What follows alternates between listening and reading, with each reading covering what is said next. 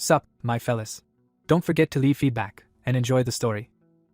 The guy looked frightened. A phrase flashed by that his name was Xiao. He was going to tell Mr. He hid behind a stone. It was heard that everyone had a system except him. The hero looked at the inventory. The thought arose that at the beginning he had 3 red and 3 blue bottles. Pets appeared, and he added that he was also a stupid cat and 2 pets. The protagonist looked frightened and thought that let him survive. Whether it was a human or a ghost, they were all gaining power except him.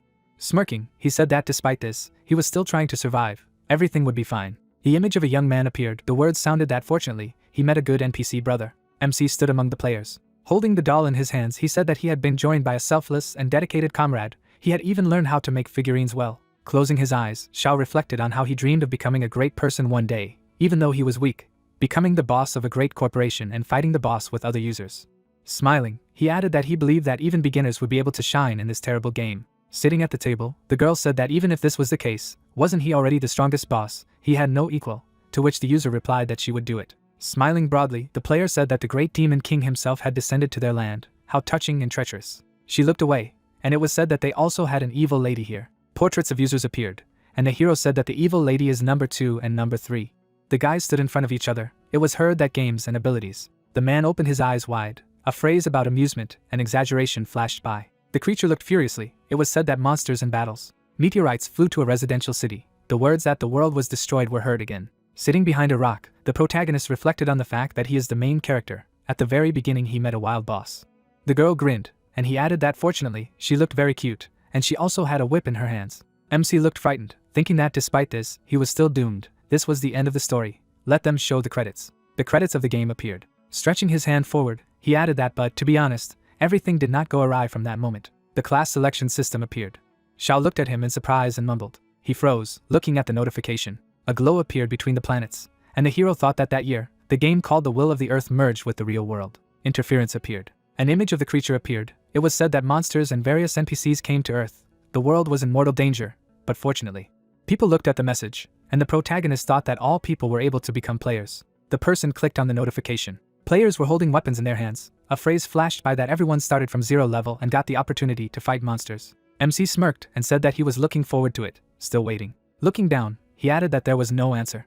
The hero's gaze froze and he thought that the case was rubbish. Xiao clicked on the message, and it was said that something extraordinary had happened to the most ordinary college student at the most important moment. He shuddered in surprise when he heard that the creation of the character had been interrupted, the log out of the system. Looking to the side, the hero shouted that everything was gone. He froze with fright.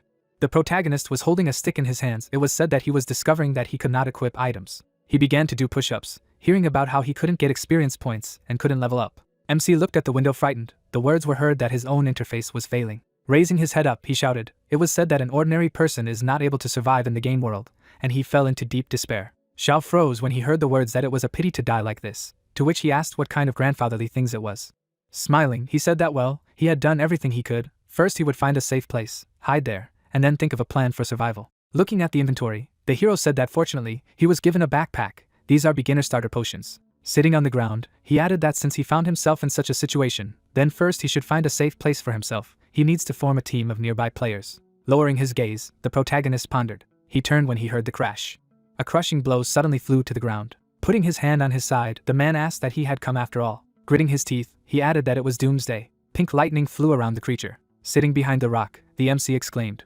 Looking to the side, he thought that it was a wild boss. Particles around the player began to dissipate. Smirking, the girl asked what it was here, and there was a place in the prophetic dream where the demon king had appeared. Looking at her, Xiao thought that an S-rank monster. Why was he so lucky? He then smirked and took a picture of her.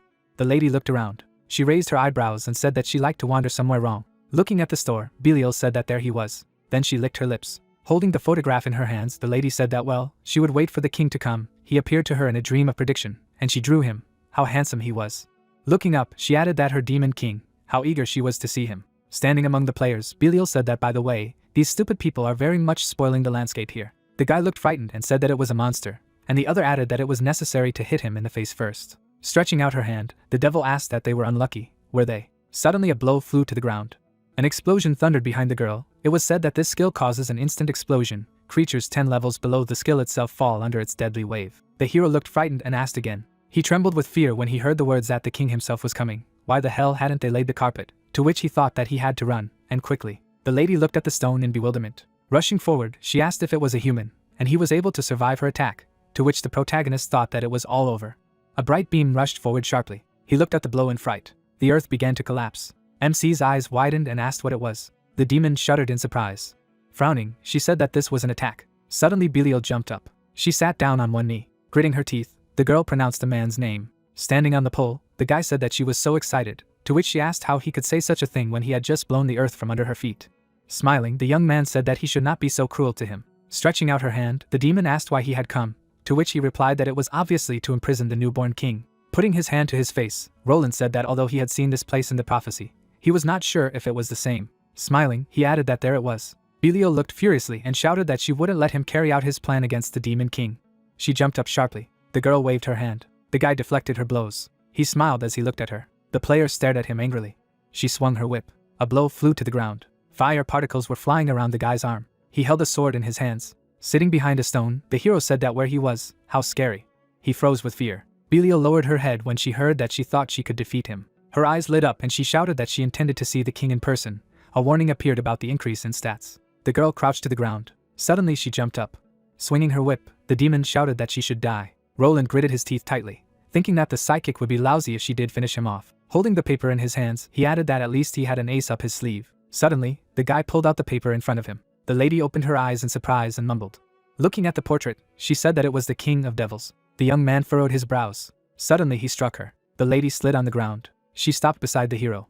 The hero looked at her frightened. Belial sat on the ground. Looking at the portrait, she screamed. Taking the paper in her hands, the girl said that as a priest, he dared to use such a shameless trick against her and took advantage of her innocent love for the demon king. Standing up, she added that he had harmed her king's face. Lowering her head, the lady shouted about the face of the devil king. Suddenly their eyes met. The protagonist instantly aged. Smiling, Belial said that yes, it was the face of the king himself. She recognized him from 1,000. She had finally waited for him. The guy raised his weapon up. Suddenly he cut it in half. Blood spurted on the MC's face. Pulling the weapon to the side, the young man said that it was ready. Shao opened his eyes in fright when he heard the words that he was worthy of the title of Demon King. Gritting his teeth, Roland said that he had thrown him such a dangerous situation. Stretching out his hand in front of him, he added that although it didn't matter anymore, he only needed to set traps. Smirking, the young man said that he would wait for the king to come and kill him again. Closing his eyes, he continued that if he was level 1, then there should be no problems with him. Turning his head, the young man said that by the way, he still needed to find the very passage from the prophecy. The hero looked at him silently.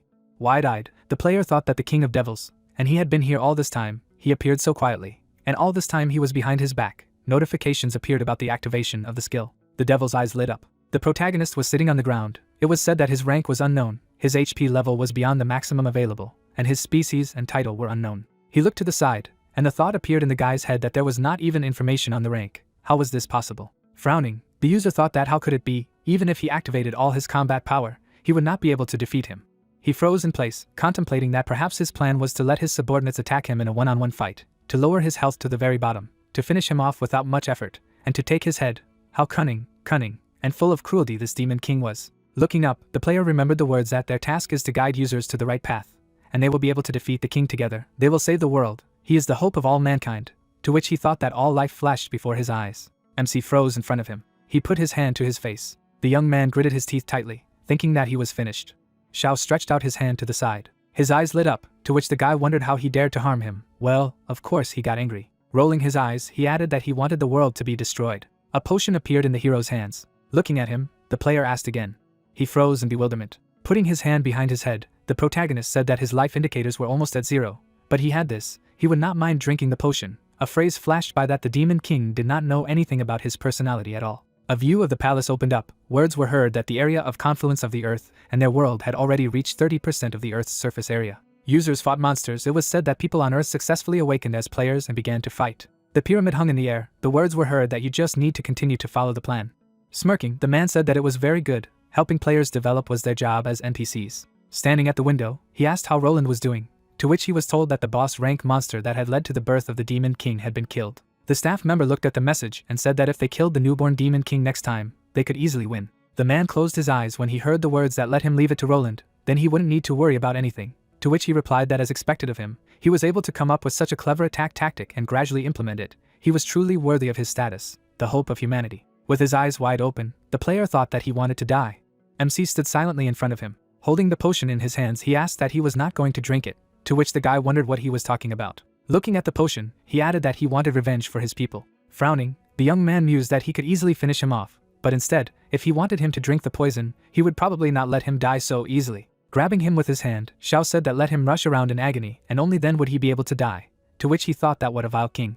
Lowering his head, Roland thought that by saying this, he would definitely die if he refused, and then shouted that being ignorant might be his chance of survival. Suddenly, he activated all of his skills. The guy abruptly took the elixir in his hand. His health was replenished by 50 points. Looking down, he asked that it was just an ordinary potion for beginners.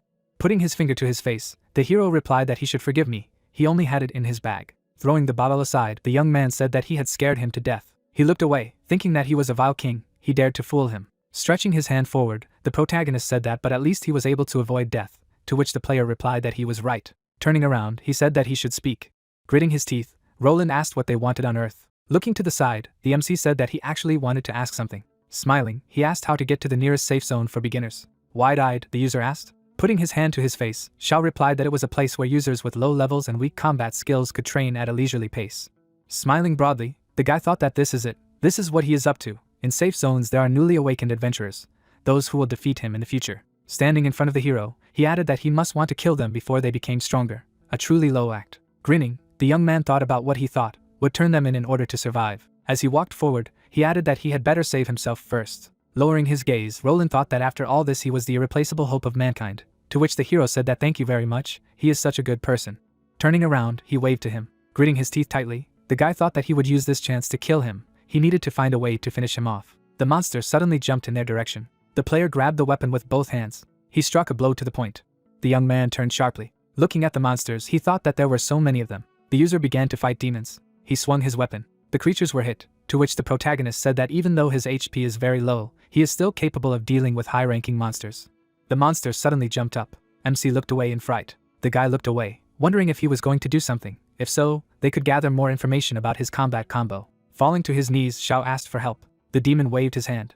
The young man cut it in half. An explosion thundered behind him. Looking down, he thought what a crooked, helpless performance. The hero's gaze froze in place, and the thought arose in the player's mind that no matter how fiercely the monster attacked, he never lunged, revealing a powerful confidence deep inside his heart. As he walked forward, Roland thought about how but even though he possessed absolute strength, he still hadn't realized that he was the one who was destined to kill him.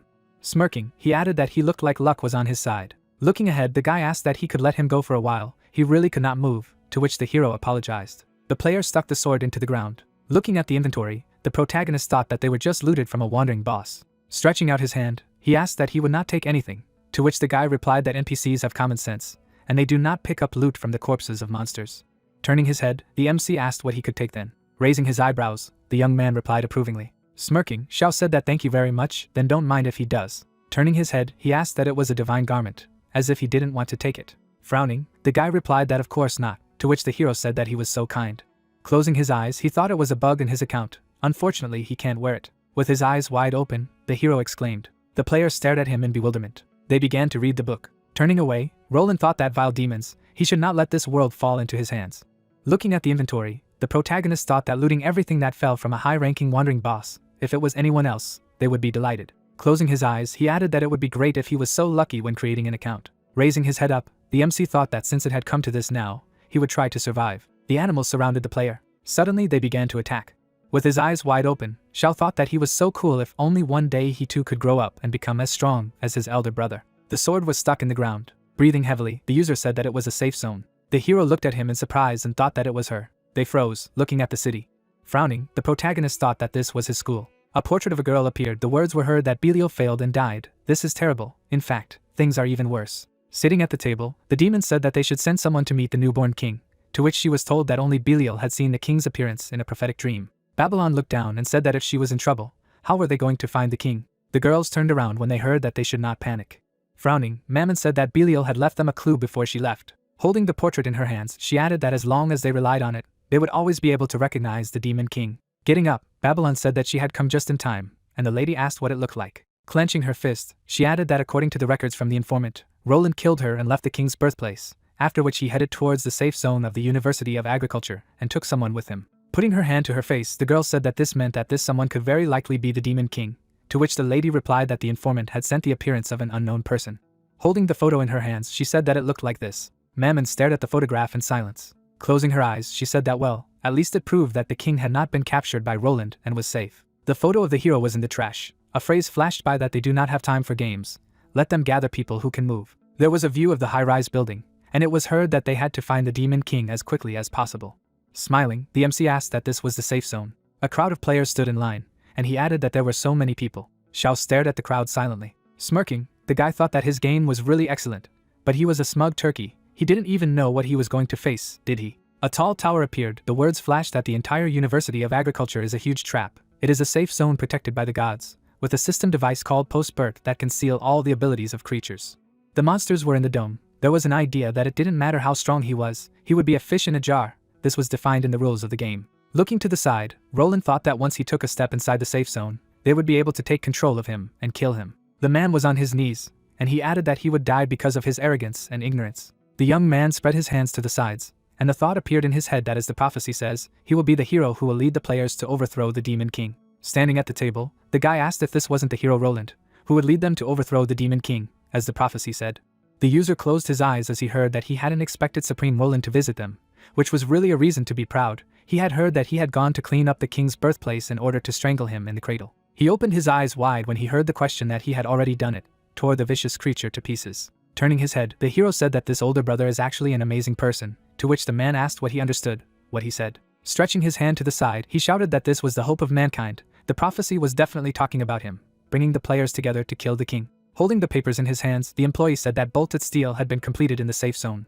Closing his eyes, he added that he knew about her. She was the one who could seal her, to which the adventurer shouted that he should not force the conversation further. Grabbing him by the clothes, he shouted that they really wanted to participate in the destruction of the world. People looked at them in bewilderment. The protagonist smirked and thought that if only he could become a hero. Looking to the side, he added that he was just like an older brother, strong and kind. Smiling broadly, the player wondered what would finally destroy him. MC stepped over the barrier. Watching him, the guy thought that just one more step, and this would be a victory for their righteous deeds. Suddenly he pushed him in the back. Stretching out his hand, the young man shouted that he should just feel the unbearable energy of the system. Xiao looked at him in surprise and asked again. They stood silently in front of each other. Rolling his eyes, Roland wondered that nothing had happened. Why? A tower appeared, and he added that it was certain that nothing could have happened. A view of the safe zone opened. Frowning, the player asked if such a thing could be. Gritting his teeth tightly, he thought that he was a creature that even the system could not contain. Putting his hands in his pocket, the hero said that this is what it is, the power of the system. Smiling broadly, he thought that he believed that the following was meant. The safe zone was protected by a system that had absolute power. Once here, he was safe, and then said that that was bothering him. Frowning, the player asked what he intended to do. A red light appeared in the middle of the city. People were standing in line. The guys froze in bewilderment. Users looked frightened and asked what was happening. What had just happened? They were attacked. Lowering his gaze, the young man replied that he thought that the server was lagging, to which the man said that they should not be afraid. It was just a small lag. Stretching his arms to the sides, he added that this is a safe area. They are protected by the system device post-birth. Frowning, the officer said that as long as they were in his range, he would protect them. They were absolutely safe. Looking up, he asked if birth steel had ever been shaped like this before, to which the guy replied that he did not remember. It looked strange. Looking to the side, the man said that in any case, let them not be afraid. Their hope, the strongest combat power of mankind. Roland was also here. Smiling, he added that he should say a few words to everyone. Falling to his knees, the adventurer shouted why it was so scary. Frowning, he thought that to cheat and bend the system into a symbol of love. What an idiotic joke. The protagonist looked at him. The thought occurred that he had tried to use Bert's post to impose restrictions on him with the power of the system. He clenched his fist tightly. MC struck with his hand, to which Roland thought that he had also returned a heavy blow to him, turning instant death into dust.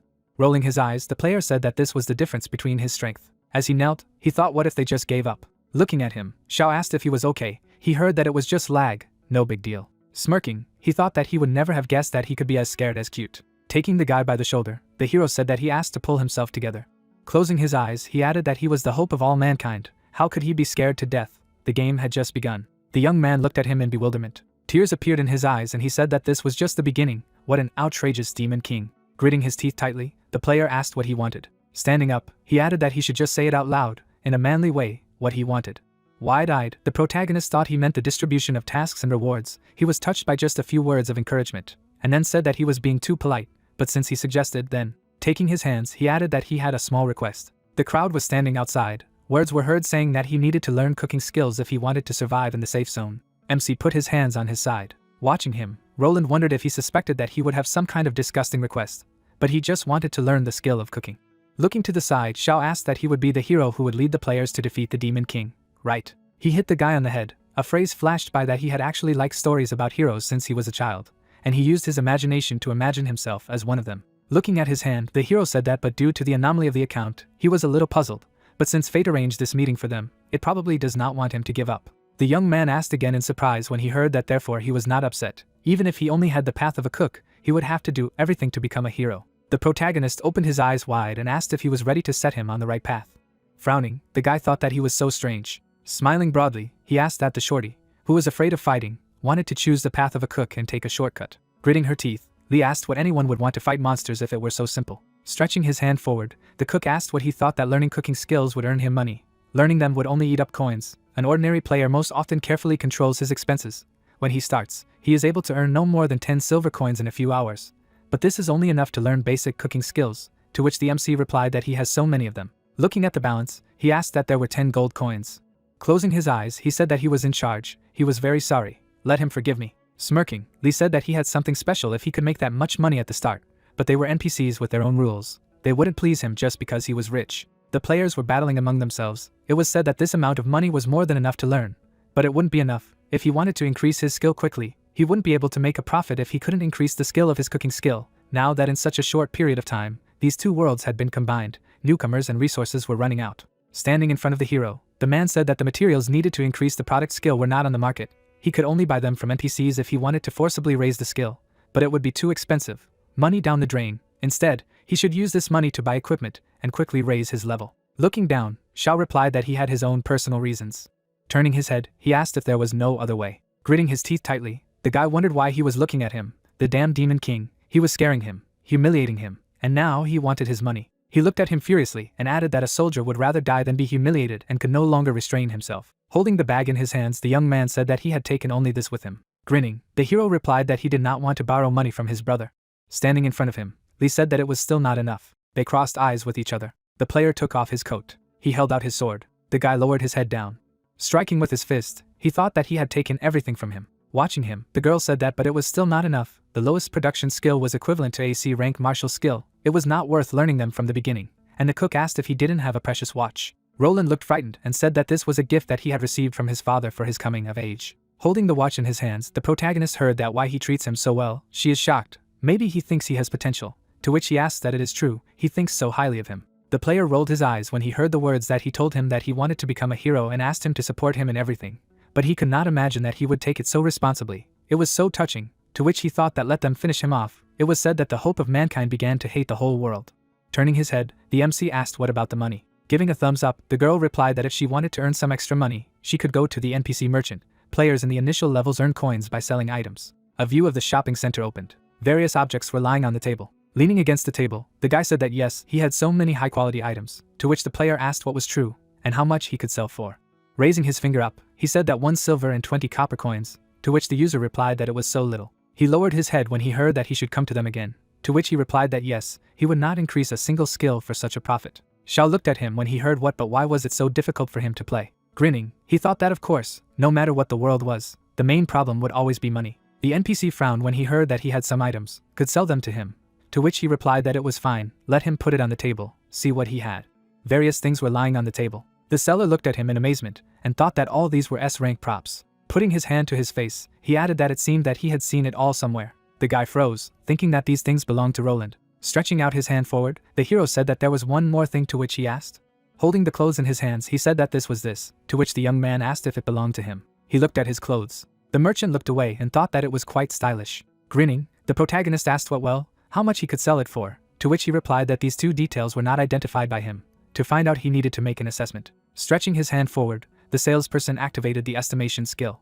He frowned and asked again. A dome appeared around the objects. Sticking out his tongue, the guy asked how this was possible. The player looked at him angrily and shouted that he was mocking him. For his heavy armor he gave him only 2 pieces of silver, and for some light cloth he was ready to give more than 300 gold, to which the merchant replied that he did not understand. Looking at the clothes, he said that for some things, the thinner the better. Raising his eyebrows, the guy said that she was so soft and light, just like air. Sniffing it, he added that this smell was a mixture of salty and sweet. Holding the clothes in his hands, the NPC said that the price of this thing was 200% more expensive, and then thought that the fabric that had been on Belial's chest and smelled of a woman should cost much more than 680 gold. Rolling his eyes, he added that it was great, it was a very rare commodity. MC smiled when he heard that he was willing to pay 680 gold for it. The value of this posh thing is immeasurable. To which he replied that it was really that expensive. Stretching out his hand, the seller said that he would not advise him to sell it. If he sold it to him, it would be processed, and he would not see him again. Looking at the notice, Xiao said that, but it seemed that it couldn't be sold to others either. Frowning, the young man said that he could keep it, even though it was a chest plate, and he would look like a pervert in it. He would be able to put it on when he reached a sufficient level. The hero was walking down the street in a dress. The words were heard that this improvement would be a huge leap for him. He would be able to easily defeat anyone. He froze when he heard these words. The doors of the shopping center opened. The protagonist looked up when he heard that the breastplate had been sold and recycled by the system. The horn of the adult devil had been sold and recycled by the system. He closed his eyes and grinned. The player jumped towards the monster. It was said that in this world united by users, the goal of some people is to defeat the main boss and save the world. The guys stood in front of each other, and the idea arose that the goal of other people was to dominate the arena and rise above the players. A man was standing on a rock. A phrase flashed by that there are those who explore the world and discover new opportunities for themselves. Holding the weapon in his hands, the guy said that only he was worthy to deliver the final blow and destroy the devil. Words flashed by that, but there were also those so-called majors who could spend money and buy themselves a group in this way. Even if he did not have combat abilities, he would still be able to take part in defeating the final boss. Holding the sword in his hands, the young man said that he should hold it. After striking the demon, the MC said that there was no need for a sword. She fell to the ground. The crowd smiled and shouted that this was the hero who killed the devil, to which he thought that yes, this is his heroic path. As long as there is money, he can make a hero's path for himself. Sitting on the bed, the lady said that he was her idol and savior. Turning around, the girl said that she should just rest, and they would decide everything themselves. Smiling broadly, Xiao thought that just thinking about it filled him and gave him faith in a bright future. He looked at me in surprise and said that he was full.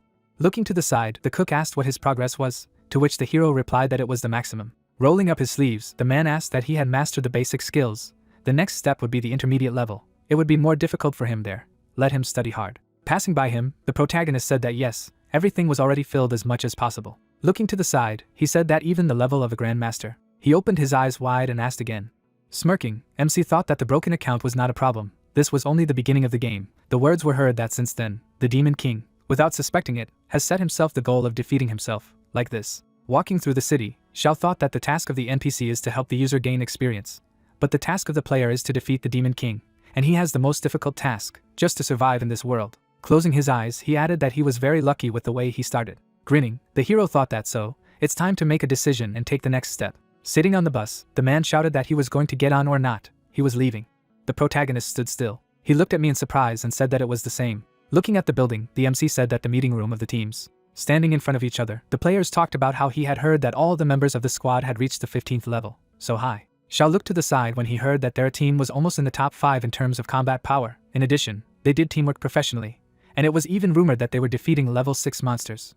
His eyes widened when he heard that it was true. Yes, their captain was a professional. Jean smirked and said that since the supplies had arrived, we could set off. Standing in front of him, the girl replied that she believes that they need another player for the team, otherwise the level of monsters increases and becomes more difficult. Turning her head, she asked what he thought. Sitting on the couch, the user replied that if someone else joins them, they will have to share loot with them, and raised her eyebrows when she heard that he thought that the 4 of them were good. Stretching out his hand to the side, the young man said that let them remember, efficiency is important for professionals. Of course, if one of them lags behind, he will kick him out and find a replacement, even if it is his own sister. Obara looked at him frightened and replied that she would work hard, as long as he didn't kick her out. As he was leaving, the guy said that then they would make every effort, to which he was answered approvingly. He looked at the notification in bewilderment.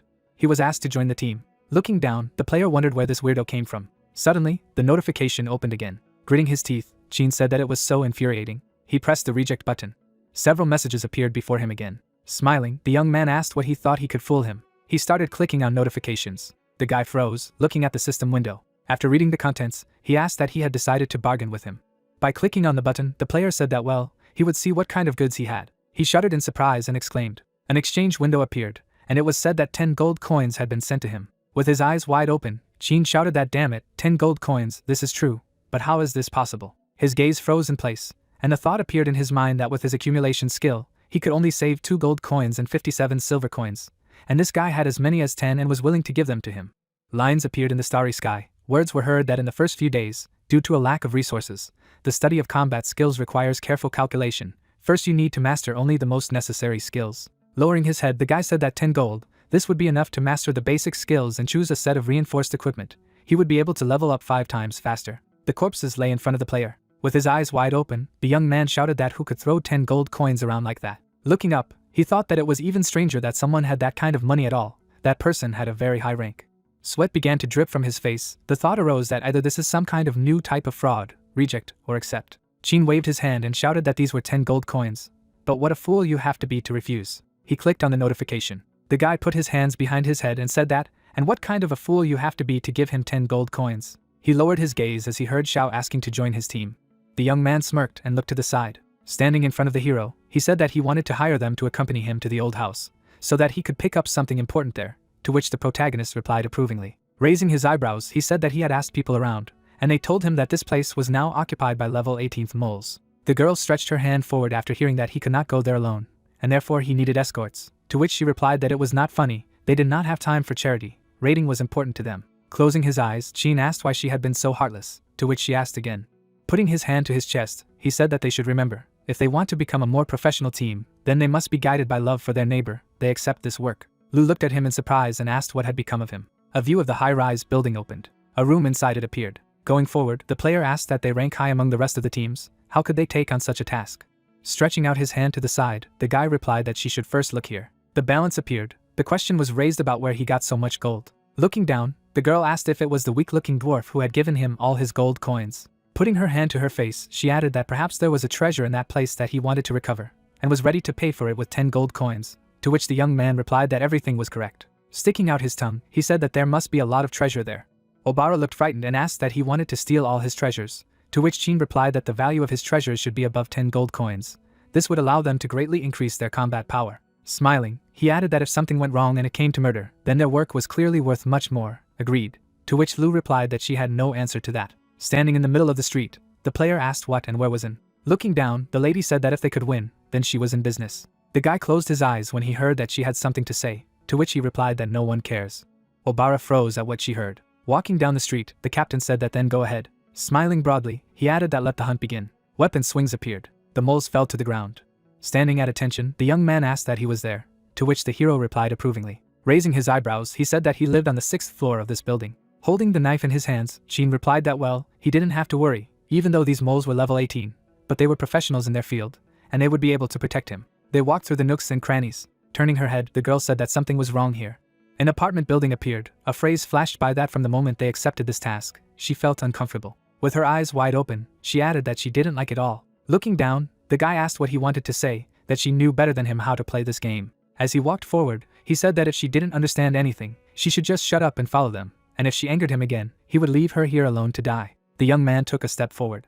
Looking up, the protagonist said that they had come right here. Looking at the squad, he added that thank you, they are so reliable. Smiling broadly, Qin replied that well, let him go get his things as soon as possible. MC shoved the key into the lock. The captain swung his knife. Suddenly a rat jumped out in his direction. The player looked frightened and asked what he was. Jumping up, he shouted that he was out of the way. Frowning, the young man asked that there were rank 22nd monsters here. Looking to the side, he added that everyone managed to escape. The girl looked frightened and asked what the boss was. Xiao began to fall down with a scream. Users looked at him in bewilderment. Smiling broadly, Qin said that their boss was missing. Rushing down, and said that she would save him.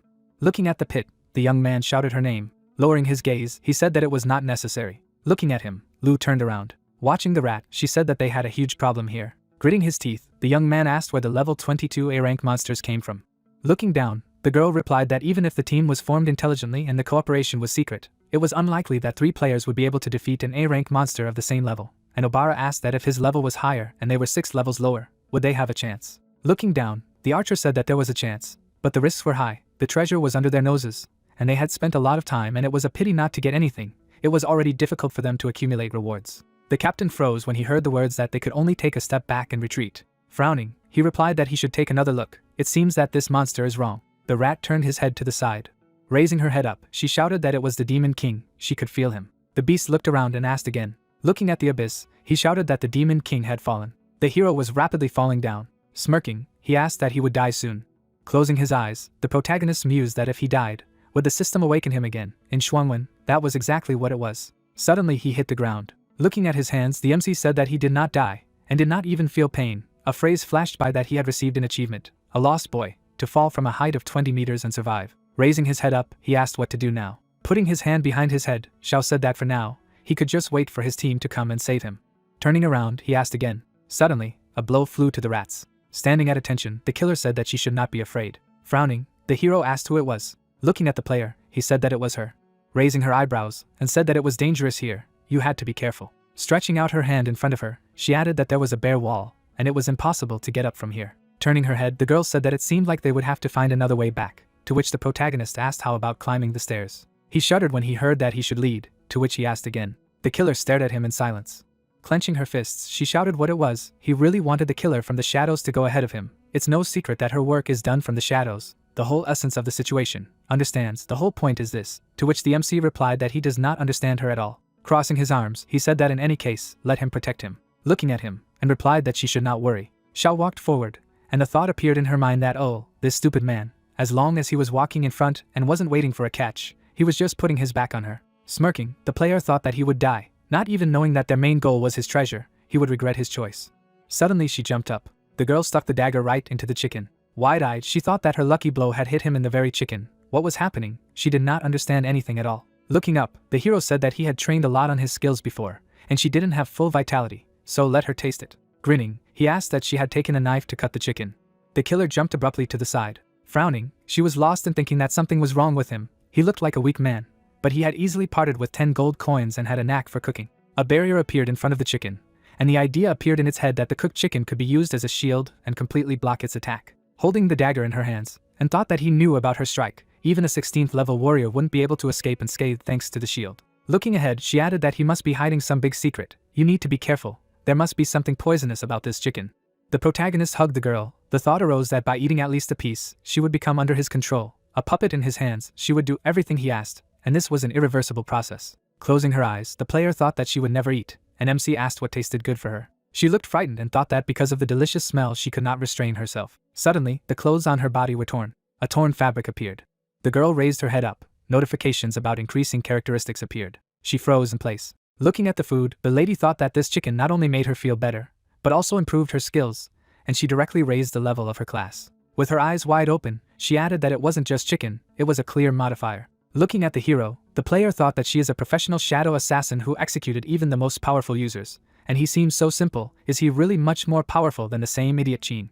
People sat on the scales. Bowing, she shouted that from now on she was his and would carry out any of his orders, to which Xiao asked that she would do it right away. Looking down, he thought that it was obvious that she had decided to marry him to herself. Even though he had just offered her a chicken, he had originally thought that she was from Chinibyo. Closing his eyes, the hero said that he had no intention of keeping her in debt. Let him just protect him, and then asked what kind of protection she had with his health, to which the girl asked what to protect him. Turning around, he replied that yes, after all, he was the boss who paid the money. The player froze in bewilderment. She stood silently in place, smirking, and said that she understood everything and would protect him. The guy struck a rat. The beast fell to the ground. As he lay on the ground, he thought that he had wrongly injured the demon king himself and didn't deserve to live. The mutant bit his tongue and committed suicide. Looking at her, the young man asked if she had committed suicide. Obara's eyes widened and replied that it looked like it. Looking at the captain, she added that with a difference of 6 levels, he was able to kill an A-rank monster. Could he really be that professional? Looking at his hands, Chin mumbled. He pressed the confirmation button after hearing the question that activating his title was an extremely powerful person. Smiling, the young man said that he did not expect that such luck awaited him. So maybe he was the main character. I wondered what other abilities had awakened in him. Looking to the side, the girl said that it should not be like this. She felt uncomfortable in this place. To which he replied that it was groundless anxiety. Stretching his leg forward, the young man said that yes, he was an extremely strong person, capable of taking down a level 22 elite monster with a single blow. Turning around, he asked what he was afraid of, and Obara shouted that he should take a look. Turning his head, the player asked what she was looking at. He looked up when he heard that he was looking in the wrong direction. It was behind him. Chin frowned and exclaimed. He flew to the roof of the building. The guy was lying among the rubble. Frowning, he asked how this was possible. The beast's eyes lit up, and the young man asked that it was indeed a high-level being. The demon activated the roar skill. He used it in the direction of the players. The girls flew into the wall. They fell to the ground. Looking ahead, Obara asked why. Creatures of such a high level can only be found in dungeons. And Lu added that how is this possible? A high-rise building appeared. It was heard that when she entered this building, she felt that something was wrong, because this place had become a copy. Looking ahead, the player said that this is why there are so many 22nd level monsters here, to which the priest asked what they should do. Gritting his teeth tightly, Chin said that he would distract the monsters, and then they would find a way to retreat. Suddenly he opened his eyes in surprise. The creature's paw rushed in his direction. He was hit. The young man flew aside. Spitting out the blood, he shouted that he should treat him. Using the healing skill, the priest replied approvingly. Frowning, the guy thought that in order to fight back, he needed a different posture. The demon stared at him silently. He began to strike at him. The user was hit by many attacks. With a face twisted, he exclaimed. Falling to the ground, Qin said that he was an extremely strong person. Looking at the health points, he added that let him stop now, just let him die. Crouching, Lu said that this was an ambush. Even 5 players would not be able to defeat the 35th level monsters. Turning her head, Obara shouted that then they would open a way of retreat for him. Turning around, she asked when she had managed to run so far. With a smirk, the archer said that she would excuse me, but they had teamed up to win. But in their situation, this was not the case, which meant that their contract was broken. The mage looked frightened and replied that yes, it made sense, but it was too much. The demon's eyes lit up brightly. Frowning, the girl turned to the captain. The hero opened the doors. Looking ahead, he said the name of the pet. The cat jumped up sharply. He looked to the side and exclaimed. Smiling, the protagonist said that it was great that everything was fine with him. Users watched him in bewilderment. The pet's eyes burned red. With her eyes wide open, the girl thought that the cat leader of the dungeon was his pet. The young man opened the cabinet, wondering if the cat food, cat litter, canned food, and dishes had run out. Qin hugged the girl, saying that although everything didn't turn out the way he expected, at least they were all saved. He smirked, adding that this guy looked like a weakling, but he was able to tame the dungeon leader's cat. The main character was digging in the kitchen, when the robber said that most likely he is much more valuable than he expected.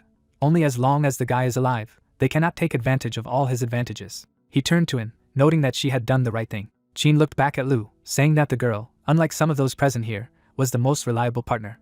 An lowered her head as the young man called her to him, asking how about rewarding her with the arms of an extremely strong man. The girl headed towards him as he added that she should be brave, and not worry, as long as they followed him, would still be the strongest team. Suddenly, An took out a blade with a swing of it, and blood spurted out of the 2 characters. The girl lowered her head, saying that their thought of attacking Lord Shao made her want to kill. Qin was bleeding on the ground, asking what An was doing.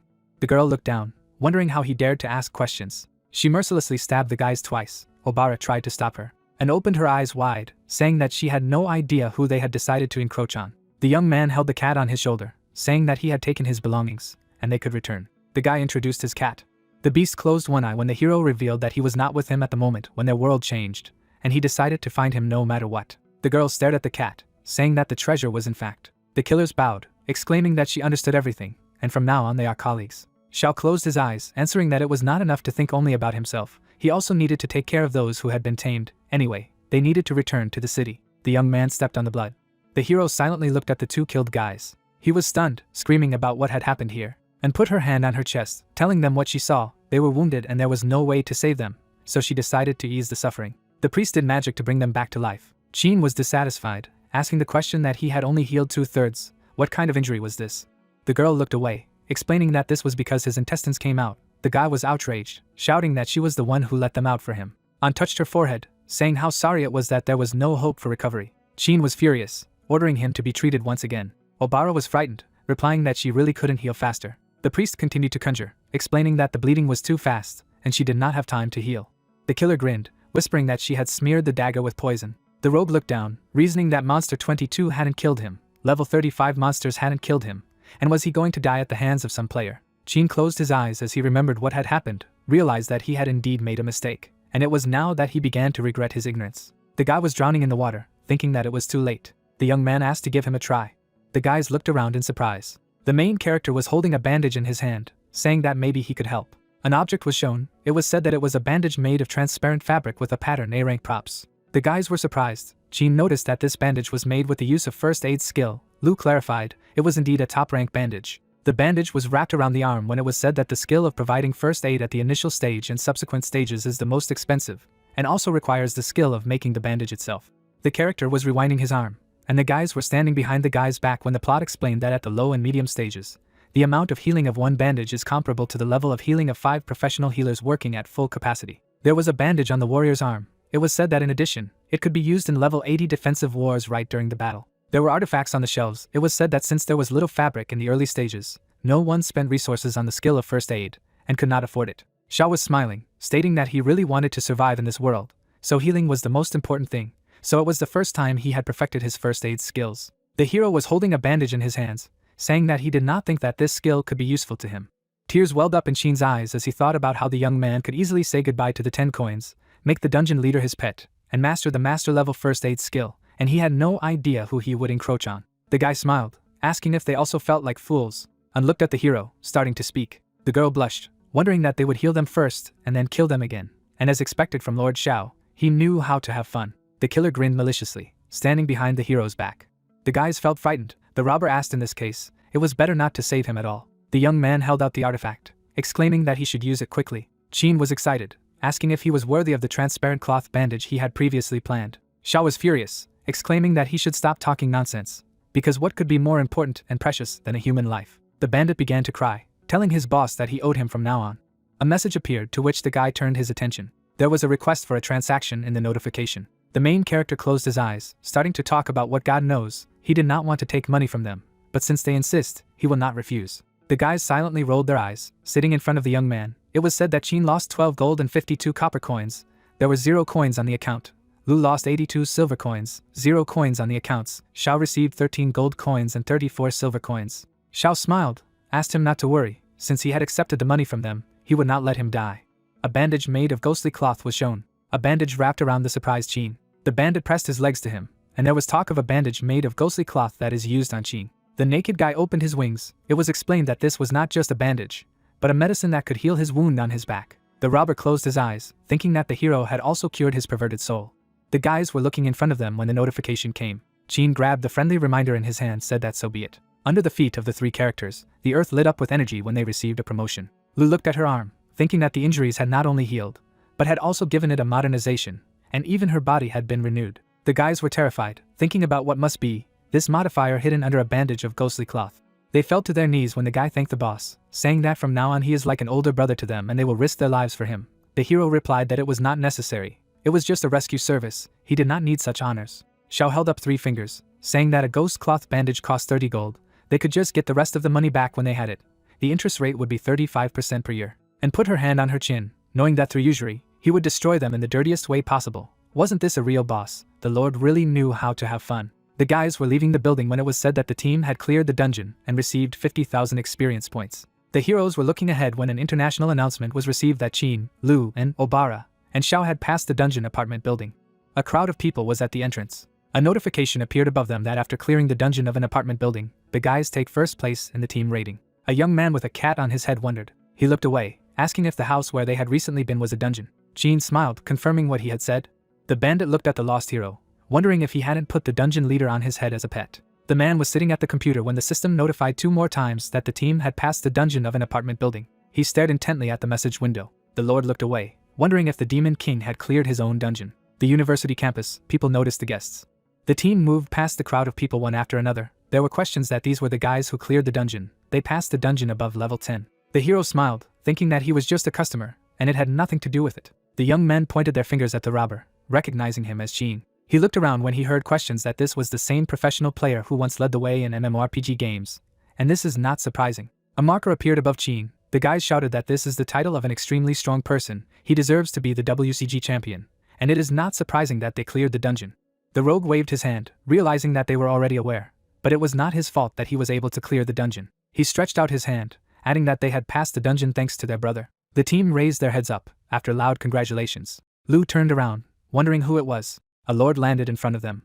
The man spread his legs wide, exhaling, people exclaiming if it was Roland. The lord's face was beaded with sweat as he pondered that the main thing was not to spill the beans, not to reveal the identity of the Demon King. Roland closed his eyes, clearing his throat. He put his hand on his chest, stating that not many people are capable of such a thing, and on behalf of the Heavenly City, expresses gratitude and congratulations to them. The hero was happy to see his brother Roland. The robber thought that there was no need to shout so loudly. The man waved the rope. The lord dragged the bound guys behind him, saying that he invited 4 warriors to come with him and personally receive the medal. The crowd was outraged. Why 4? The cat on the head of the main character yawned when he said that he was the customer, so he was not chosen. Xiao raised his hand, smiling, not upset. The man slammed his fist into the wall. Roland closed one eye, noting that he was talking too much. Had he never seen death? Qin stood against the wall, frightened, wondering if the hope of mankind had such a formidable character. The lord turned around, trying to summarize that this man had a very complicated personality. Lu began to speak. The girl blushed when she was asked if she knew why. The guy didn't talk about his rank and class, she asked back, not because he was just hiding it. Roland frowned, explaining that because he didn't have one. The lord looked at the girls, stating that he wasn't a player at all. The robber was stunned as he asked again. Lu opened her mouth, not understanding what that meant. The killer behind her reported that he was the devil. The guys paid attention to her, asking what she was talking about. An smiled mischievously, saying that with such incredible strength, he must be a high-level demon. Roland looked at her, thinking that he didn't expect this silent girl to be so smart. The lord closed his eyes, realizing how relieved, replied that this was a correct guess. But he was many times more terrible and dangerous than ordinary cases. his true identity was in fact. The young man was sitting on a throne in front of the dragon when it was said that he was the king of dragons. The team was dumbfounded, asking again, unnoted that this was not bad. The man put his hands in his pockets, explaining that he had disguised himself as a bugged newcomer so well that he even began to think like a bugged newcomer. Shao pointed his finger to the side when the Lord spoke about stopping the most unfavorable outcome of events. They need to control his moves. If forced to expose himself, then it will lead to huge destruction. The man looked at the robber, noting that the four of them occupy top positions in the ranking. They, like him, are the hope of all mankind. Roland held out his hand, offering cooperation. Qin stared into his palm, listening for them to find an opportunity to kill him. The robber shook his hand sharply, assuring him that victory would be theirs. The Lord smiled, noting that they had agreed. The guy agreed, clenching his fist. The man turned around, saying that they would achieve justice together and save the world, after which he left down the street. The archer looked after him, saying that she had heard that his combat power was incomparable. The girl stood behind the bandit, asking if he really wanted to cooperate with Roland and go against Shao. Qin looked to the side, smiling, replied that no, he just fooled this NPC. The guy closed his eyes, saying that as a professional, he clearly sees what is happening. No one in the world can compare with his power, so why should he risk his life and become his enemy? The robber turned, adding that the one who betrayed him at the most dangerous moment should not show him the righteous path. Lu closed her eyes, realizing that this was true, and announced that their main goal was to win. Qin turned to the girl, asking what the two of them thought. The assassin looked at him, replying that if he wanted to continue to be Zhao's dog, he didn't see anything wrong with leaving the team. The guy almost choked. He looked away and realized that this was the same woman who was submissive and docile before she changed her shoes. The guy waved his fist, shouting that the next time she attacked her comrade, he would fight back, and said that it all depended on the situation. Obara lowered her head, expressing a desire to be with them. Qin put his hands in his pockets, declaring that it was excellent. It was decided unanimously. The girls stood behind the bandit, who said that they would become villains together. It was said that from this moment on, a team of people would join the side of the Demon King for the first time. The city was shown from a bird's eye view. The man kept his hands in his pockets, saying that he had heard. A team of players had appeared who managed to pass the dungeon. The interlocutor confirmed, people are stubborn. They can often go beyond their capabilities and achieve unexpected results. Julius smiled, noting that it was glorious. Now they had a chance to defeat the Demon King. The man was standing at the window, wondering if Roland had returned. He was told that there was good news and bad news. He asked to start with the good news. Julius turned around when he heard that Roland had returned, replied, it means that the mission to kill the Demon King was successful. He opened his eyes wide when he heard that the bad news was that Roland had brought him. Julius bent down, clarifying what he meant. The guy replied that the Lord had sent a message that the Demon King was not born as a baby as they had assumed. He lowered his head, declaring that he was a grown man. The man was surprised, asking again. The guy pointed to the side, explaining that he was personally ready to discuss all the details with him and the top leadership. Roland was already driving up, and the general himself was invited to the meeting room. The Lord walked forward. He walked past the guys who were happy to see Roland, greeting him. The subject held papers in his hands, explaining to the man that he was already expected. Roland blushed, hearing that if he needed anything, he could contact him at any time, replied that he would do it gladly. The Lord turned his gaze upward. System windows towered above him, and someone was heard noting that a man had arrived. Someone suggested that he discuss what had happened, asking what had happened to the Demon King. The Lord replied that the situation had taken a turn that they had not expected at all. Roland looked up, telling him that he had been able to twist Bert's steel into the shape of a heart without using his hands, wondering that even the system artifacts would not be able to contain him. There really was a great power in him. The message boxes included questions about why the hero didn't completely destroy himself, for what purpose. He just wanted to show them how strong he is. The guys were shaking hands when the young man announced that he had a small request. Shao snuggled up to the Lord as he reasoned that he had observed that the hero was forcing him to agree to join the human race. But he compromised and became kinder. Roland closed his eyes as he listened to questions about what to join the human race, for what purpose. The Lord looked out of the many windows, listening to the dialogues about stopping asking again if he would be answered, and how he could know the thoughts of the dark beings. He could only guess what they were thinking. The man frowned, saying that he should have guessed his true purpose. The Lord put his hands in his pockets, listening to the fact that, as expected of Roland, brave and courageous, and the hope of all mankind, he surpassed them even in wisdom. The windows of the system surrounded the man. One of them asked what his true goal was. The Lord explained that the guy's goal was to penetrate the society of players. He pointed his finger, shouting to wreak havoc on the political system and coalitions, so that he could easily destroy all of humanity. The people in the windows were surprised, realizing that it made sense. Roland looked away, talking about when he met the hero today. He was infiltrating the most promising team of players. Someone noticed how fast and cunning he was, wondering if he had already taken action. The Lord closed his eyes, replying that fortunately, he arrived on time and successfully thwarted his plan. He was also able to establish friendly cooperation with Qin. It was said that the great Roland was the hope of all mankind. The character in the notification window reasoned that, in other words, the guy created the dungeon with a purpose. The Lord confirmed that everything was correct. He held up a thumbs up, saying that it was all to assert his prestige and confuse people. Rats were shown when it was said that at the moment there are two types of monsters in the game world. The first type is subordinated to the highest evil, under the power of demons. These are animals and plants mutated on the ground, for example, mutant rats from the dungeon. The monster held a weapon in his hand. It was told about the second type, the same as the demons of the fateful earth. Someone in a mask sat on the throne. It was explained that they were subordinate to the Demon King and were the main enemies of this world. The Demon King controlled all demons and intended to destroy the world. The demon looked at the guy who was swinging a beam of energy. It was said that under the patronage of the hero, he was defeated by the players of the earth. This is the main plot of the doom of the earth. The power of demons is not comparable to the power of mutated animals. Belial stared ahead in front of the monsters as it was said that only the most elite of them could call themselves leaders. The cat was furious when he opened his mouth. The plot told that the last boss of the dungeon was a kind of leader. The dungeon is a fortress founded by the army of the Demon King on Earth. The characters in the system windows were dissatisfied, reasoning that in order to achieve his goal, he even released one of his villainous creatures. His evil knows no bounds, and it is interesting if possible. From one of the windows, a question came out. This Demon King had really lost his memory, or he didn't even know his true nature.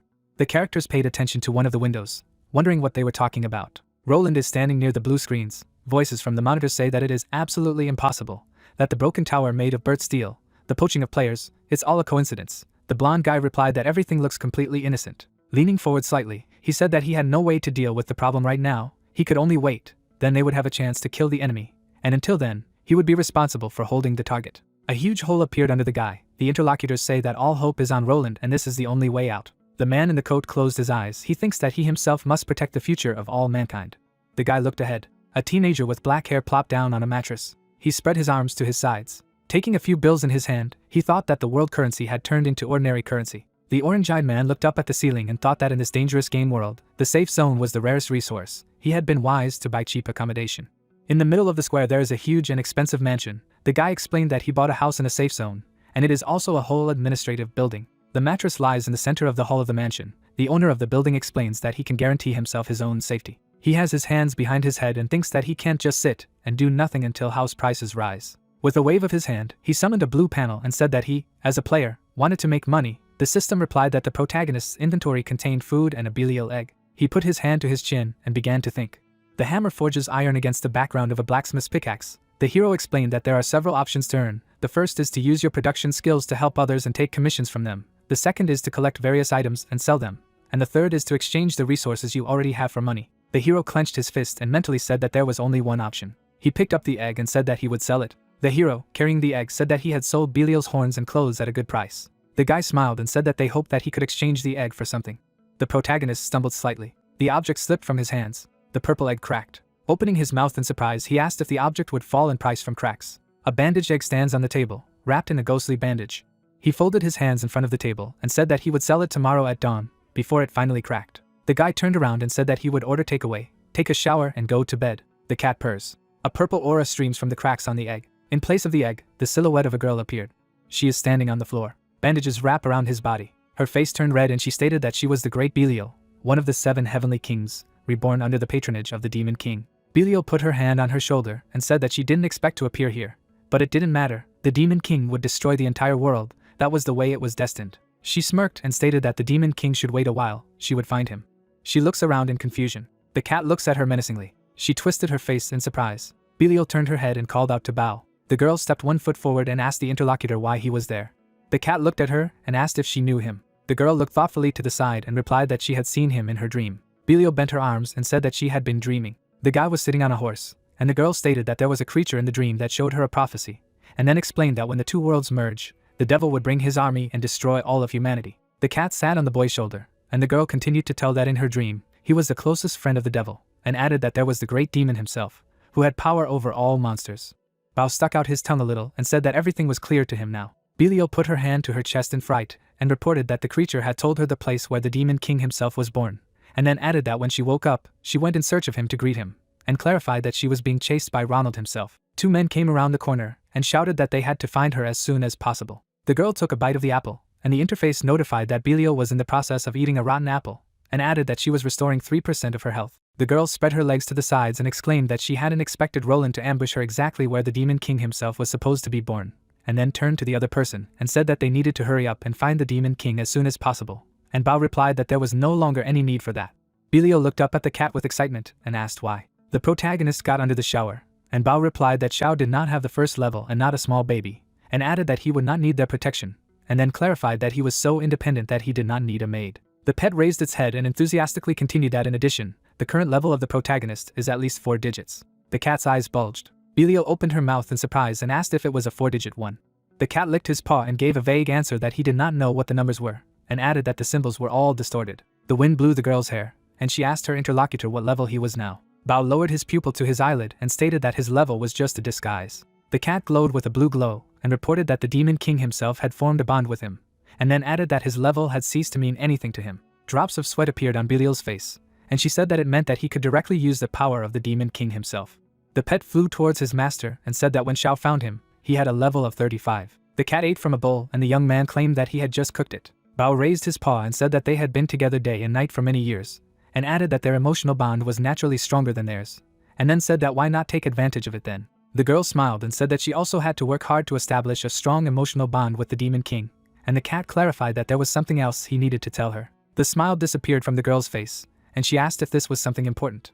The cat's tail bent, and Bao replied that his owner had joined a group of people, and added that they were now working undercover. The pet licked his lips, and Belial said that he was going to infiltrate human society and destroy their political system, and added that in this way he would be able to completely defeat the human race, and then mentally stated that this seemed to be their current plan, and then the interlocutor clarified that one should not make idle assumptions, and added that his goal was not just to destroy the political system. The girl put her hand to her head with tenderness, and said that he was indeed worthy of the title of Demon King and that he had the ability to destroy the entire world with one blow, and then continued that Zhao's combat power could be compared to an atomic bomb, and concluded that he had chosen to slowly enjoy the process and that the protagonist's life philosophy was very elegant, to which the interlocutor asked a question.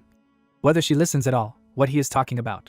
Bao held his paw up and stated that either way, they needed to stay close to him and pretend to be worthless, and added that they should not reveal him or interfere with his plan, and Belial replied that the cat did not need to worry. The girl jumped up and down and said that she could be a wife or a servant, and then clarified that she would agree to anything. Bao looked at her and said that that was all for now, and said that after all, she looked smart enough, and added that since the master had taken care of her, it must have made no sense. The door opened slightly, and Xiao called out to Bao. The main character wiped his head and reported that he had heard some conversations. The main character looked at the far end of the room. A girl in bandages was standing near the cat. She put her hand on her chest and noticed that the owner had arrived. He wondered that she had hatched from that broken egg. The protagonist put it in his palm and noted that it was small, also alive, and could move, talk, and even laugh. He opened his mouth happily and wondered if that meant she could be sold at a higher price. He sat down on the bed and clarified that it turned out that she was a small copy of the one that Roland had killed. She answered in the affirmative. She looked away in embarrassment and noticed that she had met the Demon King like this, which was quite embarrassing, and said that her clothes were gone. He replied that he had sold them. She opened her mouth slightly and explained that her horns were a symbol of her noble demonic status. He replied that she would be sold anyway, so it didn't make sense anymore. Belial looked away in fear. Tears poured from her eyes. She could not understand how it happened. The cat suggested that, probably, the owner was doing this to protect her from the human race. She concluded that in fact, the king of money saved her for profit, and now she would be sold for money. The girl pursed her lips. She imagined her finger to her chin and noted that it was very encouraging. The girl squeezed the rag into the bucket. She realized that for the sake of the Demon King, she would be forced to receive contempt from people. She would only have to endure their mockery and beatings. Water ran down her hands. Tears flowed from her eyes. She added that she had so much dedication when she thought about it, and she felt noble in her heart. She desperately lowered her eyes and wondered if the Demon King was so short of money that as soon as the protector appeared next to him, he was ready to sell him. She looked up and said that if he needed money so badly, she could find other options.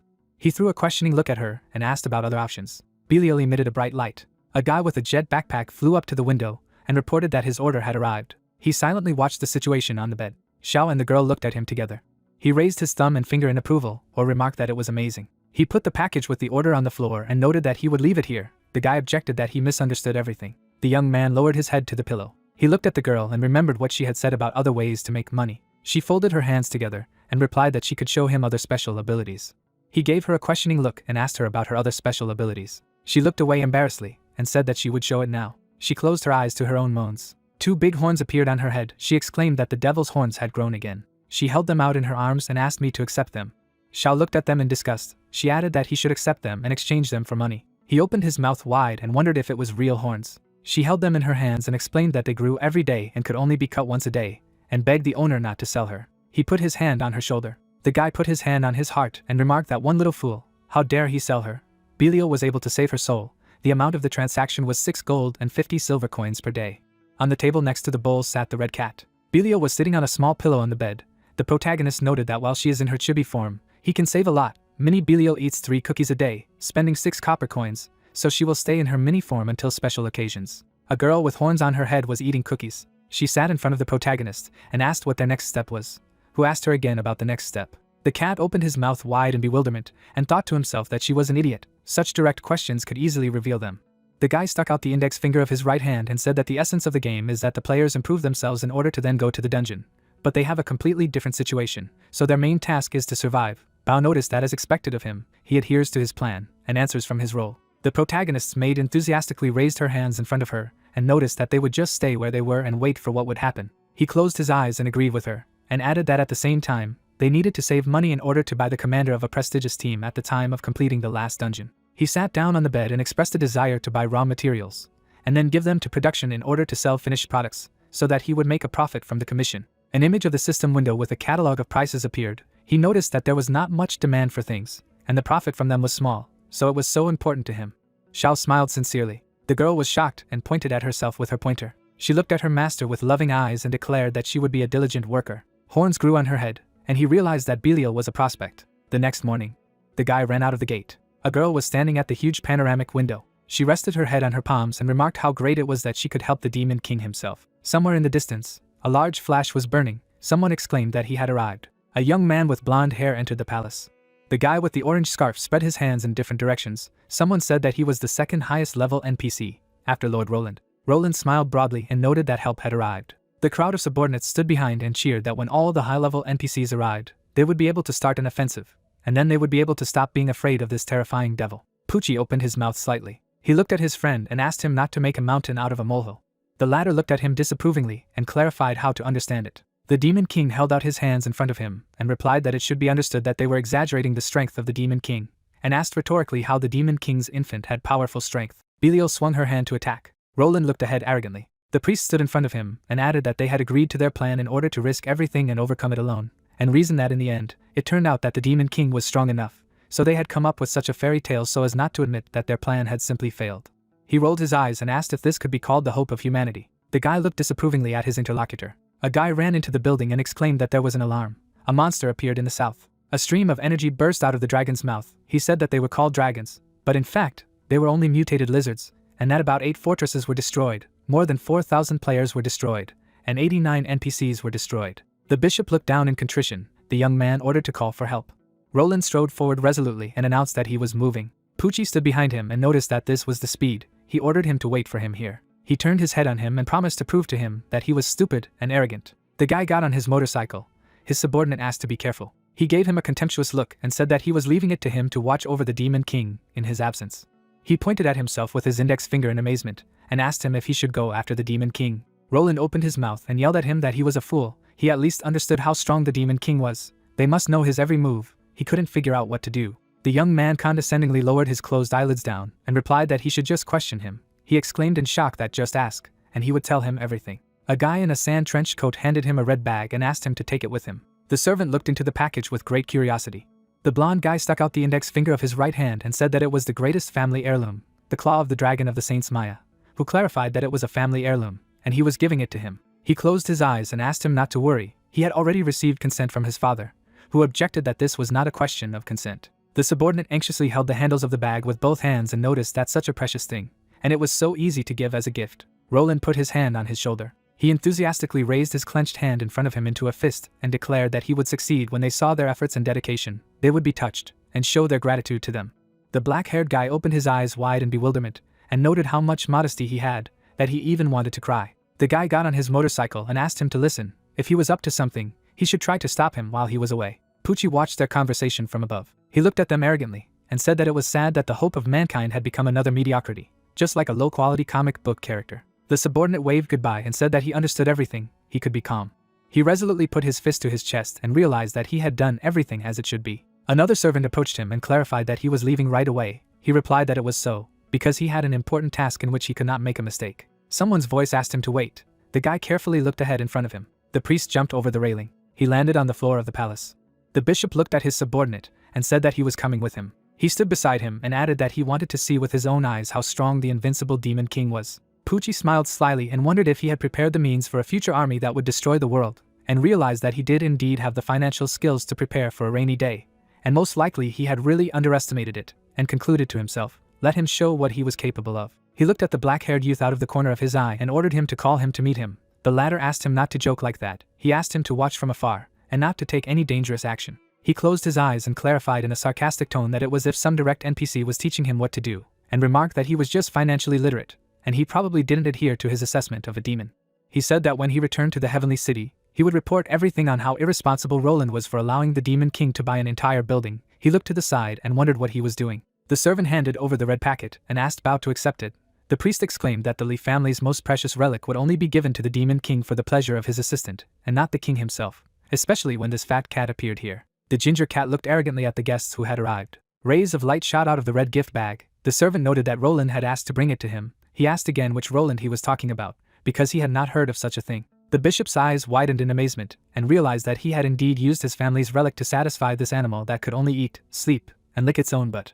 Bao narrowed his eyes contemptuously, and thought that he would like to chat with him for a while in order to adhere to the master's plan to infiltrate the human race. He looked at his subordinate, and said that he thought that he was about the little one who could mock the weak, fearing the strong, and that he was harsh on his subordinates. An image of a valuable relic appeared. The cat scratched her back and said that this thing would be very useful to scratch his back. Blood gushed on the guy's lips. He realized that he was using the legendary relic to scratch his back, and noticed that he saw that the cat was pleased. Bao clasped his hands together and asked if they had anything else, and if not, then let them get out of here. Bao replied that there was something else he needed to say to Mr. Cat. Poochie looked at him furiously and exclaimed, he will be grabbed from him. He will no longer tolerate this. Who did this ignorant creature think he was, to whom he was about to teach a lesson? He gritted his teeth with inner anger. The priest soared up and said that he would show him all the human strength. The subordinate said that he just wanted to ask about any plans of the master to destroy humanity in the near future. The Court of Holy Light is quite a powerful skill that can not only cause great damage to enemies, but also stun them. The cat landed on the ground on its hind legs. The sun at its zenith illuminated the city, which suggested that he discuss it later. The cat was standing on the column of the gate. The servant looked at him curiously. The bishop gave him a questioning glance and clarified what he had said. Fluffy turned his head to the side and told him that he had some work to do. The priest looked up out of the corner of his eye. From a distance, the silhouette of a dragon flew towards them. His eyes shone with blue fire. He opened his eyes wide and realized that it was a dragon. But how could it be? The subordinate objected that it was not a dragon, but a mutated lizard. The cat indifferently averted his eyes to the side. Poochie looked furiously at the irritant, and clarified that Roland had turned around and did not go to stop him. A blonde guy was rushing along the highway at high speed. He was overtaking a huge monster on his motorcycle. The guy with the ball in his right hand stood on his motorcycle. He jumped on the monster. He turned his head on him. The young man repelled his attack with his blade. The dragon threw him to the ground with all his strength. Dust and fragments of asphalt rose from the hard fall. Roland instantly ran forward to attack. He lifted his head up and shouted to hell with him. The dragon flew away into the distance. He warned that if they met face to face again, then let him be sure that he would defeat him. A huge monster flew over the city. He noticed that this reptile realized that he had defeated him, and flew straight to a safe place. He is not interested in the strong, he only likes tough food. The monster's eyes burned with blue fire. Clouds floated in the evening sky. A huge monster flew over the city. The subordinates of the Pouchy stood next to each other, and did not understand what to do. The priest lifted his head up and reasoned that even though Roland himself could not stop this monster, there was still no need to worry about anything. He looked to the side and added that this was a safe zone, so he would see how strong the defense system was here. He bulges his eyes and clarifies that this tower is made of burnt steel. The servant looked at him and wondered what he didn't know. In the third chapter, Master Roland had deliberately activated the burnt steel tower against the Demon King, causing it to become like this, and he shouted that there was no time for his chatter at this time. The dragon swiftly swept over the huge city. A charge of energy appeared in his mouth. Poochie looked up stunned and realized that things were bad. A huge flow of energy rushed from the city upwards into the heavens. The bishop looked up in amazement and realized that in the event of a failed attack, and without the protection of the burnt steel tower, all the entry-level players in the safe zone would die. A flash burned brightly high in the sky above his head, and he knew that this was the end. A dragon swept over the huge skyscrapers. Bao's eyes swept up at him. A huge stream of death ray burst out of it. He pierced the heavens with lightning speed. The monster spread its paws in different directions.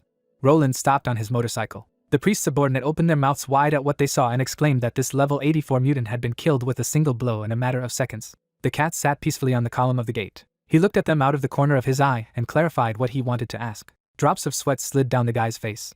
Poochie gritted his teeth angrily. He grabbed the power of his cross in his hands and realized that God was still protecting him. He handed this cross to the cat and asked him to accept it as a gift. Besides, it was passed down in his family from generation to generation. The servant noticed that he quickly changed his shoes. The black guy held out another gift and noted that it was his birth certificate of real estate. He held a card in his hands and added that these were his pension savings. The servant opened his mouth wide and realized that he was sucking up, and better than himself. He looked at him and asked what he was standing there. He was trying to help him. If he needed some information, then let him ask it as soon as possible. The bishop held out his hands in front of him and replied that he finally understood them. How happy Mr. Roland would be. The ginger cat looked down and asked what he wanted to know, and remarked that he was only a watchman, and he could not know everything. The subordinate dropped his hands at the seams and expressed a desire to ask if they had plans to arrange a massacre in the safe zone, or destroy some world, as well as if there was any other plan that they, humans, should be afraid of. He closed his eyes and added that they would like to prepare themselves mentally. Apachai looked at him dumbfounded, and was surprised that he had asked so directly. The cat looked at them and told them that there was no plan. The demon king needed money soon. He was sitting on the column and clarified that this was all. He answered in the affirmative. The cat ordered him to go back. He turned in the other direction. The priest opened his mouth wide and silently listed the things that the cat had received as a gift. The servant was completely satisfied with himself. The mission was completed. At least there was no need to worry that the world would be destroyed in the near future. The main character smiled happily. Bao wagged his tail at the sight of him.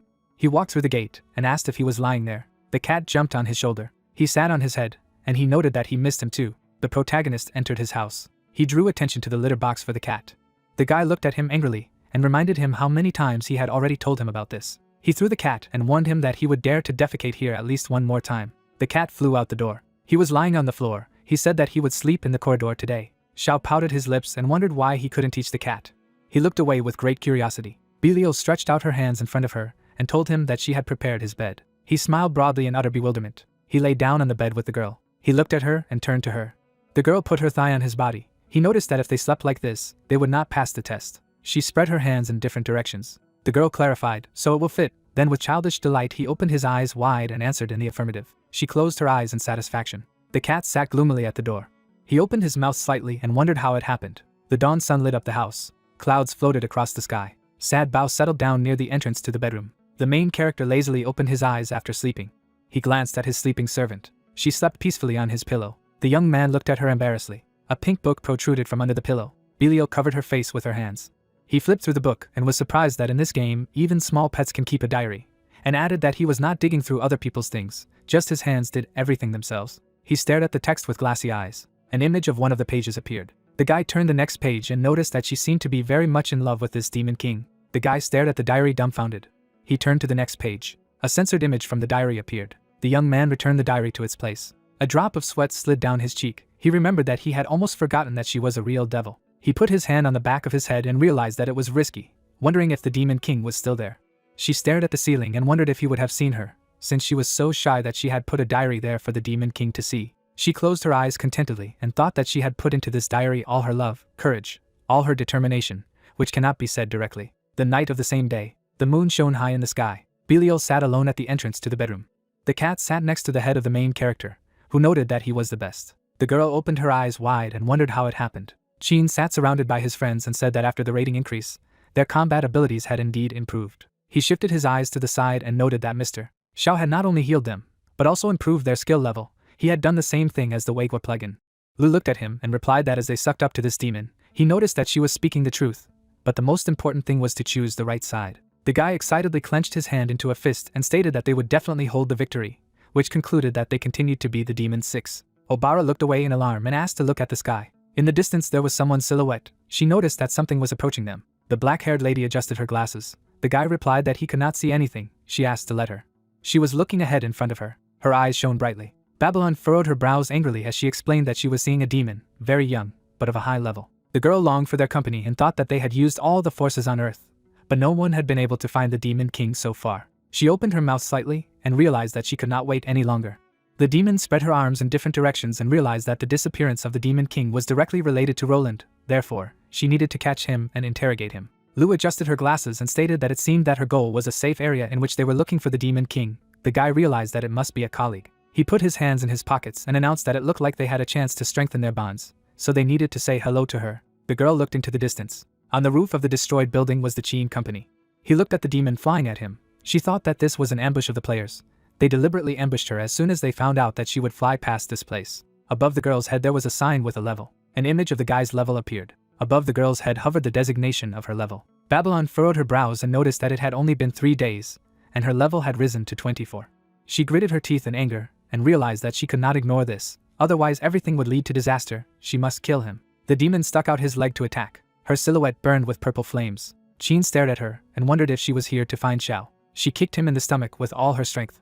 Jean flew into another ruined building from a powerful blow. The demon landed on the roof of the building in front of the squad. Her eyes sparkled with red fire. Lu tried to explain that in reality, their goal was completely different. She instantly flew away from Babylon's powerful blow. A girl with red hair was standing alone on the roof of the building.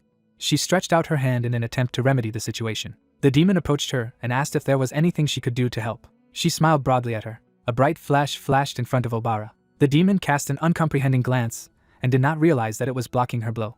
A girl with pink hair stared at her. She wondered who she was, maybe the killer. She closed her eyes slightly and asked her to learn to listen to what others were saying to her. Babylon looked at her in bewilderment and did not understand how this was possible.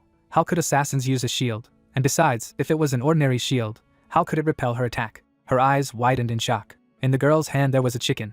Babylon gave her an uncomprehending look. Jean grabbed a bottle of potion, passive talent, cockroach in the wild, immune to one deadly attack. The next activation after a certain time, used a potion of health restoration. He closed his eyes and asked Lu to tell her quickly. A huge flow of energy rushed towards her. She looked at it and replied that it was just fried chicken. The demon stretched out his hands and clarified what happened then. She waved her hand and replied that it was a gift from Master Xiao himself. She launched several attacks on the demon and added that with all her soul and body, this is proof that it belongs to Master Xiao. Babylon slid a few meters back. Lu held a magical weapon in her hands. She waved it and exclaimed that she was the highest treasure in this world. The girl landed on the destroyed building. She raised her hands above herself with a weapon and told her what she called it. The chicken that gives victory, the Excalibur chicken. A huge stream of energy rushed into the demon. It pierced through all the ruined skyscrapers on the way. A huge crater appeared at the site of the attack. Obara put her hand on her chest in alarm and noticed that at first glance, it was an ordinary fried chicken, but capable of resisting a level 101 demon. A girl in pink shoes stamped her foot. She took the chicken in her hands and assumed that Mr. Xiao guessed that she was facing danger, so he gave her this treasure. Jean watched from another building. He twisted his face in displeasure and exclaimed that he only needed to say a couple of lines, a couple of specific lines, namely that they were also on the side of the Demon King, and that would be enough. The wreckage of destroyed buildings lay on the ground. Babylon grabbed her shoulder and remarked that it was careless, and added that she couldn't believe that a player below level 30 was actually stronger than her. She looked down and suggested that maybe she should use the plugin. Anyway, she couldn't leave it like that. She spread her hands in different directions and exclaimed that she had to find the Demon King. An image of the system warning window appeared. Jean stunned opened his mouth wide and realized that she was undergoing a transformation, moving to the second stage. A cloud of red energy appeared in front of them. The rays of the sun illuminated the metal armor of the robot. Cybernetic legs were attached to the body. The evening sun shone on the robot. Jean exclaimed that he had to prevent her from going mad, otherwise they would not be able to talk to her. Obara looked at him anxiously and asked what they should do. He replied that there was no panic. He stood in front of the huge robot and shouted that they knew where the Demon King was. A cat was sleeping peacefully on the table. Belial asked if he should scratch his back. She cast aside an uncomprehending look. The girl stood near the window and did not understand what was happening outside the window. Dust rose into the air around the huge robot. She put her fingers to her chin and noticed that it seemed quite familiar to her. The cat looked up at her and suggested that it could be from some movie. Jean melted his hands in different directions and shouted that they knew where the Demon King was. A huge robot stood in front of them. He looked at him menacingly and ordered the girl not to be silent. She stuck out the index finger of her left hand and told them that the Demon King was in the safe zone. He had disguised himself as a rookie player. They had also accepted his job application, and he had hired them to pick up his cat, and added that they had been in trouble on the way. They had been seriously injured, but the Demon King had shown them kindness and had lent a helping hand. A picture of a magical item appeared. She noted that his bandages had helped them level up by 5 points, and in order to repay his kindness, they decided to serve him. She folded her hands together. The robot Babylon leaned his hands on the roof of the building. His eyes burned red. She exclaimed that they were deceiving her. It would be better to come up with something more logical. Who would believe in their stupidity? The young man held out his hand in front of him and objected that they had proof. An image of a photo of the main character's company appeared. The robot stared at the photo. He put his hand inside his body. Babylon took out a painted image of the protagonist. The robot opened its mouth wide. She exclaimed that it looked very different. They tricked her. The information window said that Babylon felt insulted and angry. She was moving on to the third stage. The robot soared into the sky. The guy turned his head back and reported that the negotiations had failed, and asked Lu to stop her. She was holding a chicken in her hands and noticed that Mr. Zhao's gift was ruined. He wondered if this thing could only be used once. Jean shifted his eyes to the side. He opened his mouth slightly in surprise. The system window announced that Lu had left the team. A huge flow of energy was rushing to the side. He shouted that they were all going to die. Fragments of destroyed buildings flew in different directions. There was a huge energy explosion. The robot's eyes sparkled red. The guy looked at him dumbfounded and didn't understand what was happening. The cat sat on Belial and clarified that he was the boss of the dungeon. He looked at the robot and asked Babylon to stop. He held the girl's locks of hair in his paws and warned that if she started fighting here, it would ruin the Demon King's plans. The robot opened its mouth wide. He spread his hands in different directions. The cat and the demon flew away. He realized that the demon king was now disguised as a human and was hiding somewhere in the city. He came up with a deeper and more serious plan. Baon watched the robot and asked him to stop it all, and he would take her to him. A huge death beam burst out of the robot. The cat cast a displeased glance at him. Obara pressed her hands to herself and realized that she had gone mad. Jean assumed that it seemed that they were the ones who had gone mad and exclaimed why it was not possible to talk constructively. An image appeared from the eyes of Babylon. The cat furrowed his brows in displeasure. He put his paw out and realized that he had to do everything himself again. A huge deadly beam shot out from its paw. He raised his paw up. The robot split in two. A huge explosion occurred in the destroyed city. The main character turned his head to the side in bewilderment.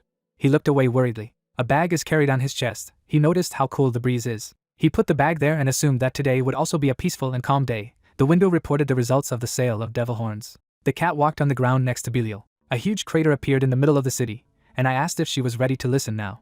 Babylon was lying in front of the cat. She looked ahead with glassy eyes and declared that she did not understand the cat's language. He pushed his paws against the system screen and remembered that he had forgotten to switch his tongue. He looked at the girl and asked why she didn't tell him anything. She replied that she had forgotten about it too. She put her hand on her face and added that she didn't think it was worth worrying about such details.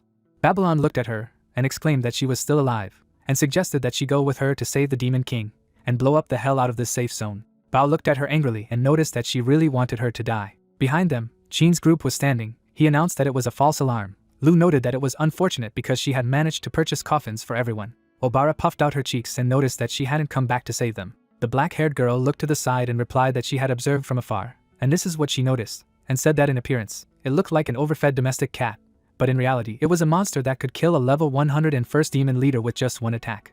Babylon sat next to Belial. She looked down and added that it was unimaginable how great the power was sealed in him. The guy confirmed that he really had a lot of strength. He averted his eyes to the side and noticed that it seemed that he had only survived thanks to Zhao's gift. Lu looked sadly at her missing gift from the protagonist. There was a metal decor on the ceiling. The guy opened the door and called the cat. He went inside and called out to Belial and asked where they were playing. He raised his hand in front of him and noticed that now there were troubled times, whether everything was all right with them. The guy shifted his eyes to the side. The screen projected an image of his comrades. He remembered that this was the guy who went with him to the dungeon. He hugged the cat and thanked him for saving Bao and bringing Belial back. Qin put his hand on the back of his head and said that they had met them by chance, so there was no need for such politeness. He shook his hand and said that now there was no need to be so official. He could call him Xiao, because from now on they were friends. He pointed to his house and invited them to come in, who added that they had brought a small gift. The main character looked at them and clarified what kind of gift it was. He said that this little pet that he would like. Babylon sat in Qin's arms. She opened her eyes wide and exclaimed that she had finally met the Demon King. Babylon sat on Qin's palms. He looked at her and wondered that this was a new demon, why they had brought her here. He smiled guiltily and replied that he didn't have the ability to take care of another pet in his current state, so they could keep it. Qin's eyes widened from what he heard. The demon opened her mouth and realized that she had been rejected, but she deserved to stay by the Demon King's side. She adjusted her brow. The girl lowered her head down and noted that she had to do something. She held out her horns to him.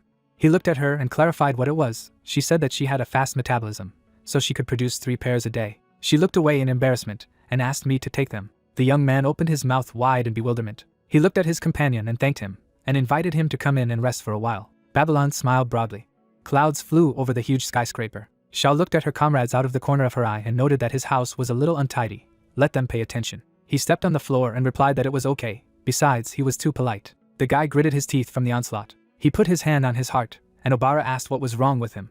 The main character showed the direction with his hand and clarified that there were really things here that frightened him. These are all the weapons for beginners that he made when he practiced forging. The blonde guy opened his eyes wide in amazement. There were weapons in glass cabinets. Sweat appeared on the young man's face. He looked away. They were standing at the end of the corridor. Xiao said that they were dolls that he had made in his spare time. The doll held a knife in her left hand. The guy opened his eyes wide in shock and wondered what kind of house it was. Obviously it was an armory. The protagonist held out his hand in front of him and said that at first he had wanted to sell them on the market, but then he realized that selling them for cheap was too wasteful, and selling them for a high price was such an idea, and added that he had no choice but to store them at home. He looked at them out of the corner of his eye and said that they could take whatever they wanted, but only the ones for beginners who were in the lobby. The advanced ones he would then sell. The guy opened his mouth wide and clarified that this was all for beginners. He looked down and added that even the fried chicken was very tasty. It wouldn't be surprising if he forged a heaven-defying weapon. He closed his eyes and realized that there was nothing to worry about. The sun's rays filled the room. He wondered how he could not take it with care. The main character sat down on the couch and hoped that the rewards they received for killing monsters were much more valuable than what he gave them. Qin didn't look down and didn't understand what kind of sofa it was. He looked at it and exclaimed that it was also a magic object. He sat down and looked at him and replied that he had chosen this sofa himself. Let them sit down. The young man sat down on the sofa. He put his hand on it and realized that it was not just about the sofa. The main characters looked at their comrades and asked Belial to bring them tea. She brought a tray with glasses, which noted that it was water. It was filled with evil magic. The green liquid gurgled slightly. Obara held a glass of liquid in her hand. The main character stuck out the index finger of his right hand and said that he opened a well in the backyard to save on water, so the water for tea was taken from there. The young man glanced at him out of the corner of his eye and noted that it was indeed the well of eternity. He opened his eyes wide and added that it's not just amazing, it's better to say it's very cool. It really lives up to its name. Chin sat on the sofa and pondered that, combined with the feeling he had at the entrance. It was possible that this entire residence had turned into a magic weapon. An image of the residence of the main character appeared. The guy put his hand on his forehead and noticed that if he had hesitated before, now he finally realized that it took no more than 3 days to make such items, so they had to join his army in order to survive in this world. The protagonist stretched out his hand and invited everyone to drink tea. The whole company obediently drank from the mugs. He sat down to look at his comrade and noted that he had recently heard that a fierce battle had taken place near the safe zone, and wondered if this was the place where they had picked up Babylon. The guy was holding his mug in his hand. Drops of sweat appeared on Chin's face. The main character brought the mug to himself and added that it was amazing, such a fierce battle. Then he opened his mouth wide and realized that he was really going to kill them, and said that he didn't expect this to happen either. The guy held the mug in his hand and said that it was a good result, namely that they survived and came to him for a cup of tea. He looked at his comrade. The latter twisted his face and resolutely declared that yes, they had come here without delay. The protagonist held a mug in their hand and congratulated them on their survival. The same Allah put his right hand in his fist and realized that he had resigned himself to their apostasy. The whole company drank tea from a mug on command. Xiao looked at the pink-haired girl and assumed that she had probably already eaten his fried chicken. She looked at him embarrassedly and thought that, as expected of him, he knew that she was using Excalibur. A system window appeared in front of him. He noted that he still had a lot left, and he would share it with her. The information window said that she had received 20 fried chickens from Xiao. She looked at her inventory dumbfounded. System windows also opened in front of everyone else. She looked away and thought that this was such a valuable treasure, and yet, he had given 20 to each, so she wouldn't let him down. She put her hands to her chest in embarrassment. The girl looked at her comrades and added that they would not let him down either. Chin pouted his lips and thought that even though his teammate was sick, it was better to put up with it as long as the king was kind to them. He sat on the couch and added that as long as no incidents happened, they could stand firmly on the winning side for the rest of the game. The screen projected an image of Roland. He held a gift in his hand, and said that he had heard that they had trouble here, so he had come to comfort them. The protagonist held out his hand as a gesture of invitation and asked why he was there. He replied that he had heard about the trouble, so he came to console him. He smiled and asked if he was all right. If he needed any help, let him not hesitate, and turned to him. 2 demons climbed out of the purse. He turned his head back and wondered why she was still there, and why she was not alone. He cast down an uncomprehending look. He looked up and didn't realize that the whole building had turned into a magic weapon. In front of him in glass cabinets stood uniforms. He put his hand to his mouth and suggested that he was preparing for Armageddon, so the whole house was his fortress. Clouds flew over the building. The guy stood behind the main character and did not understand that they had done something that he was so offended. He looked at him resolutely and realized that they needed to stabilize his condition. 4 young men were sitting on the sofa. Roland walked into their room and couldn't understand why the team that cleared the dungeon was in the Demon King's house. Chin cast a blank look at him. His eyes widened in surprise. He sat down on the sofa and assumed that they had noticed the abnormality of the Demon King, so they had come here before him to find out. He stuck out his right thumb as a gesture of approval and invited them to work together to stop the king from destroying the world. The guy folded his hands together in shock. The main character was sitting on the sofa and asked that they knew each other. Roland closed his eyes and replied in the affirmative. Chin cast a blank look at him. He opened his mouth and noted that these were the ones who put an end to that battle. It was difficult to survive there. There were probably many dead. The blonde guy looked at him and thought that he was deliberately mocking them, and said that yes, after all, casualties were inevitable. You push it wide and add that in fact, this world is so interesting, it does not want to be destroyed, but it is powerless. He raised his hand enthusiastically, and exclaimed that only they could save him. The young man opened his mouth and noted to himself that he understood, namely that he was bored, so he wanted to destroy this world. He lowered his head down and said that he knew what to do. Roland gritted his teeth and said that if he wanted something interesting, maybe the elves would satisfy his interest. He looked at him and asked about the elves. He noticed that there was an unexplored area known as the Ancient Elven Kingdom. If he looked there, they might be there. Zhao's eyes widened and noted that he was interested in it. He would like to take a look if he could. He raised his hand and said that he would then go and catch one. He clarified what he meant. Chin smiled slyly and thought, what kind of show was this? The hope of mankind is so humble in front of the Demon King. The protagonist closed his eyes and thanked him for having such an opinion of him. But he was just a helpless rookie. He looked to the side and added that in order to open up the future of humanity, he should be more optimistic about it. On the sofa sat the squad and Chin. He awkwardly folded his hands together. He declared that he was the best player. The guy jumped up from the couch and wanted to talk about his relationship with Roland. He closed his eyes and interrupted the guy that, as expected of him, he couldn't hide anything from him, so he established a deep partnership with the number 1 team. The young man gritted his teeth in anger. He looked away and added that now that he knew about it, there was no point in hiding it. He turned his head to the main character, exclaimed that he would be honest, they would go with him in search of the elves, they would work in unison. The protagonist raised his hand in front of him. He waved goodbye to the whole company. They were standing in front of the entrance to the building. The son opened his mouth wide and realized that he had been misunderstood. Roland closed his eyes and noted that he didn't know why he was so upset, but assumed it was because of the king's pure evil and arrogance. He looked at the guy and asked him not to be afraid. Now the demon king knows about their partnership. He just needs to find the elf now. Qin swung his fist at him. His attack hit the wall. He cast an uncomprehending glance at the wall next to him. Qin lowered his head and asked the interlocutor whether the kid had done it on purpose. The blonde man opened his mouth, repeating in puzzlement what he was called. Roland frowned, saying that from childhood to adulthood no one had called him that, adding that he did not know how the robber had the courage to be so bold. Coming closer, the red-eyed man said that he would then show his courage. The guy's hand began to exude magic. The blonde man asked what it was. A fried chicken appeared in the hands of the interlocutor. The man in the jacket touched Roland's food, asking that he was impressed. Opening his mouth, the baby replied that he was not hungry. The girl said that she did not want to comment on what was happening, but the robber was so stupid that she could not remain silent. The captain removed the chicken, answering that he already knew what she would say. Bending down, Qin thought that he couldn't conflict with his interlocutor, because it would be bad if a bandit interfered with the plans of the demon king. Looking ahead, the blonde said that he did not understand why people were dissatisfied, because it should be an honor for them to cooperate with him. The guy in the jacket asked that maybe it was so, but why would Roland work with him? The guy raised his hand and explained that, as he said, he needed to get into a closed area, catch the elf and bring him to the demon king so that he could postpone the plan to destroy the world. Frowning, the captain said that these words sounded as if they had been spoken by an honest man. Brown Eyes covered her mouth with her palm and revealed that they had just been to the demon kings, adding that he seemed to want the team to cooperate with the other people. The brunette said that perhaps the protagonist had more grandiose plans that they hadn't understood yet. The robber asked that the girl didn't even spare herself with her tongue. The long-haired woman suggested that maybe the demon king had said it by accident. Turning around, Qin asked how he was the demon king. How could he throw words around when his every word and action was related to the fate of the world? Babylon said he was asking the team to find a way to kill the blonde, and the guy was asking what the group thought they could win.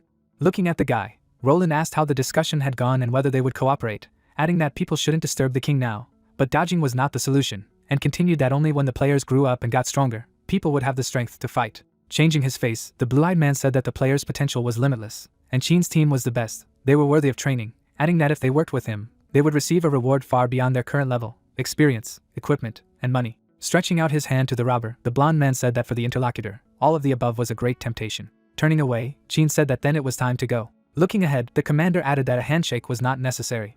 The brunette turned to the window. Smiling, the main character exclaimed that it seemed that the team had become friends. Xiao holds the boys' hands together, claiming that he must unite Roland and the first human team, otherwise there will be no one to turn to if there are difficulties. The protagonist was shaking, thinking that he was a genius. The cat and the girls were touched by the guy. The clouds and the sky were painted in bright colors. Numbers flashed everywhere. The bandit looked up in confusion. Gripping the knife tightly, Qin asked his interlocutor what he had said about this. The blonde, smiling, answered in the affirmative.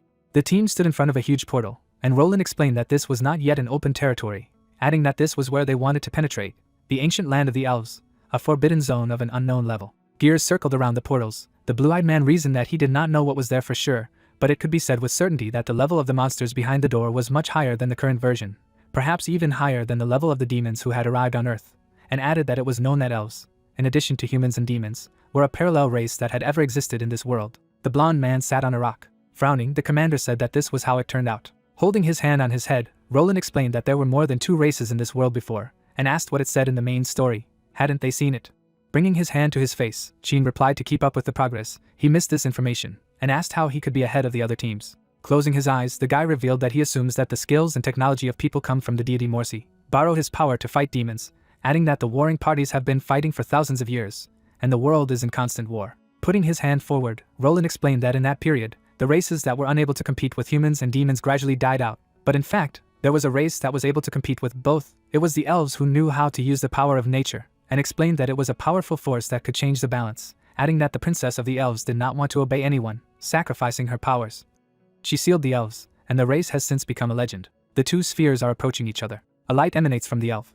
Looking ahead, the narrator asked if everything was clear. Qin replied in the affirmative, saying that those who did not choose a side were destroyed. The team approached the stairs, and the blonde said that once there were elves behind the door, but now he is not sure if they are still alive. The players are strongly advised not to enter. The captain frowned and said that the warnings were already beyond the dialogue box, and asked what level the guy was, adding that why wouldn't the other party send them to heaven. Roland replied that as long as it pleased the king, then the risk was worth it. Continuing so as not to be unprepared, he took all the family treasures with him. There were many objects in front of the blonde. Blue Eyes took out even more artifacts. The bandit and the brunette's face changed. Jean said to himself that he didn't know where to complain. Telling to please the king, Roland brought a bunch of props and led the group to break into the forbidden area in search of the treasure. Roland looked up, saying that what he had shown them was only a part of it, and in general, he would take responsibility for the fighting, so they didn't have to worry, and Jean remarked that they could then relax. As he climbed the stairs, the blonde guy wanted to give them equipment, experience, money, and items gained from research, so they had to go, and the squad leader remarked that it was great, and he was really looking forward to it. Looking ahead seriously, the priest concluded that they had finally realized how great it was to have his help, and although he had a bad temper, he was very rude and disrespectful to him, so he had no way out because that was the best option. As he walked through the unknown ruins, Roland revealed that he would train them, but in the face of unknown dangers, they had to conserve resources. Continuing to lead the boys, the blonde boy was telling them never to engage in battle unless absolutely necessary, when suddenly a system alert sounded that a fight had begun with an opponent, an A-rank monster. At the same moment, a blood owl beast, a level 102 A-rank monster, appeared in front of Roland, telling the ignorant people not to even think about disturbing the peaceful sleep of the elves. With its menacing gaze forward, the bloody owl concluded that this was the only warning, so they must leave and never return. With a serious expression on his face, the monster remarked that if they complied, he would not kill them. Hearing this, the priestess bowed to him, saying that she was very sorry, because it was all her fault, and he could do whatever he wanted with her, but he should not be angry. Looking in front of him with dissatisfaction, the blonde guy told the guys to move away and leave it to him. After a moment, the guys were far behind him and even dragged Obara away, and Roland thought that even though it was his own demand, there was still a thin shadow of disappointment. After that, the blonde guy sharply looked at the monster behind him. He then took out an unknown magic cube, saying that it was a family treasure, an S-class item, a hellish breakthrough module. At the same moment, he clenched his hand into a fist and absorbed it into his body while the system announced that he had received a 30% improvement in all attributes within 5 minutes, after which there would be a state of weakness. Suddenly, Roland rushed forward with great speed. He made a huge number of blows to the bloody owl while the guys were surprised that he was able to suppress this boss. Watching the battle with his allies in admiration, Jean asked why humanity's hope was using demon equipment. Turning to the side, the priestess asked if they should help him. A moment later, she was very dumbfounded, watching the other guys make a fire nearby, and asked what they were doing, and the robber replied that they were resting. With obvious surprise on her face, Obara noticed that they were talking as if it were quite natural. At the same moment, Roland was in combat uniform behind his opponent. Then he quickly headed towards him, saying that the last percent of his health remained. Looking at the HP bar of the huge monster, the blonde guy was about to deliver the final blow. Suddenly, he was greatly stunned when his fighting form ran out, and the system announced that the buff time had expired. At the same moment, he found himself in front of the bloody owl in his usual form. Glancing at him menacingly, the huge beast declared that it was now his turn. Immediately afterward, the bloody owl would strike with its fist. The huge monster raised a hammer above its head to make another attack. Then he struck with weapons, destroying the land. Frightened, Obara stated that if they did not save him, he would die. At this time, the bloody owl was swinging its weapon again. Her hammer suddenly stopped near the silhouette of an unknown person. While on the ground, Roland saw Jean in front of him, which was very much surprising. Looking at the bandit standing in front of him, the blonde guy asked what he was doing, because he should know that he was not his opponent. Thinking of the fried chicken in surprise, the priest did not understand why he had taken it out again. At the same time, Jean suddenly rushed to attack. Seeing this, Roland was greatly stunned and couldn't believe that he rushed forward, asking if he was going to bribe the boss with food. Warily looking ahead, the blonde guy told him to come back as soon as possible, and was going to admit that his idea was very original. But he had seen this boss, and did he really think that he would like grilled chicken? At this time, the rogue was rapidly heading towards the blood owl beast, a level 102 A-rank monster.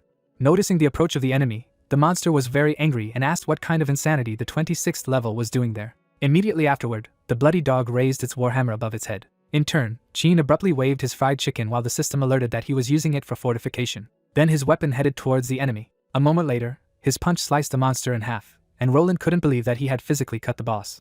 Looking dumbfounded in front of him, the blonde guy did not understand what was happening. At this time, the girls were extremely outraged by what had happened, and Lu mused that it was an artifact given by the Demon King, and it had an unattractive appearance. But it had a very powerful power, and Obara realized that each of them had 20 such artifacts. At the same time, the priest seized the robber by the scruff of the neck, saying that if he had such a thing, he should have pulled it out as soon as possible, and he noticed that he himself had said that he was well prepared. Adjusting his tie, Roland stated that he was really prepared, and if he had survived the weakened state, he could have killed him, because he was confident in his ability to withstand blows. Looking at the magic sphere surrounded by blue energy, the blonde guy was telling the others to look at the reward.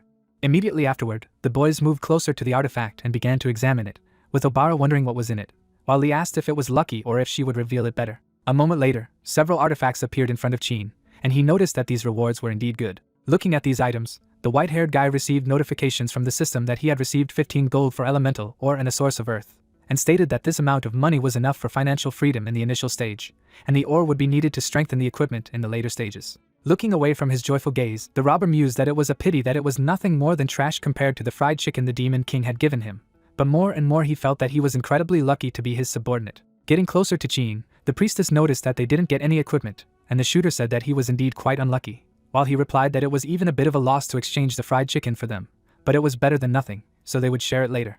Looking in front of him, Roland was just silent. Suddenly taking a step towards the guys, the blonde guy noticed that he had suddenly thought of something. Looking menacingly forward, the priest asked where the weapon he had just used came from, for it was so powerful. Immediately afterward, he would take out his blade, suggesting that it was possible that the Demon King had given it to him. Holding the magic blade in his hands, Roland asked if it was the Demon King who had given it to him. Startled, Obara said that in the process of leveling, they picked up a rare treasure chest and by investing 998 copper coins, were able to get super powerful equipment. Holding a book with instructions from Xiao behind her, the priestess noticed that they were very lucky. Directing his serious gaze forward, Chin confirmed her words. As she prepared to take out her weapon, Lu thought that they had an item that could easily kill a level 100 monster, and only a fool would believe such an outrageous lie. After hearing everything, Roland silently looked at his companions. Very worried, the shooter thought that this was not good, because she might have to start a fight. Abruptly turning away from them, the blonde guy told them to share the rewards, while he was about to go ahead and look around, and Lu did not believe that he believed. Then, she stared in front of her in surprise, realizing that he was indeed a fool. Looking at his ally smugly, Chin noticed that Roland had reminded him of something, and she was asking what it was. With a serious expression on his face, the robber said that it was really unwise for the Demon King to hand over such a powerful weapon to them, and the archer asked what he meant. Glancing at her menacingly, Chin assumed that he had some idea. Looking seriously in his direction, Lu clarified what exactly he wanted to say. Smiling broadly, the bandit stated that he really wanted to get an elf, and the shooter agreed, saying that this was why he gave them a weapon that could kill monsters. Suddenly thinking, Chin noticed that it was because the complexity of this territory was within his expectations, and he already knew that they wouldn't be able to win alone. Looking at him, and after hearing it, Lu noticed that after thinking like this, everything became clear. Pointing his finger upwards, the bandit said that they should therefore find the elves and let the master see their sincerity, and his ally agreed. At this time, Obara silently watched her allies as they interacted with each other. She smiled suddenly, thinking that she was very interested. Immediately after this narration, the story shifts to a moment when the guys were standing in front of a level 108 Class A Fallen Throne Guardian, who said that if they took another step, they would die. The monster then opened its mouth wide and began to scream. With deft movements of his hands, he struck with his claws. Then, the Guardian of the Fallen Throne would launch an attack with his secret stinger. With his blade, Roland was able to block his blow. He stared menacingly in front of him, thinking, using the space distortion module. At the same time, the blonde guy made several blows on the opponent's stinger. After taking damage, the limb of the Guardian of the Fallen Throne was cut into several pieces. Noticing this, Chin summoned the fried chicken for a boost. He then threw various objects at the monster, and used the professional skills of the C-Rank 1 bastard profession. Looking in front of him with dissatisfaction, the monster asked where he got so much garbage. Suddenly, he noticed something in front. At that moment, the robber was swinging his weapon, preparing to strike. The priest also concentrated energy in his blade to launch an attack. A moment later, the guys completed their plans and directed their blows towards the Guardian of the Fallen Throne. After the damage received, the monster was lying on the ground, saying that it was impossible, and the guys noticed that it was easy. Suddenly, a system notification window appeared in front of the Guardian of the Fallen Throne with a report on the violation of the rules, and he said that he wanted to file a complaint. The system window with a smile on her face announced that his message about the violation had been received, and after checking, a violation was detected and 4 points of reputation from the enemy were deducted, and the monster asked what was next. A moment later, he was greatly stunned when he heard that nothing would happen next. Immediately afterward, the A-class Fallen Throne Guardian would give up his spirit, and Chin would open the chest and receive 28 gold coins and destroyed tree roots, along with a love letter for the elf princess and a Mafa game console. Someone stepped on the water surface. Looking at the throne of the elves in front of him, Roland said that if the representatives of this race were still alive, then there must be clues inside. With a look full of seriousness, the blonde guy noticed that the elves had sealed themselves to prevent their power and treasures from falling into the hands of other races, so there must be unforeseen dangers ahead of them. Suddenly he was very unhappy when he said that in any case he should try not to step into the traps, when suddenly the system notified that they were entering the battle. Turning angrily towards Chin, the priest asked if they could be more professional. He then looked at Obara, who, in order not to step on the mechanism, did not even dare to go alone and jumped on Lu, and said that they should be more serious too, to which he was told that it was not really them. Suddenly, an unknown dark entity appeared in front of the guys. Noticing her, the guys were very frightened. The monster with the horns approached the humans, calling them ignorant intruders, and asked how they dared disturb the sleep of the elves, and if they were tired of living, and this was also the only warning, so they must leave from there and never return. If they obeyed, it would save their lives. Roland looked in front of him with surprise after hearing it, noticing that it seemed that he had already heard this phrase somewhere. After his words, the unknown entity shuddered sharply from incomprehension. Towering over the guys, the monster with horns asked if they had heard someone say that ignorance would lead to their death, so they should come up and feel his rage.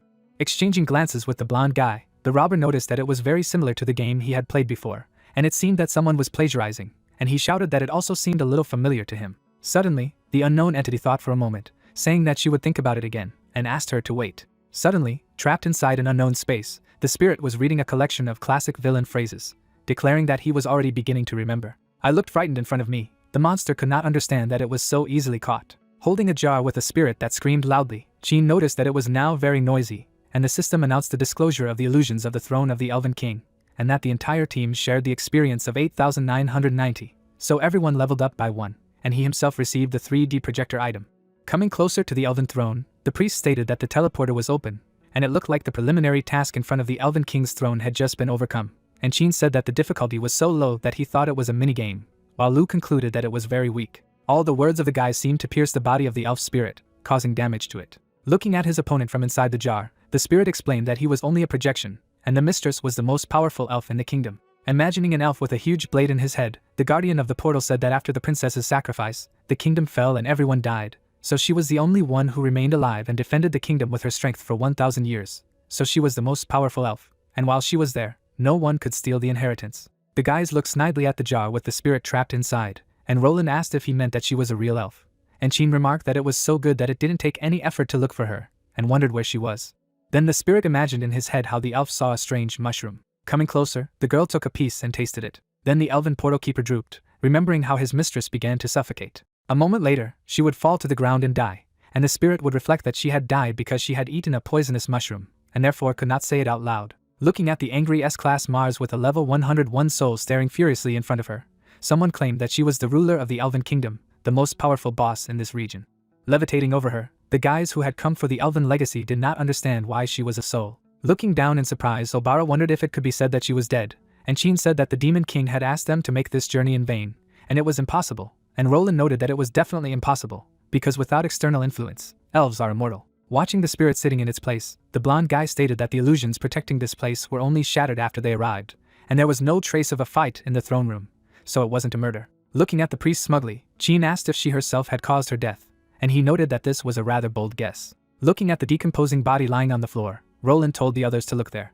Looking dumbfounded in front of him, he declared that everything had become clear to him. Imagining the demon princess in his head, as if divided into two halves, the blonde guy said that she had been guarding the ruins alone for thousands of years, and in the long river of time, she was corroded by loneliness, and she gradually lost herself, so the soul began to generate evil thoughts. Pointing his finger up and down, he added that the physical body and good thoughts had fallen into a deep sleep, and the condition for the cleansing of the dungeon was the victory over her evil thoughts, her awakening. Dumbfounded, the spirit of the elf looked in front of him from inside the jar, thinking that this was surprising, because he had not said anything right at all, and it was no longer a body, but skeletons. Looking at him smugly, Roland asked him if he had really guessed, and Roland concluded that it was impeccable reasoning, and that he was very clever.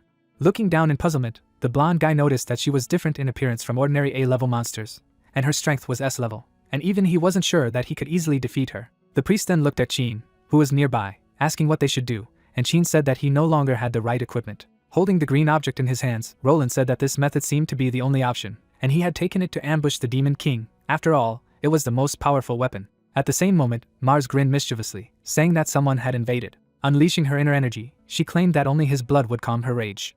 Suddenly, the soul of the elf princess was greatly surprised. In front of her, she saw an unknown green artifact and asked what it was. Looking at the unknown device that exuded green energy, Mars asked what it was, and noted that if it was lying on the ground, then it would be necessary to step on it to activate it. A moment later, a bright green flame appeared in front of the elf princess's soul. Surprised to see everything happening from the outside, Jean asked what it was, and Roland revealed that it was one of the treasures passed down from generation to generation in the family that he had originally planned to use against the Demon King. Imagining a crown emitting green liquid in his head, the blonde guy added that it was S-class equipment, a plague trap, and borrowing the power of the first 4 demons was generating a plague that dealt massive real damage and had a control effect. Visualizing the spiritual manifestations of the color blue, the priest concluded that the disadvantage was that the people subjected to this attack would experience great pain, and life would become hell for them, so they would not be able to resist. Looking at his ally in fright after all he had heard, the bandit asked how his family could pass on such horrible things from generation to generation, and he explained that their family had been fighting demons for generations, and therefore it was wise to collect valuable equipment from defeated enemies. Looking dumbfounded in front of him, Qin felt that collecting and using these were two different things, and the elf spirit wondered if he wasn't a good person. Fearfully imagining a mug of green liquid in his head, the white-haired guy wondered if the Demon King's tea was anything like that. At the same moment, Mars jumped away from an unknown green energy. Suddenly, she was surprised by something in front. The soul of the elf princess was bound by green vines and suffered from the plague trap, feeling that she had lost her strength and was now in great pain, unable to resist. Immediately afterward, Roland jumped down, saying that she was now trapped. Then he rushed towards her. He ran forward at great speed, using a gas mask, an attack power increase, an all-attribute boost, a high luck level boost, and a hellish breakthrough module. Using all his skills, the blonde guy continued to run forward rapidly. Suddenly, the priest swung his blade to strike. Noticing this, the angry Mars was very frightened and screamed in fear. At the same moment, Roland struck her with his sword. Looking at the high-level human NPC approaching her in fright, she was greatly surprised by this. Immediately after that, the blonde guy began to make a huge number of blows to her. Looking at the fierce expression on the priest's face, she noticed that he was a real devil. With the help of his attacks, Roland managed to reduce the health of his opponent. Anxiously observing everything that was happening from inside the jar, the guardian spirit asked what the villain's maniacal laughter was, and stated that it was outrageous, because the NPC had led a group of players to intimidate the elves, and such an unethical method of attack was being used. Puzzled by looking ahead, Qin noticed that he didn't even expect that he would be so strong after using all his strength, and the title of the Hope of Mankind suits him because he seems to have underestimated him, and the soul of an elf. Glancing sharply to the side, the robber asked if he knew about it. Looking in front of him, the guardian of this place told that not so long ago, a voice showed a prophecy about the merging of two worlds. Remembering the projection with many people at the head of someone, the elf spirit said that a brave person should appear who could lead players to the complete destruction of the demon clan and defeat the demon king, and he was called the Hope of Humanity. Suddenly crying, the guardian of this place could not believe that it was this man, and stated that it was better to just despair. At this time, angry Mars gritted her teeth in displeasure, telling her not to underestimate her will, which has been held for millennia. By releasing her energy, she was able to free herself from her confinement. Looking menacingly ahead, Roland declared that the duration of the plague trap had reached its limit. Looking at the monster's health line, which was already almost zero, the blonde guy noticed that there was still not enough damage. With her menacing gaze forward, the soul of the elf princess declared that she could not allow a man like him. Suddenly rushing into the attack, she added that she would not let the child be taken away, whom she had been protecting all her life. With a sharp swing of his blade, the priest thought that unfortunately she was the most powerful elven warrior. After the damage received, the angry Mars began to bleed. Then, everything around her began to glow with a bright glow, and Roland assumed that perhaps she had forgotten that she had been fatally poisoned by the mushroom in life. After finishing his battle, the blonde guy sheathed his blade.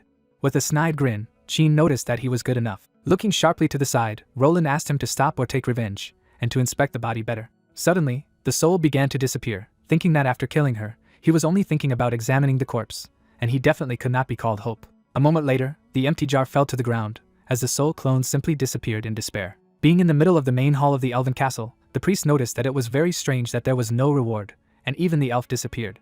Suddenly thinking, Roland said that it was a little different from what he expected, and maybe he was fighting the boss the wrong way. Tilting his head slightly to the side, the white-haired guy asked if he really thought that something was wrong with his style just now, and what to do next. Looking away, the blonde guy said that if it didn't work out otherwise, he would have to take it to the demon king. Looking at the corpse of the elf princess lying on the floor, Qin asked if he was serious. Suddenly, the whole room was covered with incomprehensible symbols from the inside, and the children wondered what had happened, and whether it was a mechanism or an earthquake. She looked frightened in front of her. The robber noticed that he was afraid. His evil style and words finally angered the spirits of the ruins. Throwing the corpse of the elf over his shoulder, Roland said that it was not so and should be. When he moved this corpse, he broke the seal of the elves. As everything around him began to crumble, Qin asked when he had even managed to throw it on his back, and the blonde guy was telling him that it was the highest form of the elven seal, and it was now being broken. Suddenly, a door began to open slightly. Looking at her, the priest asked what was happening, and the guy with white hair asked her to hurry up and throw this corpse, because perhaps it was not too late. At the same moment, an unknown woman came out of the door, calling out to her sister Mars. Looking in front of her, the elven princess Seal, who had been sleeping for 1,000 years and was now awake, said that she no longer felt her sister and asked where she was. At this time, she noticed that Roland had her sister's corpse on his shoulder. Immediately afterward, the elven princess who had been sleeping for 1,000 years fell into a deep sleep again. The guys were dumbfounded as Qin asked why this had happened. After all, they had just met a real elf. Looking thoughtfully in front of him, the blonde boy assumed that he thought it could still be glued out of his mouth, and that it was better than a corpse on his shoulder, and the others asked if this was the main thing now. Looking at the princess of the elves, who seemed to be split, the priest concluded that this was the main one now, and asked for help while he took the glue, and noted that she had to be undressed first. Immediately afterward, an unknown glow emerged from her body. The rainbow beam pierced through all the ancient elven ruins. A huge force was bursting out of planet Earth. After all that had happened, Seal was completely incinerated. Looking at her corpse, Jean asked what was happening now, and Roland said that he had to go back to the corpse while the corpse asked him to stop talking about it. Covering his face with his hand, the guy with white hair declared that this was a complete failure, and behind him said that she would kill them for the sake of the Demon King's peace of mind. Because if they failed the mission, then there was no turning back. Placing her hand on the shoulder of the pink-haired girl, Lou stated that she needed to search the ruins first to see if there were any more survivors. Leaving after her, the other girls said that they would also go. She asked to put away the knife. While the pawn thought that it could be, in the middle of the chest of the incinerated elf princess, he noticed a red stone and said that it was the true treasures of the elves, the Elven Wisdom Stone. Continuing to stare at the magic crystal that was shining brightly, the blonde guy noticed something that the Elven princess really wanted to destroy with an explosion. This is something that her people wanted to seal away 1,000 years ago, namely an S+ level item, an Elven Wisdom Stone. Squatting down, the priest concluded that this legendary artifact could change the power of the parties. Looking down, Roland said that it contained all the knowledge and techniques for harnessing the power of the elves that the elven race had mastered over millions of years. Taking a serious look forward, Jean stated that in other words, obtaining it was equivalent to mastering the power of the elves, the third force that could keep pace with the divine power, the ideological force. Sneering mischievously, the blonde guy remarked that as long as he had this, he no longer needed to be afraid of the Demon King, and all the humiliation he had brought lately could be washed away. Suddenly the robber stopped his hand. Looking at Master Jean in surprise, the priest asked what he was doing, and the priest wondered if he wanted to say that they wouldn't hand it over to the Demon King. With an arrogant expression on his face, Roland said that he was too involved in this drama, and the reason why they were threatening the Demon King was just to paralyze him and stabilize the situation. And now there was an artifact that gave them a chance to destroy him, so they couldn't hand it over. Listening to him, the white-haired guy lowered his head down slightly. Then he suddenly laughed, saying that this was the matter, and now he finally understood, and Roland was wondering what he was talking about. Glancing menacingly in his direction, Jean declared that he finally understood why the Demon King wanted him to go with him to look for the elves. Looking at him warily, the blonde guy asked why. Remembering Xiao drinking tea from a mug, the bandit said that he thought that he just wanted to get an elf for fun, but did not expect that he had actually planned and predicted everything. Looking at the priest nearby, the white-haired guy noticed that there could be no mistake, and he had long known that the Stone of Wisdom was there, and he asked how it was possible. At this time, the girls stared in surprise in front of them as Jean explained that he knew very well that humans would never be able to control the power of the elves, so he ordered their group to follow him all the way. With a visibly satisfied expression, the white-haired guy added that the Demon King had entrusted them with such an important mission, and they were indeed in his heart. Looking in his direction with displeasure, Roland noticed that he was sorry that he had to break his promise, but he couldn't give them an artifact of this level. Taking the magic crystal with his hand, the blonde guy declared that he had to take it to the Sky City, because thanks to this, people would gain confidence in the fight against the Demon King. Holding in his hand an engraving version of the flaming core that stuck out his tongue, the priest said that they could finally bring back all the injustices they had endured.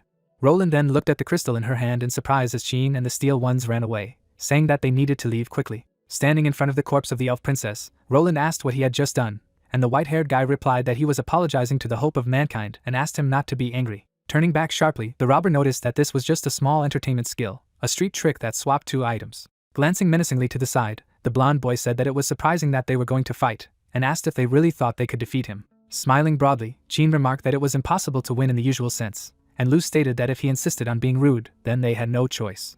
Immediately afterward, the archer stared menacingly forward. Spreading her arms to the sides, the girl with glasses created a huge amount of fried chicken behind her back and said that she was using thousands of shots in unison. Seeing this, Roland was greatly stunned. A moment later, Lou directed her attack forward. Noticing this, the blonde guy covered himself with his hands. Suddenly, spreading his arms to his sides, the priest activated an S-rank divine shield. At the same time, a huge explosion occurred around his barrier, and Roland himself asked if it was the same magic fried chicken again, and didn't they say that it was no longer there? With a snide grin, Jean noticed that he had wasted his truth. Standing in the middle of a cloud of dust, the blonde guy who rose into the air said that everything was clear to him. When his health bar dropped halfway, the priest stated that they had left themselves a backup move from the beginning. Immediately afterward, he furiously charged into the attack and activated a free blessing with immunity to movement restriction, as well as the Lord's blessing with an increase in all attributes, and a sacred light that added true damage when attacking. Noticing the approach of the enemy, Obara summoned the fried chicken, saying that she would stop him, so they should run faster. At the same moment, Roland ran past her, heading towards the bandit. With the fried chicken in front of him, Jean tried to block his attack. The blonde guy stared menacingly in front of him. At the same time, the white-haired guy was defending himself from his blade with the Demon King's artifact. After taking damage, he was knocked back. The rogue fell to the ground, and his health bar remained at almost zero. Looking at him menacingly, Jean mused that although they could attack him by leaning on the chicken, if they went for a direct confrontation, the difference in levels would still be resolved. Looking frightened at the healer standing in front, The white-haired guy noticed that she said that they would stop him, but did not delay him even for a second, and she replied that she tried her best. Send her magic attack forward. Obara concluded that this time he would definitely be stopped. Then, a fire spirit chicken headed forward at great speed as the girl activated a starfire that gathers magical energy in her hands and fires it at high speed in the form of energy bullets, dealing 788 damage. When the skill approached the priest, the system alerted that the fried chicken increased the damage to 8358. Suddenly, there was a huge explosion from above the guys. Looking in front of her with pity, Lu noticed that this color is very luxurious, because it comes from the explosion of the artifact.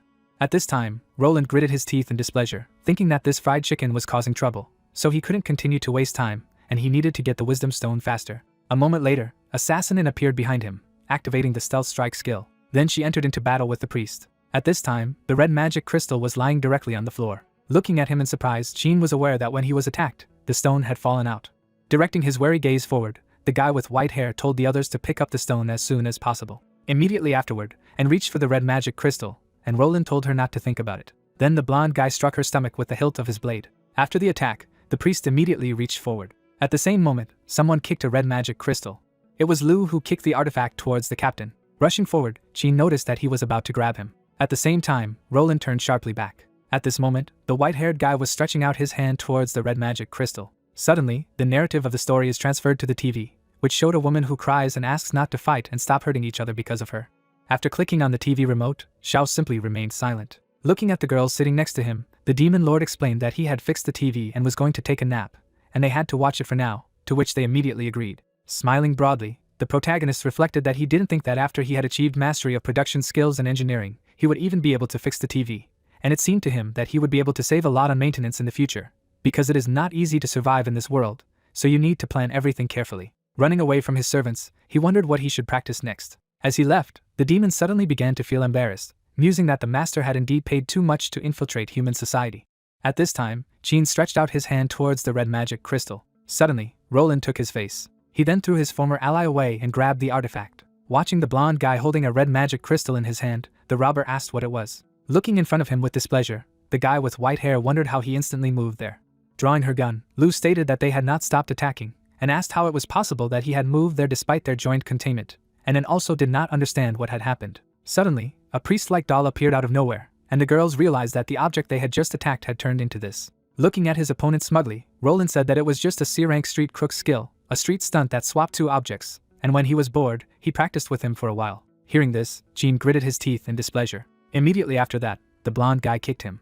Seeing this, the girls began to worry, and Obara treated the commander while Lu asked how he dared. A moment later, they were extremely dumbfounded when the shooter noticed that she did not know how to accuse anyone at all, but still felt cool, and the killer confirmed her words. Pulling aside his hand with the red magic crystal, Roland stated that it was time to put an end to this farce. A moment later, energy burst out of him, activating the magic circle. Noticing this, the girls covered themselves with fried chicken.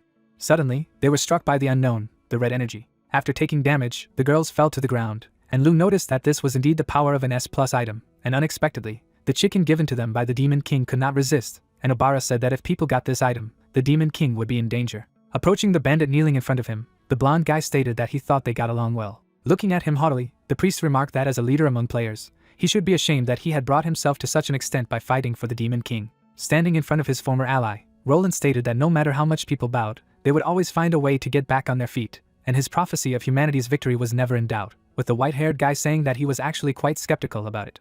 Hearing this, the priest silently looked in front of him. As Roland approached the ancient portal, the bandit asked if he wouldn't kill them, and he said he didn't need to. Closing his eyes, the blonde guy explained that no matter how low they had fallen, he had things he would never do, and when he returned the wisdom stone to the heavenly city, they would realize how short-sighted they were. Using her healing magic on the rest of the boys, the priestess restored them to health, and Lu said that he had taken the artifact. Looking away, Jean said that he saw it, and such a powerful object fell into the hands of the enemy, so the mission could be said to have failed. Taking a dagger out of her pocket, and said that she would kill them first and then take her own life, and Obara told the captain that she was very afraid and asked if they could resist the wrath of the Demon King, to which he asked what she thought. Taking the daggers into her hands, the shooter noticed that they had to go back and report first. Looking at him with displeasure, the girl in the black and green sweater stated that the power of the stone was too great, and even the chickens couldn't handle it, so it was impossible to win, and if they sincerely demonstrated the results, the great Demon King would understand, and asked what they thought. Immediately after this, the stories are transported to the moment when the incinerated body of the elf princess was lying on the table. Sitting in the chair opposite the dead seal, Xiao asked if this was the elf they were talking about. Turning his head to the side, Qin noticed that yes, but not quite. Holding a plastic bag with unknown contents in his hands, a pair with white hair noticed that another third was there. Hearing this, the Demon King was greatly stunned and silently stared in front of him. Sitting on the sofa next to him, the robber asked that although the most important part was missing, he thought it was possible to do with it somehow. Suddenly, dark energy appeared around the protagonist, and he asked if this was his compromise. At the same time, Qin was very frightened, thinking that it was all over, because he was angry, and the killer thought that he was very handsome, even when dissatisfied. At the same moment, Xiao stared furiously to the side. The narrative of the story is transferred to the game world, to the Sky City, where there were a huge number of buildings, and someone greeted Mr. Roland, saying that he was glad to see him, and asked how the mission went. Hearing this, the blonde guy smiled broadly, as if sparkling, and the man noticed that he had not seen such a happy smile for a long time. Walking quickly forward, the priest told them that everything had gone very smoothly and people had finally found real hope, while the man in the business suit said that it was wonderful. Pointing with his hand to the door ahead, the guy told the master that Julius had been waiting for him for a long time, and asked him to report to him personally, and Roland said that he understood everything. Then he went into the office, in which several people were sitting. With his menacing gaze forward, Julius Stix, 7 of the 12 members of the Council of the Sky City, was glad that the priest had finally returned. Sitting in his place at the table, Julius asked to be told why mankind had real hope, and he explained that he had received something. Holding a red magic crystal in his hand, Roland told him that it was the most precious treasure of the elves, the Elven Wisdom Stone. At the same moment, the artifact sparkled brightly. At this time, Xiao smiled broadly, noticing that there was nothing to talk about. Fixing his gaze on the incinerated body of the elf, the Demon King noticed that although he couldn't see what a real elf looked like, he was already very glad that they had thought of a gift for him, and thought that it must have been bought in a souvenir shop near the dungeon, and it must have been quite expensive in this form. Qin and stared in front of them dumbfounded and just kept silent, realizing that he was happy. Suddenly, the two of them were very happy, and the white-haired guy mused that the master wasn't angry after all, and the killer thought that he was doing it because of his love for her. Watching Seal's dead body, the protagonist shouted that he had managed to learn the relevant skills and maybe he could practice. Opening her mouth wide in surprise at what she had heard, Qin wondered if he really wanted to resurrect her, and then realized that it wasn't because he loved her. Looking thoughtfully at the incinerated elf, Xiao noticed that this part of the chest had suffered the most, and if it could be repaired then it wouldn't be a problem. Looking in surprise in front of him, the white-haired couple mused that Roland had said that elves were accumulating power in their chests and abdomen, and that explosion meant that this elf had unleashed all his inner energy in order not to fall into their hands. Imagining a huge explosion of internal power in his mind, the rogue thought that it also meant instant death. Her energy and soul had blasted back into the energy movement of the world. Looking down, Qin mused that it was like a drop of water falling into the sea, and it was simply impossible to reach. Sitting in his seat with a guilty look, the guy with white hair told the master that it was impossible, and he noticed that he was very sorry. Opening his chest of items, the Demon King said that there was nothing he could do about it, and that he would replace it with this model of the chest he had created a couple of days ago. Looking at him in surprise after what he had heard, the robber did not understand what he was talking about. Taking a piece of the protagonist's body from her inventory, she concluded that the skin color was about the same. After enveloping the artificial ribcage in magic, Xiao was about to begin the procedure. Immediately afterward, he put on gloves on his hands, thinking that although he didn't know how to fight, when it came to repairing figurines, this was his specialty. Closing his eyes and concentrating, the Demon King reasoned that this time he just had to follow his inner intuition. Then he gathered the energy in his hands, thought that by finding a universal key in his heart, all actions become natural, turning complex into simple. Imagining a huge number of different complex mathematical formulas in his head, the protagonist realized that he needed to put everything together, and realized that he had to press F to fix the elf doll, and if he was using a gamepad, press B. Suddenly looking ahead seriously, Xiao said that he needed to do it right now. He then channeled his internal energy into the body in front. Watching the reborn creature in surprise, the Demon King asked what it was and mused that the special effects were quite realistic, and Qin couldn't believe how the energy had gathered in her body. At the same moment, the animated princess of the elves opened her eyes and asked where she was. At the same time, Seal saw the protagonist exuding dark energy in front of her. The princess of the elves looked in front of her, dumbfounded, wondering why the Demon King was there. Then, she abruptly lowered her gaze down. Placing her hands on her chest, Seal thought about her third breast size. After a moment, she was extremely frightened, realizing that she now only had size 0. Realizing this, the elf princess fell into a deep sleep again, and this time she did not really want to wake up, so she asked not to be saved.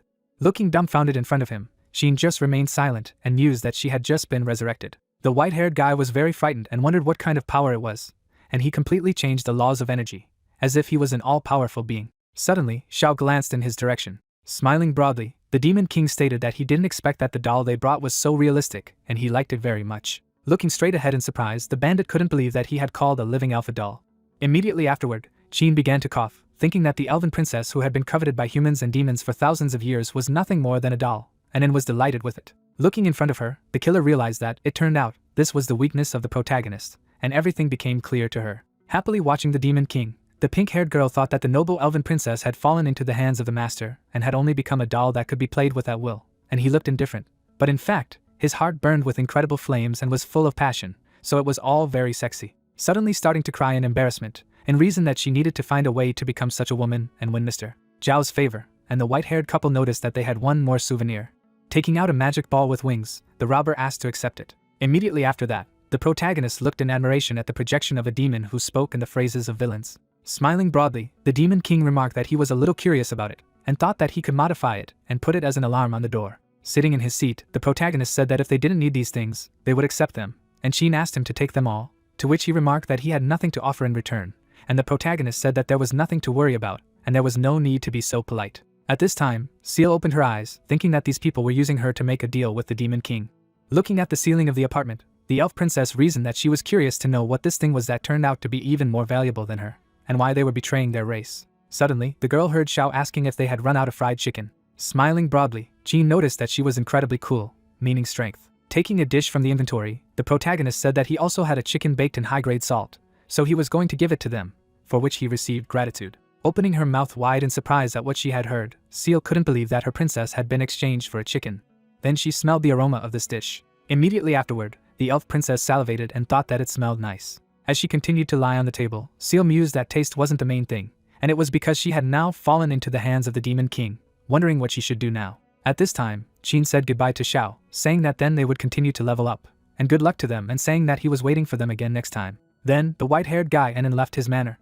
Obara and Lu approached them from behind, asking what was there, and the bandit was glad to see them return. Looking seriously forward, the shooter said that the wars were divided into two parts, and they were responsible for preparing for a surprise attack from behind, and the healer noted that he would be very surprised. Smiling broadly, the brown-haired girl stated that she had used the money she had received this time to buy a very good cemetery, and that way, even if the Demon King wanted to execute them, they wouldn't become wandering ghosts. Looking at his allies, Jean explained that the Demon King was not angry with them. Suddenly turning back, Obara declared that she would be back in a moment. Grabbing her by the clothes, Lu stopped her ally, telling her to keep them, because sooner or later they would need them. Looking sharply to the side, the shooter asked what had happened. With a snide grin, the white-haired guy told me that it was unbelievable that the elves' legacy they had struggled to bring was just a doll, and he was so happy that he gave them 10 salt-baked chickens. Looking at him dumbfounded, Lu asked if he was talking about new artifacts, and he said that Horsetail hit him over and over again, and he could not feel it. Then, he imagined the image of the formidable Demon King in his mind. All the guys were delighted, realizing that being on the right side is great. At this time, Roland showed an empty hand, saying that he had obtained the Elven Wisdom Stone. All the people in the meeting room jumped up from their seats and asked what had happened, or if Master Roland had already made a mistake. After all, he was the hope of mankind. Looking dumbfounded in front of him, the man with the mustache stated that he had now realized that this was the type of thing that only smart people could see, and the guy with the gray hair had noticed that he saw it, and he was impressive, because this man was indeed the hope of mankind. Dumbfounded looking at his empty hand, the blonde guy asked how this could happen, because it was in his hand a second ago and suddenly turned into energy and disappeared in one instant. Looking at him puzzled, the man stated that it turns out that these are not things that only smart people can see, and his colleague asks why he didn't say it earlier, while Yuli was just silent. Looking menacingly forward, the member of the Sky City Council asked to stop causing trouble and explained that the Elven Princess had been resurrected, and this Wisdom Stone was the thing of the elves, so it was normal to return it to her hands. Looking in surprise in front of him, Roland asked if he had said that the Elven Princess had been resurrected, pointing the camera at the Demon King's residence, that he was also constantly watching every move of this monster. Using his magical eye, the members of the Council of the Sky City remarked that he had to admit that he was still an actor. Looking ahead with his disgruntled gaze, the blonde boy was telling that the Elven Princess had exploded in front of him. She couldn't be healed or anything. Rising from his seat, Julius confirmed the truthfulness of his words. Standing in front of his colleagues, the member of the Heavenly City Council explained that there were no more than two possibilities when such a situation arose, and first, he had deceived them, and since he had first gone there, he had always been in his power. Abruptly looking away, the priest said that he could not object. Suddenly, he looked in front of him again when he heard that there was also another possibility. A moment later, dark energy began to emanate from the people in the meeting room. With a furious expression on his face, Julius declared that he had betrayed them. Seal continued to lie on the table, thinking that these people had indeed left and simply abandoned her. Then she bit her lip in fear. At the same moment, Xiao came closer to her, noticing that they were finally left alone. Frowning at the intense fright, the elf princess reasoned that he really knew that she had woken up and knew what he would do to her. Releasing her inner energy from her hands, Seal decided to fight, and she knew that if she fought the Demon King, she had no chance of winning. Suddenly, the Demon King put his hand on her head. He stroked the elf princess's head, saying that she didn't have to be afraid, there were only two of them, and she could open her eyes and see that no one would hurt her. With a joyful expression on her face, Seal thought that these were kind and gentle words. Then, she opened her eyes, reasoning that it was the Demon King who somehow radiated warmth. In front of her was a huge apartment in which she and the protagonist were. A moment later, she saw Zhao's malevolent essence, using the True Vision Eye Elf's passive skill. At the same moment, the Demon King abruptly jumped back in fright as Seal suddenly turned into a small doll, saying that she was still very scared, and then asked why she had changed and shrunk. At the same time, a man entered the meeting room of the Heavenly City. At this time, Julius looked menacingly before him, saying that the second reason might be that he had betrayed them. Looking dumbfounded in front of him, Roland could believe what he had heard. Immediately afterward, the member of the Heavenly City Council waved his hand. At the same moment, rays of red energy appeared on the right side, and these same rays were also heard from the left edge. A moment later, the blonde guy was chained in a known barrier, which greatly frightened him.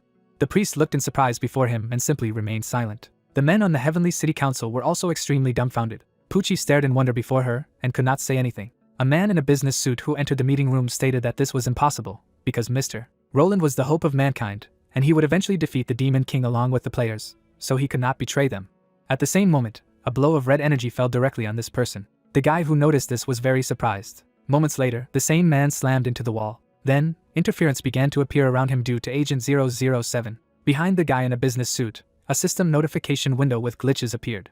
At this time, Julius was aiming in front of him with his pistol. The men in the Heavenly City Council looked in front of them in surprise. Pucci and her colleague also looked away dumbfounded, looking at magically one gun in Julia's hand. People claimed to be an S+ level artifact given by God, the number 3 Demon Slayer. Observing the man in business suit, around whom the interference of the system appeared, the members of the Council of the Sky City noticed that this artifact was able to borrow the power of the creator of the god Moxie.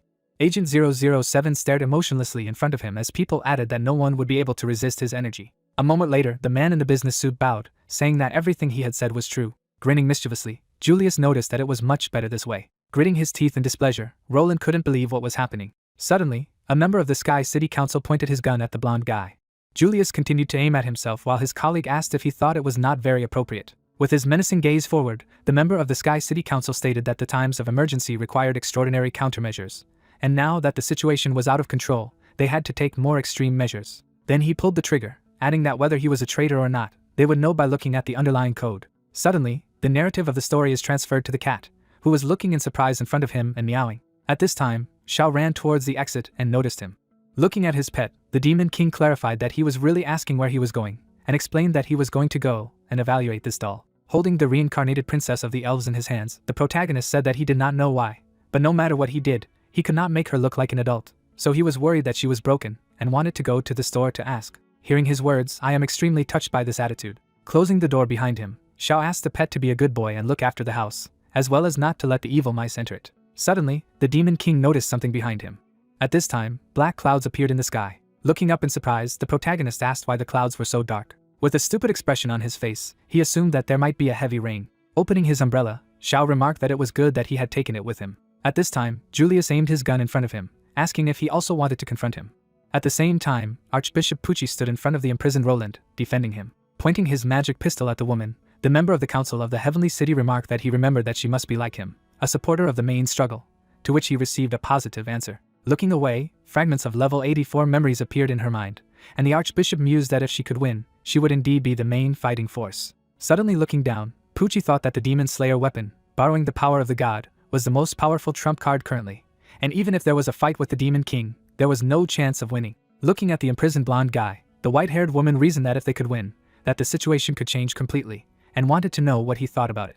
Suddenly, clenching her hand into a fist, the Archbishop concluded that she had agreed to start a war, but she had also seen the strength of the Demon King with her own eyes and believed that he, the only one in the world who wielded the Demon Slayer weapon, had the strength to resist him, and offered to fight him himself, using her strength to make them realize their stupidity. Looking menacingly in front of him after what he had heard, Julius simply remained silent. When choosing his gun, he noticed that it made sense, and Pucci said that she would leave first. Then, the member of the Sky City Council waved his hand, stating that everything was decided then, and Roland asked if he was serious. Putting the weapon in the inner pocket of his jacket, Julius said that he would go and meet this Demon King in person, so that they could all see what the true hope of mankind was.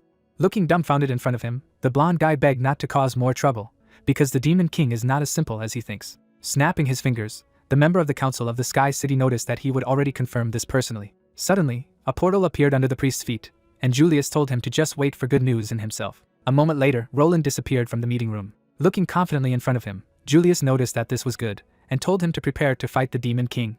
At this time, glows of purple energy appeared in the mall, and a member of the Sky City Council ordered the closure of all gaming industry services, such as shops and trading houses in the safe zone. The merchant player character stared out the window in surprise, which flashed purple energy as Julius continued to say that all NPCs should be removed from the safe zone. Glancing at the heart-shaped tower, he noticed that the barrier needed to be turned off, although it made no difference whether it was turned on or not. At this time, the gun, which was in the sky, released its barrel forward. The people on the street stared in surprise at the huge spaceship on top, and Julius stated that it was necessary to prepare the number 3+ Demon Slayer for shooting.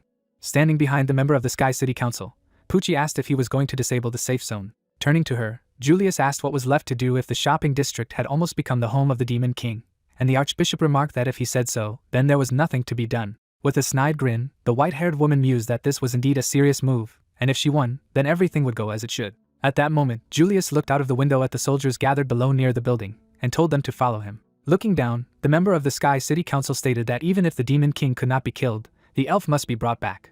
Looking away, Yuli also ordered to contact the media. While the error was displayed on every screen in the city, he added that this was necessary in order to organize a global live broadcast. Looking menacingly ahead, the member of the Council of the Heavenly City concluded that everyone in the world should see what real hope looked like. There was a sign on the door of the store that it was closed, which greatly surprised the man. Looking dumbfounded in front of him, Xiao noticed that this simply could not be. With a straight face, he assumed that perhaps it was a holiday. Then he silently looked at the people who were running down the street, and shouting that they had to leave quickly if they didn't want to die. Looking in surprise in front of him, the Demon King mused that since it was a holiday, they wanted to go on a journey. At the same moment, the guy in the gray sweater looked at the protagonist puzzled, saying that the safe zone had stopped working, so he had to run right away, and he was very surprised by this. Looking forward with his admiring gaze after hearing this, Xiao wondered if even the system divine artifacts were resting, and the game world really had good privileges. Suddenly, a leaflet fell next to the Demon King. Looking at it, he noticed that real estate prices in the shopping district were strongly surging. With his mouth wide open in surprise, the protagonist couldn't believe that housing prices had fallen. Falling to his knees, he finally realized the seriousness of the matter. Suddenly, a huge number of warriors appeared behind him.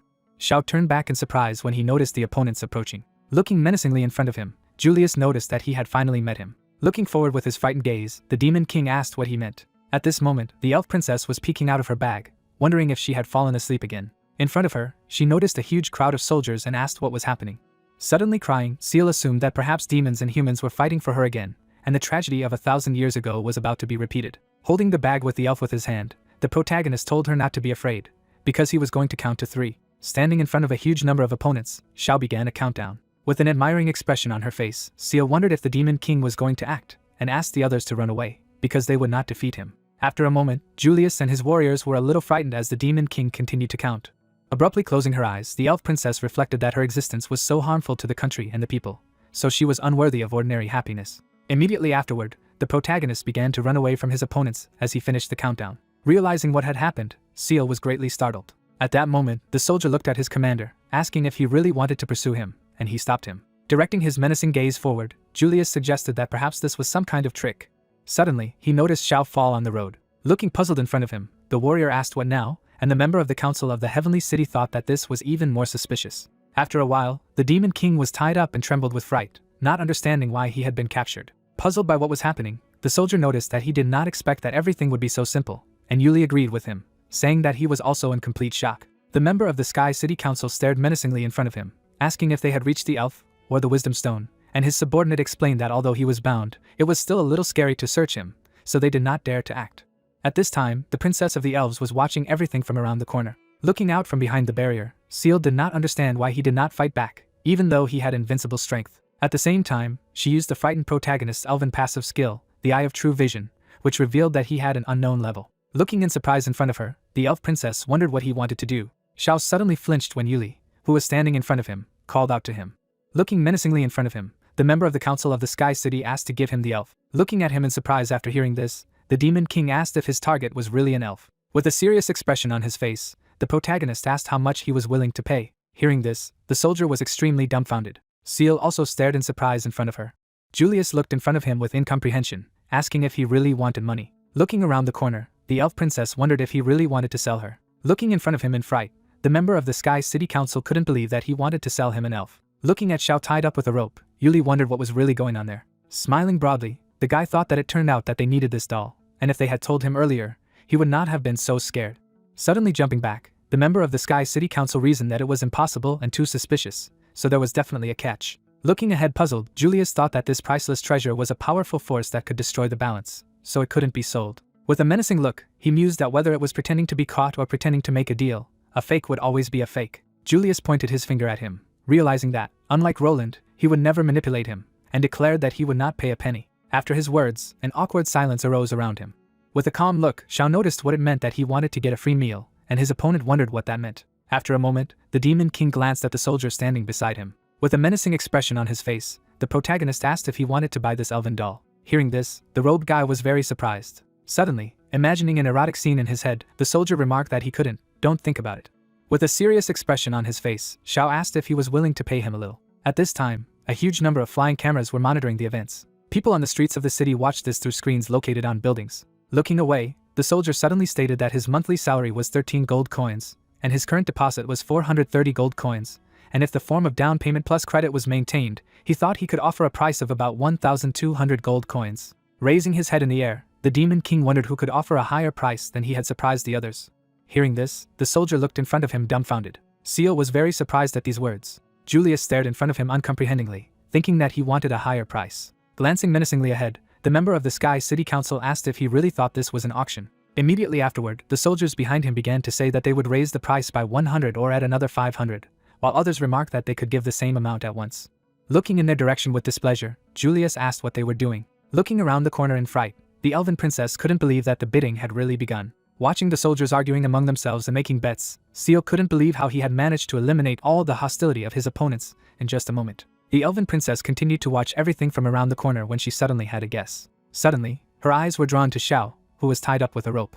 Seeing the snide grin on his face, Seal assumed that this was all his plan. Cameras flying in the air filmed everything that was happening. The wars around Xiao made bets that went as far as 2,000. Smiling broadly, the Demon King listened to people offer as many as 3,000 and pondered that the higher and higher price is the most enjoyable music in the world. With a mad expression on his face, the protagonist suddenly began to laugh. Opening his mouth wide, he suddenly shouted for them to give a higher price. At that moment, the soldier, looking at the notification window of the system, told the gentleman that the internet had also begun to participate in the auction, which greatly surprised him. Dumbfounded, looking into the system field, the guy noticed that since he organized a global live broadcast, people from all over the world saw the auction. Looking menacingly in front of him, Julius declared that it was ridiculous, and asked how these novice players could know the value of an elf. Reading a huge number of messages from different users, his subordinate explained that they said that the main thing was that she looked good. Hearing this, the member of the Heavenly City Council fell into a stupor of surprise. Looking at his subordinate, he asked where they got the money to participate in the auction. Visualizing people who put money in one box, the soldier explained that they were engaged in crowdfunding. Hearing this, the three guys were extremely dumbfounded by such behavior of people. Looking away in surprise, Sia wondered what crowdfunding was. After all, it was an outcast of the era and had slept for 1,000 years. Showing people who raise money in a single place, the plot explained that the so-called crowdfunding is an investment model in which investors invest in the company's projects and receive a certain share and ownership rights. Visualizing how a huge amount of money flows into one point in the city, we learn that at this moment all the money in the world is collected there. Turning back with dissatisfaction, Yuli ordered to quickly turn off the live broadcast right away. Looking in admiration before her, Seal reflected that he had not only destroyed the hostility and morale of the enemy, but had also united all the people in the world. Looking around the corner, the elf princess thought of the Demon King. Looking at Zhao's smug smile, she realized that he was indeed different. Looking up, the Demon King pondered that reselling rare items from the souvenir shop was a profitable business, and it was also possible to conduct live broadcasts of the sale of goods, and had never thought that there was such a lucrative business. Suddenly, the protagonist was very excited, imagining a souvenir shop in his mind, which was actually an ancient ruin, and reasoned that he should ask Qin to bring something else from there, and then he would get rich. So it was surprising that they managed to get such a thing. At this time, the white-haired guy was awkwardly scratching his cheek, saying that he had a feeling like the Demon King was thinking of him, and Obara was asking what was going on, while the plot explained that the first team of humans was currently on missions to escort the mechanical chicken, and after completing the mission, they would gain 1500 XP. Suddenly, Xiao noticed an elf doll approaching him, which was addressing him. Shy, she looked ahead and asked if he really wanted to sell her. Hearing this, the Demon King's heart suddenly shuddered. Looking away, the protagonist explained that he just wanted to survive. Then he imagined in his head the image of the evil Julius, who declared that he would not pay a penny. With an anxious expression on his face, Xiao said that if he didn't give her up, they would use violence to rob him. Looking at him in surprise after hearing this, the elven princess asked why he did not resist. Looking back at her, the Demon King explained that violence only breeds more excessive violence. He then visualized Yuli, along with his subordinates, beating him up for resisting. Looking ahead with admiration, Seal mused that violence would only breed more violence. Imagining the battles of demon against man in her head, she thought that just one sentence explained the reason why the world was mired in war. Suddenly crying with happiness, Seal assumed that he wanted to stop the tragedy of continuous millennial wars with his own hands. Looking at Zhao's smile, the elf princess thought that although he was the demon king, he had mercy, and that was complete greatness. Standing in front of him, the doll suddenly began to speak. With a serious expression on his face, Seal suggested that perhaps he could actually create a world without bloodshed. Hearing this, the demon king looked at her in surprise and simply remained silent. Looking at the little elf doll, Zhao said that she was very cute, and she said that she would do anything for such a world. Suddenly, the demon king turned to the side and instantly shifted his attention when someone announced that they would pay 5,400 gold, and Seal explained that she would like something. At this time, the elven princess was releasing her green energy. At the same time, the soldier continued to count down the rate of 5,400 gold over the loudspeaker. A moment later, he raised Mr. Julius's hand, declaring that he congratulated him on winning the swamp at the highest price. Looking in displeasure in front of him, the member of the Sky City Council mused that in the end, he would still participate in the auction, and in order to firmly control the wisdom of the elves in his hands, just by his efforts to confront the whole world, he had scattered the family wealth to the winds. This also made him a hero. Looking at his hand, Julius reasoned that he was able to get the elf in this way, so the council and the whole world would be in his hands. With a puzzled expression on his face, the member of the Sky City Council thought that victory was right in front of him. Handing a bag of gold towards the protagonist, Julius received a notification that the transaction had failed. Looking up, the member of the Sky City Council saw that the system said that the elf was bound to Zhao's soul, so she couldn't be sold. After that, Julius looked down sharply. At this time, Seal, who was sitting on the demon lord's arm, was saying something in her own language. She opened her mouth slightly and finished her sentences in Elvish. Then, the member of the Sky City Council was extremely dumbfounded, noticing the immense energy emanating from Seal. Bowing to the protagonist, the princess of the elves declared that the contract had been concluded, and from now on he would be her master. With an obviously guilty expression on his face, Zhao asked his brother for forgiveness, because he didn't know that this would be the case. After everything that happened, Julius was furious and asked how he dared to joke with him. They say that he knew that he was deceiving him. Waving his hands, the demon king explained that he really did not know and asked to listen to him. Looking at the elf sitting on his head, the protagonist concluded that she could also explain everything. With an innocent expression on her face, Seal said that once the rice was cooked and ready-made, there was nothing that could be done, and she just had to give up instead of fantasizing about her. Spreading her hands to the sides, the elf princess added that, to be honest, old men like him were not to her liking at all, and Zhao noticed that this was not what he was talking about. A moment later, Julius pointed his magic gun at the protagonist, saying that he had had enough. As a huge spaceship appeared above his head, the member of the Sky City Council stated that if he had anything to say, he had to speak. This was the last chance. Immediately afterward, energy began to gather around the muzzle of the huge space cannon. At this time, the cat was licking himself, when suddenly he looked away. His gaze was fixed on a huge spaceship in the sky. At the same time, the person in the command center waved his hand, saying that the instruction had been received. A huge shadow covered the entire city, as he added that Demon Slayer 3+ was ready to be launched. A huge spaceship towered over the metropolis, and the man concluded that the target was a safe zone in front of the warehouse. People on the streets of the city were dumbfounded by the unknown structure, asking what it was and whether they were the target of this cannon. When enough energy had gathered at the end of the muzzle, Julius declared that it was too late. Bringing his hand to the button, a guy in a business suit was talking about launching. A moment later, the cat jumped on his arm and pressed the button. At the same moment, the guy looked at the pet on his hand in surprise. Looking forward with his dumbfounded gaze, the man instantly woke up. Looking menacingly in front of him, the cat declared that it was not necessary to direct strange objects into other people's homes. Then, they both looked at the control panel in surprise when they heard the power on sound. The pet turned back silently. Suddenly glancing at the guy in the business suit, he asked if it could be pressed. At that moment, a huge cannon on the spaceship was firing. People were very scared. They say that everything is over. A huge beam of red energy was directed towards the ground while the man declared that the city would be destroyed. Suddenly, everything around this beam froze. Glancing sharply to the side, Julius asked if he had stopped. At the same time, the attack of red energy began to gradually dissipate, and the member of the Heavenly City Council noticed that not only had it stopped, something else was happening. Noticing how the beam fired from the space cannon returned back, Julius spoke about it. At this time, a huge amount of red energy was returning back to the muzzle of the gun. Being in the control room, the cat sucked all the energy into itself. Dumbfounded, looking in front of him, Agent 007 asked how this was even possible. He observed a pet that absorbed a colossal amount of red energy, and declared that this power of the creator was the most powerful and highest in the world. In the end, the cat swallowed the last particles of this energy. He then jumped onto the table next to the control panel. Stroking his belly, the pet noticed that it was quite tasty and actually a little like cat food that the owner gives. Looking at him dumbfounded after hearing this, the guy in a business suit couldn't believe that this energy resembled the taste of a cat's box. Suddenly standing on his hind legs, the cat asked for forgiveness. With a furious expression on his face, he stated that they could destroy the entire city, but it was a bit impolite to target his house. After his words, Agent 007 was very frightened. Falling to the floor in fear, the guy in a business suit asked what kind of creature he was and why he had creator-level abilities. With a snide grin, the pet declared that he should ask what kind of creatures his owner was, and he was only a small cat. At the same time, a huge cat-type monster appeared behind the pet's back, and he himself explained that he was raised by the owner to protect their house. Hearing this, Agent 007 was dumbfounded. In the muzzle of the huge space cannon, there was nothing but dust. Suddenly, there was some unknown explosion. A bright light flashed in the sky above the city. People on the street asked what happened and whether there was an explosion. Looking up in surprise, the man noticed that it was not an explosion. Watching the huge number of lights that spread in different directions, the guy noticed that it was fireworks. At the same moment, Agent 007 was falling down along with the wreckage. In turn, the cat deftly jumped between the parts. Suddenly, he turned back sharply. In front of him, he saw Roland imprisoned in a magical barrier. Noticing him, the guy looked in surprise in front of him. At the same time, the pet grinned a little. Then the cat waved his finger. Immediately afterward, the barrier that bound the priest shattered. With his serious gaze forward, he asked why this had happened. At the same moment, the cat jumped sharply over the wreckage of the ship. Roland continued to silently follow him with his eyes. People on the streets of the city looked at the fireworks, saying that something was falling.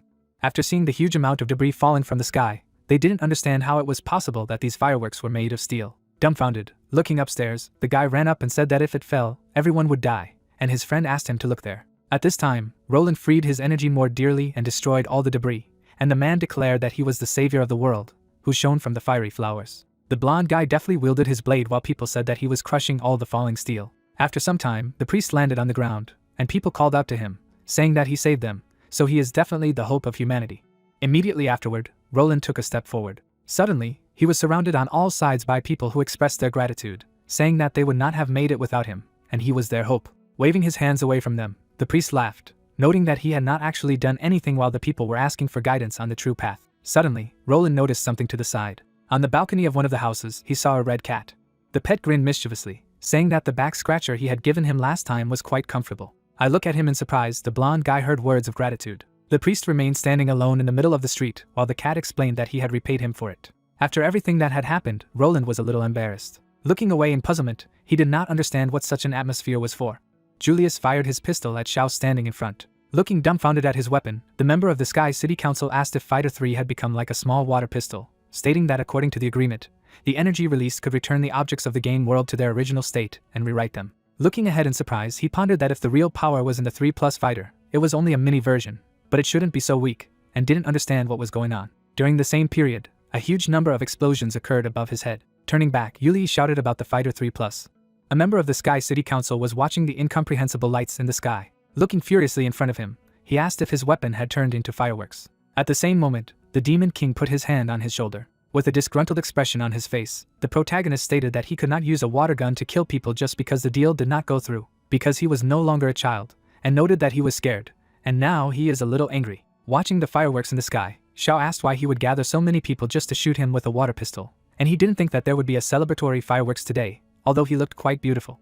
Julius looked dumbfounded in front of her, thinking that the most powerful weapon given to them by the system had turned into a salute. Barely standing on his feet, the member of the Council of the Heavenly City realized that it really looked festive. Suddenly, the protagonist grabbed it with his hands. At the same time, Julius looked at him in surprise. With a snide grin, Xiao remarked that he had a good temper, he shouldn't be joking like that. Leaning towards the member of the Council of the Heavenly City, the King of the Heavenly City stated that he saw that he was actually a very bad person. He wanted to remind him that he could be beaten for such a thing, and if it were not for the lack of strength, he would now start a fight with him, and also asked what would happen if he met a very strong and cruel person, asking to answer at least once, if he hears. Falling on his knees before him, Julius declared that he had heard everything. At this time, the devils were watching from the roof of the building, and Babylon noticed that, as she had said, the great demon king could not wait to save them. Looking forward with her joyful gaze, Belial noticed that she had already prepared to fight to the death for the demon king, and the girl with the white hair said that no one could have thought that the income of the great demon king would be so impeccable. The devils were then delighted, remarking that it was indeed too unbelievable. After all, he had obtained the princess of the elves, defeated high-ranking people, destroyed the main weapon of humanity, destroyed the will of the enemy, and used mercy and fear to intimidate.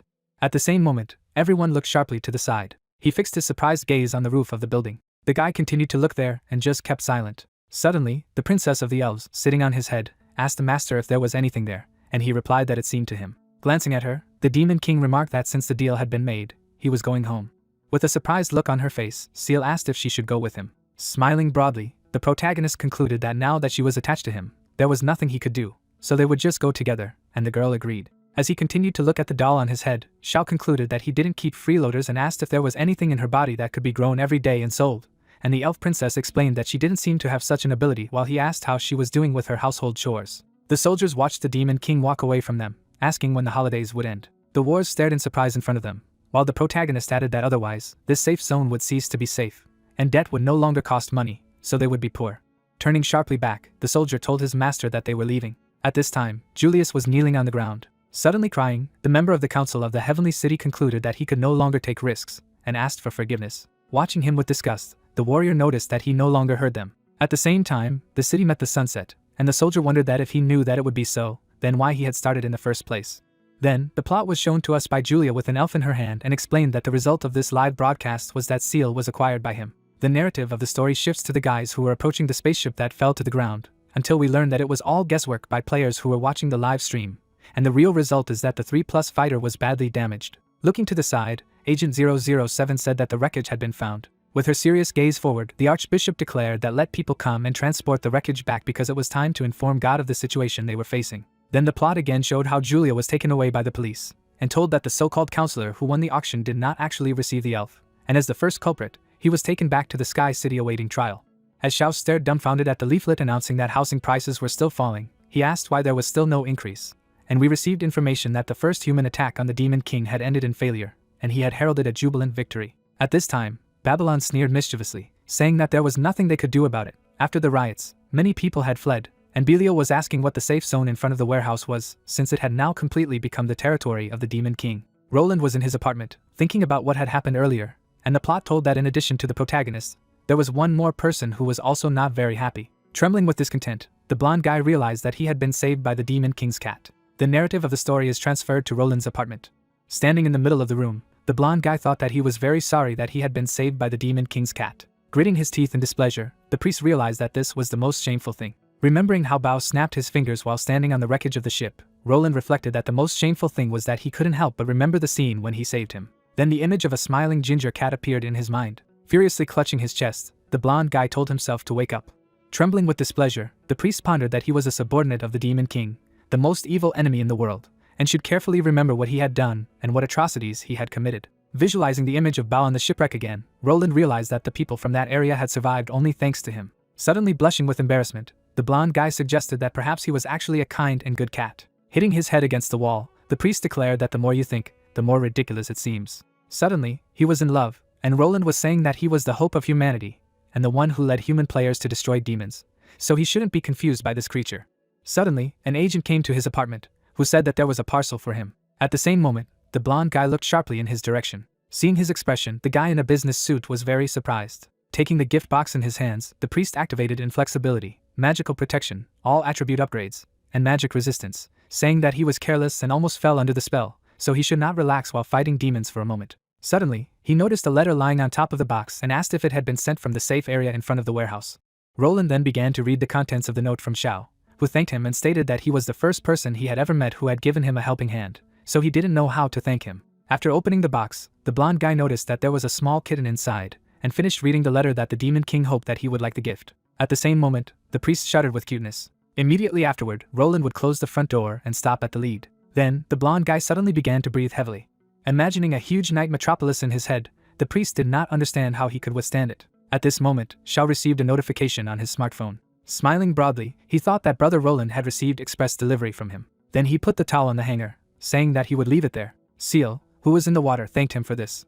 Sitting in the middle of a huge hot tub, the demon princess noticed that the Demon King was very gentle and caring. Suddenly embarrassed, she thought that this Demon King was indeed different, and he had powerful strength but great nobility. Looking down sharply, Seal remembered that the prophecy said that humanity would be the ultimate victor. Suddenly, the thought arose in her head that such love should not be allowed. Immediately afterward, the elf princess imagined in her mind Roland, who in her opinion was an unscrupulous thief who had robbed the tomb, and Chin, who had sold it for food, as well as Julia, who was just a nasty old man, and understood that instead of letting the world fall into the hands of such people, something else must happen.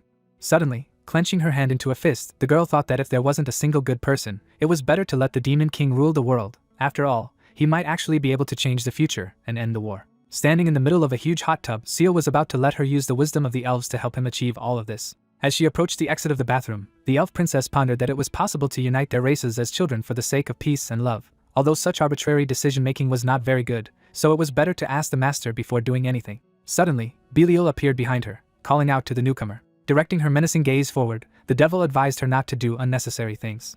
Hearing this, Seal turned sharply back in fright. Suddenly, approaching her, Babylon explained that there were some rules, so you shouldn't blame them for not telling her. With fear on her face, the elf princess couldn't believe that they were Lord Zhao's subordinates. Looking at the girls behind her, Seal mused that when she looked closer, she saw that they were S-class demons with a level greater than 3 digits. The fierce gazes of these two devils, the elf princess wondered what was going on. After all, unlike the demon king, they emitted a very dangerous aura. While with them in the hot tub, Seal wondered if they were going to disobey the will of the demon king and prepare to lynch her and strip her of her elven heritage, namely the Stone of Wisdom, even though she had already decided to help their master. Placing her hand on the shoulder of the elf princess, the devil heard her say that she should have thought about it earlier, and although the demon king is kind, all his subordinates are bloodthirsty demons, so they are all jealous of the strength of her elven people. Trembling with fear, the girl did not know what to do if a fight began, because the demon king would think badly of it, but if he did not resist, she would be destroyed. Looking at her with displeasure, Belial told her not to even think that if their master allowed her not to do household chores or not to cut horns for sale, then she was the main girl in the house, and Babylon noticed that this was so, and asked not to take herself too seriously. Upon hearing this, Seal turned back in surprise, thinking that it was like a phrase from an ordinary character from a third-rate Mary Sue manga. With her hands folded at her chest, the violet-haired devil was telling that while chasing her master, she had eaten rotten apples and had been killed by hateful people, and it was not easy to return to him. And the girl with white hair ran up that no matter how noble they were, they had to act like small pets and pretend to be friendly towards these selfish and ugly people. Jumping abruptly out of the water, Belial asked if she knew how much they were paying their master, and if she knew how difficult it was, which surprised even Babylon. Suddenly flushed, the violet-haired devil was telling her that she was doing all sorts of strange things for the sake of the demon king, and Seal ran up to say that it was hard to assess, and the white-haired girl didn't understand why she looked joyful. Suddenly blushing with embarrassment, the elf princess finally understood what she was talking about. Trembling sharply with fear, the princess of the elves said that this was the matter. She thought that everything was very simple. Imagining the ancient ruins in her mind, Seal thought that the path of peace chosen by the demon king was very difficult. Visualizing Xiao shaking Roland's hand, she thought that she should be friendly but not humiliated, and also be polite but not abandon her people. Sitting in the middle of a huge hot tub, the elf princess reasoned that this game was so dangerous that even a 3-digit level demon had to make every effort, and she was very careless. Looking thoughtfully in front of her, Seal thought that it was all thanks to the immense strength and wisdom displayed by the demon king, which made her relax. Her eyes from the realization of everything that was happening, the princess of the elves reasoned that she should postpone the question of having a child for the time being. She continued to sit in the water and just didn't say anything, and Babylon asked why she didn't say anything, while Belial said she wasn't even looking at them. Jumping abruptly out of the water, the girl with white hair asked if she was looking down on them, and said that she was going to slap her smug ass. By releasing her inner energy more dearly, Belial stated that she would see the difference in effort between them. Then she turned her menacing gaze forward. Immediately after, the purple-haired devil swung her fist to perform a strike. At the same time, she pointed her fist towards the elf. Suddenly, Seal bowed, saying that she didn't know everything yet, so from now on, she would have to ask her 2 sisters for advice. Hearing this, the devils were greatly delighted, and Belial asked if she had called her sister, and had really done so, and Babylon remarked that she had never heard her called that before. Placing her hand on her chest, the devil with purple hair asked her sister to tell her what to teach her. Making a low bow, the princess of the elves remarked that although she had once been a very important person, she knew that the kingdom had already fallen and all her people had perished.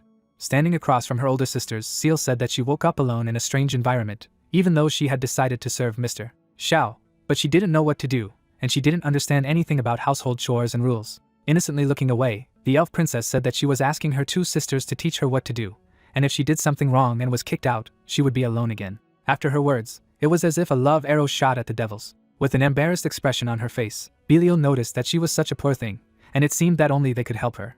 Looking at her friend, Babylon assumed that this was probably indeed the case. Pointing her hand at herself, the white-haired girl stated that from now on, if she had any difficulties, she just had to tell her, and she would support her, after which she would call out her name and level, which was 101, and introduce herself as one of the 7 heavenly demon kings. Set his fingers up, led the conclusion that her special skill is transformation, and she especially likes to become something bigger, tough and powerful. Looking ahead seriously, Belial called out her name, revealing that she was the crowned Uwu, the first of the 7 heavenly kings, and had a special ability to foresee, and was the first high-level demon to know about the existence, appearance, and whereabouts of the demon king, as well as the only one among them who had heard the prophecy. While a red cat was sitting on a tree branch outside, a devil with purple hair said that this pet was guarding the house from the outside, and he was the future demon lord, since he was connected to the king and destroyed the 3+ fighter. Placing her hand on her thigh, Belial explained that at the behest of the demon king, they usually disguise themselves as level 1 small pets, while Babylon said that penetrating deep into the human race and destroying it from within was the demon king's plan. Pointing her finger upwards, the white-haired girl remarked that she only needed to perform the role that the Demon King had given her to do well, and that she had to act according to the situation and not worry about the rest of the matter, because they were given 3 cookies every day, and the Demon King never mistreated them. Looking in admiration after all she had heard, Seal said that she understood everything, and therefore the master said that she was a doll. Smiling broadly, the elf princess thanked her sisters for their guidance, and stated that if they didn't mind, then from now on, they would be real level 1 sisters. Looking at her hand, the devils were simply silent. Then they carried their hands to her and agreed to this offer. With a joyful expression on her face, Seal offered to work together for the sake of the master's high ambitions, namely to build a world without wars. Looking at her in admiration, the devils agreed to work together for the sake of the master's high ambitions to completely destroy humanity for the sake of demon rule. A ginger cat outside was watching the girls who were going to be friends. Looking smugly in front of him, the pet thought that in any case, he was the master's favorite. The girl put her hand to her face. The thought arose that she needed to remember how the maid served him in the past. She was holding clean things in her hands. The hero looked at the food in surprise. A gleam appeared around the bed. Plants began to grow actively.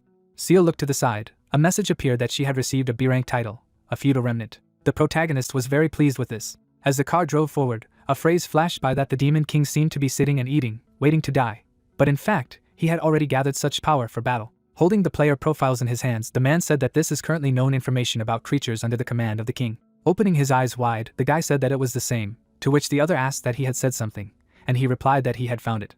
Raising his finger up, the young man said that the cutest cat, to which the officer replied that let it be more serious, is not something that can be just joked about. Turning his head, he added that Belial was the first to appear. She also had the biggest role, and she was also in human form. She seemed to have more potential than Bao. That's right, to which he was asked that it didn't matter. Raising his finger up, the guy said that yes, this new elven princess should not be underestimated either. After her appearance, the Demon King was clearly in a much better mood, and it seemed that he had no intention of destroying the world. The car turned to the side. The words were heard about what he thinks. It's all a coincidence. No, what he says is very logical. He understood. Looking to the side, the young man said that but there was one thing he couldn't understand. He had heard that after the appearance of the elf, even the mutant activity had become higher.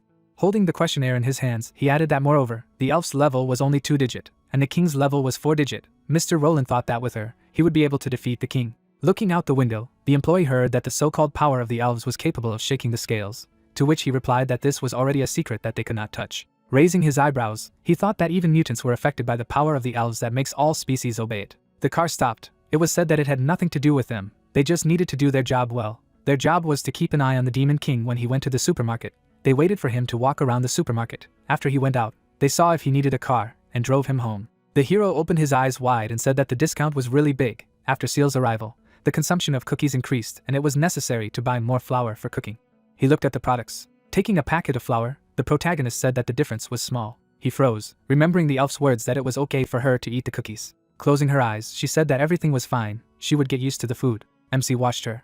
The girl was holding a cookie in her hands. Closing his eyes, Xiao said that it didn't matter. Holding the basket in her hands, Seal asked that they did not buy flour, to which he replied that they went shopping together for other necessities. She froze in bewilderment. They looked at the cat. A phrase flashed by that he bought 2 cat beds. The hero pointed to a new duvet. They were smiling as they looked at each other. Closing his eyes, the protagonist said that he would go to the checkout to pay the bill, to which the lady replied approvingly. He was holding the phone near the cash register. Looking away, the elf thought that there were 2 cat beds, 1 bed. The girls were combing the cat. With their eyes wide open, they wondered what was going on. What was the unknown premonition? Leaving the store, the MC said that they would go home. Standing in front of his grandmother, the guy shouted that he should give it to him. Taking the bag, he added that she did not need them.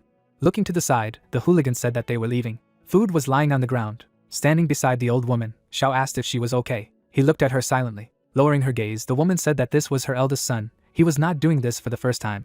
Sitting on the bench, the hero asked that he had taken her money, to which the grandmother replied that he said that he needed the money to improve his combat power, otherwise he would not be able to survive. He would not do anything about it. Closing her eyes, she added that every time he took money from her for food and used violence, it was really frightening. A phrase flashed by that her production skill was a novice tailor, earning a small profit by making bags from linen fabric. The protagonist looked at her when he heard that the most outrageous thing was that the pet was trying to protect her, and her son had done such a thing to him. The pet looked surprised, and the woman said that he smeared him with chili sauce. Their eyes widened as they stared at him. MC paid attention to the notice. A daily task appeared. Looking down, he thought that daily tasks, in other words, this old lady had to deal with it every day over and over again. The dog barked at the guy. A phrase flashed by that he knows who is kind, so he always wants to protect her. Closing her eyes, the grandmother said that but he was too weak and not too smart, to which Xiao replied that it was sad they would help. The elf smiled and said that they should leave it to her. Looking at her, the hero said that then he left it to her, to which she replied approvingly. the girl began to wash the pet. She was standing in the lavatory, sitting on a bench. The old woman said that when she was younger, she also played with her husband in this way, to which the protagonist asked. Looking away, she added that it was he who had called her mistress. MC smiled when he heard the question that by the way this girl was an elf. Yes, to which he replied approvingly. Raising his eyebrows, he asked how she knew this, to which the woman replied that everyone had seen their broadcast about her sale. Turning her head, she added that while no one knows exactly who he is, everyone will recognize him, the mysterious internet celebrity. Sitting on the bench, the grandmother said that but she didn't expect him to take such a precious servant with him, to which Xiao asked what it meant. She looked at him silently. Closing her eyes, the woman said that she saw that he had a kind heart and a clear look, so she would tell him. The beast took the girl's hand. A phrase flashed by that this creature that was hunted by countless people, just a little carelessness, and someone would come and take her. Sticking out his tongue, the monster said that he had finally found her. Holding the elf's hands, he added that he was a mutated desert wolf under the command of Lord Fenrir. He had been ordered to find the elf. Smiling broadly, the wolf said that it didn't really take any effort. There were rumors that protection in this safe zone was useless, and it really was. Seal looked at her in surprise and asked if it could be a wolf-type mutant. The beast looked at me angrily, and said that it was indeed worthy of the elves, that their wisdom surpassed that of ordinary humans. Pointing to the side, he added that but the Lord is different from ordinary mutants. They call him a king, and his awakened talent is unprecedented. Over time, he can become a creature that will replace demons and humans and stand on top of the world. The creature was looking at the TV. His eyes lit up orange. The TV was in the middle of the room. The words were heard that he needed her. A broadcast appeared on the screen. Grinning, the wolf said that therefore he had been ordered to come. Thanks to the strength and wisdom of the elves, the growth of their species would be unstoppable. Looking at him, the girl replied that since he was watching the live broadcast, he should know that she already had a master. Smiling, the beast asked what she was saying about a weak and short chicken or an old man with a bitter expression. Frowning, the elf replied that he was a rude and ignorant dog. She was giving him a chance to retract his words, and she would not punish him. Sticking out his tongue, the monster asked what she thought she could tell him. Pointing at the girl, he added that she looked dissatisfied, but she hadn't escaped from his shackles. She thought he couldn't understand what was going on. Looking down, the creature said that by smell, he was able to dig an underground path and get here to her. With such a high-end sense of smell as his, he could feel it. Seal furrowed her brows when she heard the question that she actually had a very low level, right, so she wouldn't be able to get out. Raising his eyebrows, the hero asked what a creature that many people crave. Smirking, he added that it was really very valuable. Looking ahead, the protagonist said that but speaking of which, it hasn't been out for quite some time. He looked up when he heard that he wanted to go and see. The entrance to the lavatory appeared, and it was heard that he could not go into the women's toilet. Stretching out his arms to the sides, the MC said that it was better to wait a little longer. The wolf held the girl's hand, saying that she should follow him obediently. After she saw the powerful Fenrir, she would not be able to leave. The elf stared at him silently. Suddenly the dog bit his hand. Gritting his teeth, he asked again. The pet grabbed the animal's hand. Looking down, Seal wondered if he wanted to protect her. Grabbing the dog's head, the wolf asked that he was looking for death. Suddenly he threw it aside.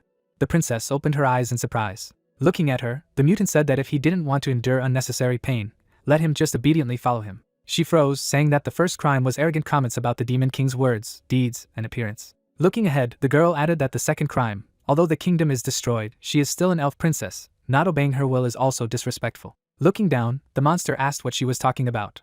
Frowning, Seal said that thousands of years ago, in order to prevent anyone from using their power, she decided to seal herself. But did he know what the so-called elven power was that could shake the balance of the world? The beast looked at her in bewilderment, and asked again. Green particles appeared around the pet. He got to his feet. The dog looked angrily. A question was asked that this dog was still alive.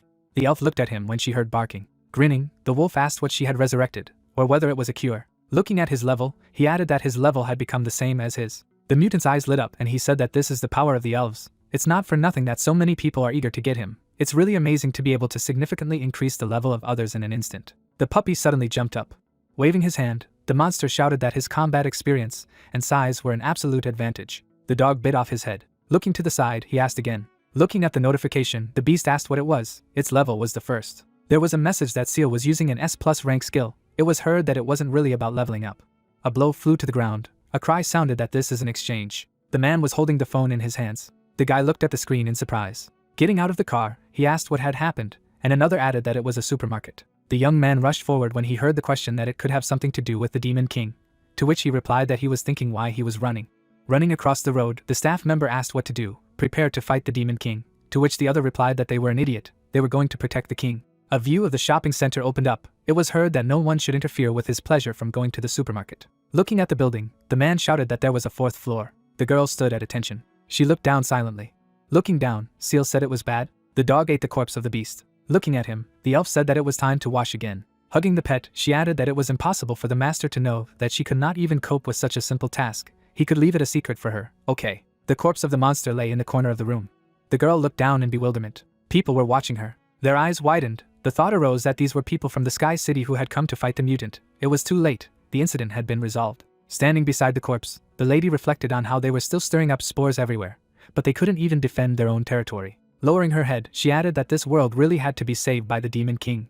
The hero walked near the toilet door. He looked frightened and thought that he had just heard loud noises. Something was wrong. Raising her hand, the princess said that she thought she had seen him somewhere, to which the other asked what was in the report about perverts, and the protagonist wondered that he had been misunderstood even before he did anything. The elf stood silently in front of the hole in the wall. She landed on the ground. The guys looked at her. They froze in front of her. Holding the dog in her arms, the girl said that if they had come here for the sake of a mutant, perhaps they were a little late. Putting his hand to his temple, the young man said that he was very sorry if he could ask if the Lord of the Demon King had suffered. She opened her eyes in surprise and wondered that they also called him Master. Could it be said that they were comrades who hoped that the Master would build a new world?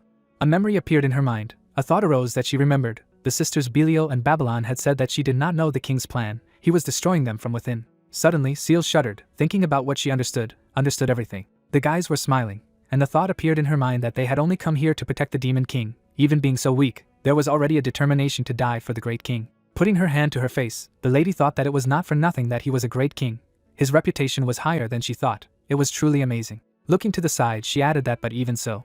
Smirking, the girl said that the mutants had entered the safe zone. Let them not allow this to happen a second time. The boys opened their eyes in fright when they heard these words. Closing her eyes, she said that it was their duty to protect the people who lived here peacefully. Right. No matter how weak they were, they should be able to do such a simple thing, right? Standing in front of them, Seal asked if they would hope for luck every time. Smiling, she thought that she was lucky. She had solved this problem, so no one was hurt. The guys closed their eyes and answered approvingly. They fell to the ground and shouted that let him excuse me, they would try. With her eyes wide open, the princess thought. They knelt down and bowed to her. They loved the Demon King so much. Standing in front of them, she said that now that they understood, let them get up. Smirking, the lady said that there was one more thing then. Holding the dog in her hands, she asked that they could take care of it. The hero walked along the corridor. Then he walked in the other direction. Looking at the girl, the protagonist said that she had finally come out. Raising his eyebrows, he asked what she had washed. MC froze, looking at the employees. Looking ahead, he mumbled. Shao looked frightened and asked that the pipe had burst, to which the princess replied that a lot of water had been wasted. Standing in front of the guys, the hero said that then I thank them for their work. Closing his eyes, he added that if he had known that something like this had happened, he would have come to help. Let him not forget to call him next time. To which the girl replied that it was all because of her inattention. The protagonist closed his eyes and said that the mission was accomplished, to which the old lady replied that after he washed himself, even his gaze became wiser. Holding the pet in her arms, she added that he said he couldn't gain experience, so she would give it to him as a thank you. MC looked at the glow in surprise, hearing that it was not something valuable. He was holding a small packet in his hands. Shao froze in bewilderment, thinking about whether this was a lottery. What a classic, and the probability was so low. He put his hand behind his head after hearing that what he could get depended on his luck, to which he replied that it was very bad. He had always been unlucky. The hero opened the package. He looked up as he heard that he had learned a new alchemy skill, the primal purification potion. The protagonist smiled and said that let him take a look, a useless skill. Standing beside him, the girl replied that but the master did not do it for the sake of a reward. The greatest reward for completing tasks is to enjoy helping others, to which the grandmother replied that their generosity was simply amazing. As he was leaving, the MC said that well, anyway, he was very happy today. Next time they would go shopping together again, to which she replied approvingly. A view of the shopping center opened. A phrase flashed by that the supermarket believes that it is better for them not to come again. A view of the city opened up, and it was said that under the protection of the great Demon King and his servants in the safe area in front of the warehouse, everything was calm today. A view of the dormitory opened. Sitting on the bed, the woman said that it was time to go to bed. Tomorrow was another routine day.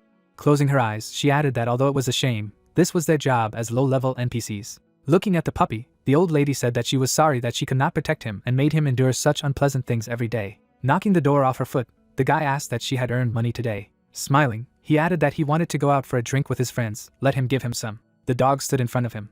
Looking down, the young man asked that he had come up on his own. After so many times, he really couldn't learn the lesson. The pet suddenly jumped up. His pants were pulled down. Today's news appeared. The girl looked at him in surprise and asked what he said. A mutant appeared in the safe zone. Standing in front of the restroom, the guy said that the artificial control post was currently reinforced to ensure that even if the steal failed, the mutants would not be able to enter inside. Frowning, he added that but this kind of mutant had appeared next to the Demon King, almost angering the king and causing the end of the world. The player was holding a weapon in his hands. The thought arose that mutants under the influence of the Demon King evolved from plants and animals. They cannot get rid of their animal essence, mainly acting under the influence of instincts. The creature rushed forward, the words flashed through that even the mutant lizard species that had previously attacked the safe zone only had combat power, but did not have developed thinking abilities, so the level of strength always had its limits. Lowering her gaze, the girl thought that a mutated species could dig tunnels so far and appear exactly next to the Demon King, as if they had advanced intelligence. It couldn't be an accident. Looking straight ahead, she asked where Roland was, to which she was told that he had taken a vacation. Poochie frowned and thought that it seemed that what had happened last time had a strong effect on him, and there was nothing he could do at the moment. Closing her eyes, she said that then they would go, to which the guy asked what she would do. Looking away, the player said that she would meet the god who created this world, her lord. A view of the heavenly city opened up. The god leaned on the sword, the words flashed by that the artifact of the demon slayer, like the steel bird, was a system-level weapon given to them by their master Moshe to fight the devils. Looking at the mechanism, the lady said that here it was, destroyed to such an extent. Lowering her gaze, she added that Yuli was punished, but what to do next? Turning her head, Poochie said that the king had such overwhelming power that it was simply impossible to defeat him. Closing his eyes, the man replied that he should not worry. Grinning, he added that the main thing was to believe and they would win. Looking at the statue of the god, Hyvis said that he never deceives them. Furrowing his brows, he added that no matter what, he had to report the destruction of the demon slayer to Mr. Moshe first. The statue stood still, and it was heard that he should instruct them. The man was holding a glass in his hands. He lifted it above his head. Hi-Fi's waved his staff. He held objects in front of his face. Then the archbishop stretched out his arms to his sides. He stood silently in front of the statue. Wide-eyed, the man thought that there was no reaction at all. Looking down, the magician asked what was going on. Looking up, the girl said that the king's power is so great that it even affects a god. The creature stretched out its arms in front of it, and said that it had accidentally fallen asleep. After looking at the notifications, he asked what were so many missed. Standing before the deity, the archbishop said that their god had appeared. He replied to them, to which the lady said that it was true. Smiling, he added that it was great. It turned out that they had not been abandoned. The deity's eyes lit up and he said that they were suffering. He didn't think that there would be an opponent that even the demon slayer artifact couldn't defeat. Putting his hands to his face, Hi-Fi's replied that he really knew everything. Of course, he always paid attention to them. He was so moved. Looking at him, Moshe thought that this did not mean that he was constantly paying attention to them. Looking at the mechanism, he added that the debris was right behind their backs. He could see it at a glance. Looking up, the magician said that, as he said, the worlds merge, players come. Standing in front of the statue, he added that something unexpected had happened. Holding the book in his hands, the man said that they had written down everything that had happened. Moshe smiled when he heard that he should take a look, to which he replied that it was a report on the battle with demons. Really interesting. Taking the book in his hands, he added that they would see how heroically they fought the demons. The deity froze in bewilderment. Suddenly he threw the book on the floor. Looking at the screen, the god said that he had asked to destroy him, not to suck up to him. Looking at him, Hyas replied that but if they fought with their current forces, they would simply lose. He said that when the king appeared, he would be a child.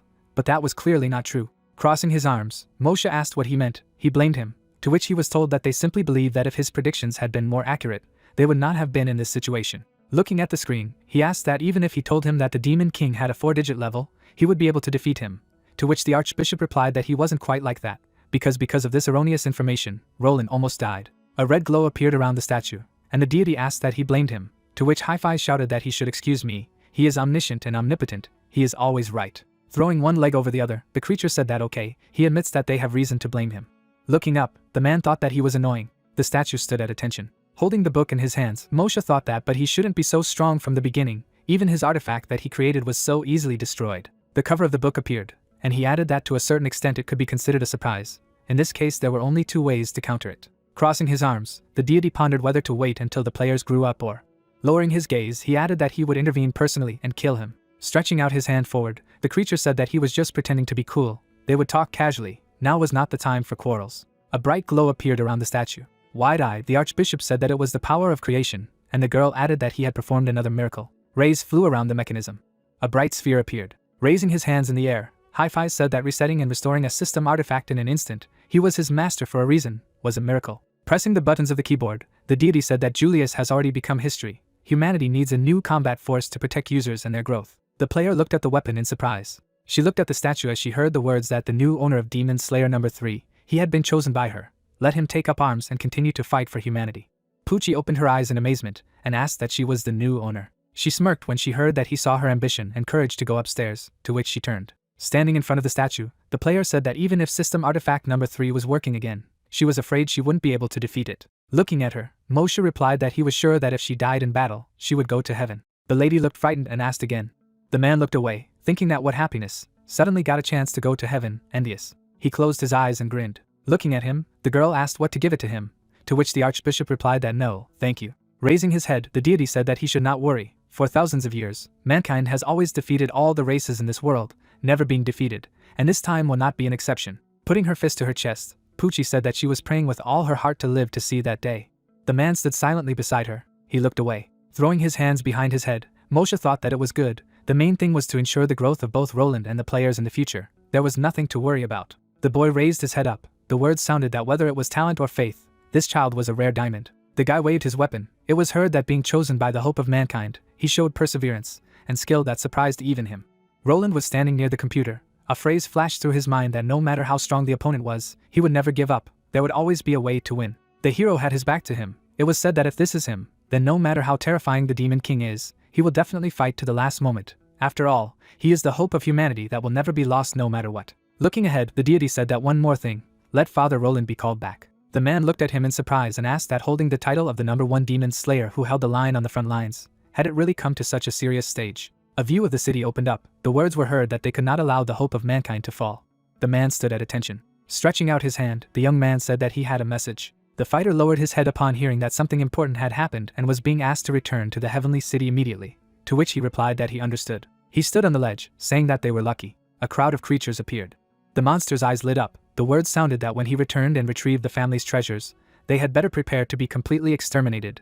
Everything would be completed in one blow. The man threw the crowbar over his shoulder. The thought flashed through his mind that Dali was one of the 12 advisors, also one of the highest-ranking beings of the Sky City, and unlike the other members, his place was hereditary. He stared ahead silently. The warrior sat on the corpse of the monster. A phrase flashed by that since the founding of the Heavenly City, his family has been the vanguard of the fight against demons. The current head of the Dali family is an unprecedented god of war. With the #1 demon slayer artifact, he fought 49 battles with the army of devils without a single defeat. The monsters tragically died, and their corpses piled up in mountains. The man looked to the side, saying that because of his extremely cruel methods and absolute cold-bloodedness, he was called an iron-blooded demon slayer.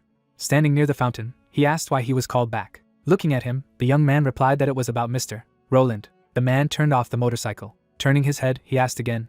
Frowning, Dali thought that Roland, he was his only son. As the heir to the family, he had come to Earth to guide the players. The young man sat in the study, and he thought that although he was called an iron-blooded assassin on the battlefield like his father, he had never missed his height. He knew him well. He was the hardest working and most outstanding person in the heavenly city. The young man stood before the priest. The thought arose that he was the hope of mankind, chosen by God. He was the man who was destined to lead them to final victory. Closing his eyes, the man thought that he had never let him down since childhood, and he was his proud successor. The doors to the hall opened. Words were heard that he should tell him about it. Roland came to Earth and achieved excellent results, right? The warrior went into the room. He froze in surprise. With his eyes wide open, Dali asked where the treasures passed down from generation to generation in their family were. The young man closed his eyes and mumbled. Standing in front of his father, he said that this was what happened to Mr. Roland in the rear when he was fighting demons on the front lines. Sitting at the table, the player said that in other words, he gave the king everything he could, fought monsters on a higher level in order to find an elf for the demon as a pet. He froze and thought that he should calm down and not panic. Frowning, the man added that these are all small scenes. On the battlefield he is called iron-blooded, and he is never in a hurry, even if he faces 3,000 enemy troops alone. Looking at the guy, he thought that he should look at everything from his son's point of view and think carefully.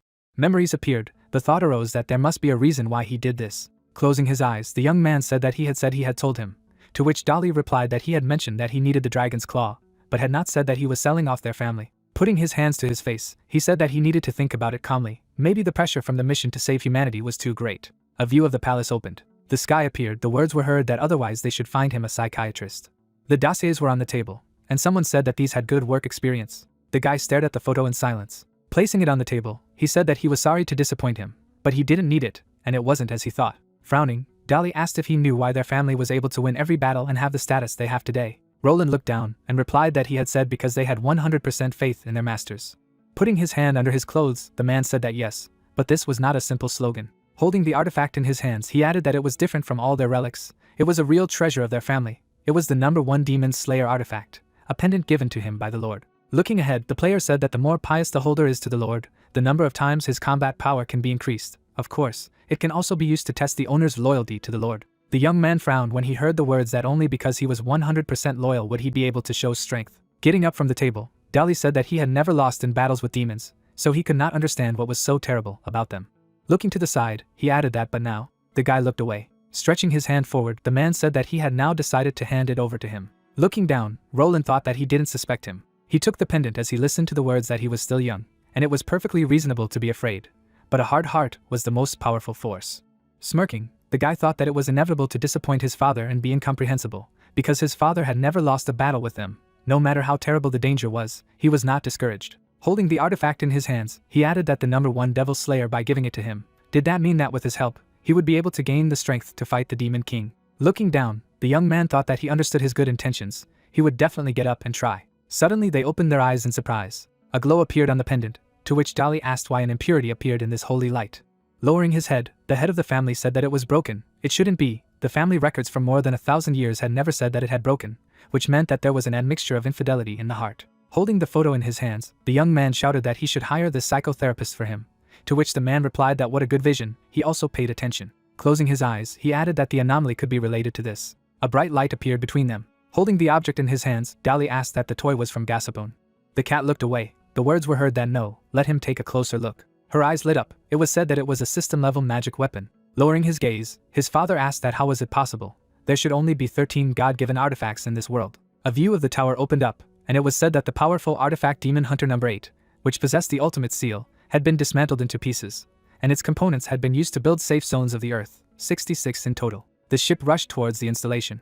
The man gritted his teeth tightly. It was said that the number 1 Demon Slayer was able to turn the power of faith into real physical strength. Wide-eyed, the man said that these 3 items are among the 13 system-level artifacts, but these 3 items can't cause significant harm to the king at present. Holding the cat between his fingers, he added that this also seemed ordinary. Raising his hand, Dali said that it was stronger, deeper, and even more incomprehensible. Smiling, he added that it was really great. As long as they had it, they would be able to win easily, no matter how strong the enemy was.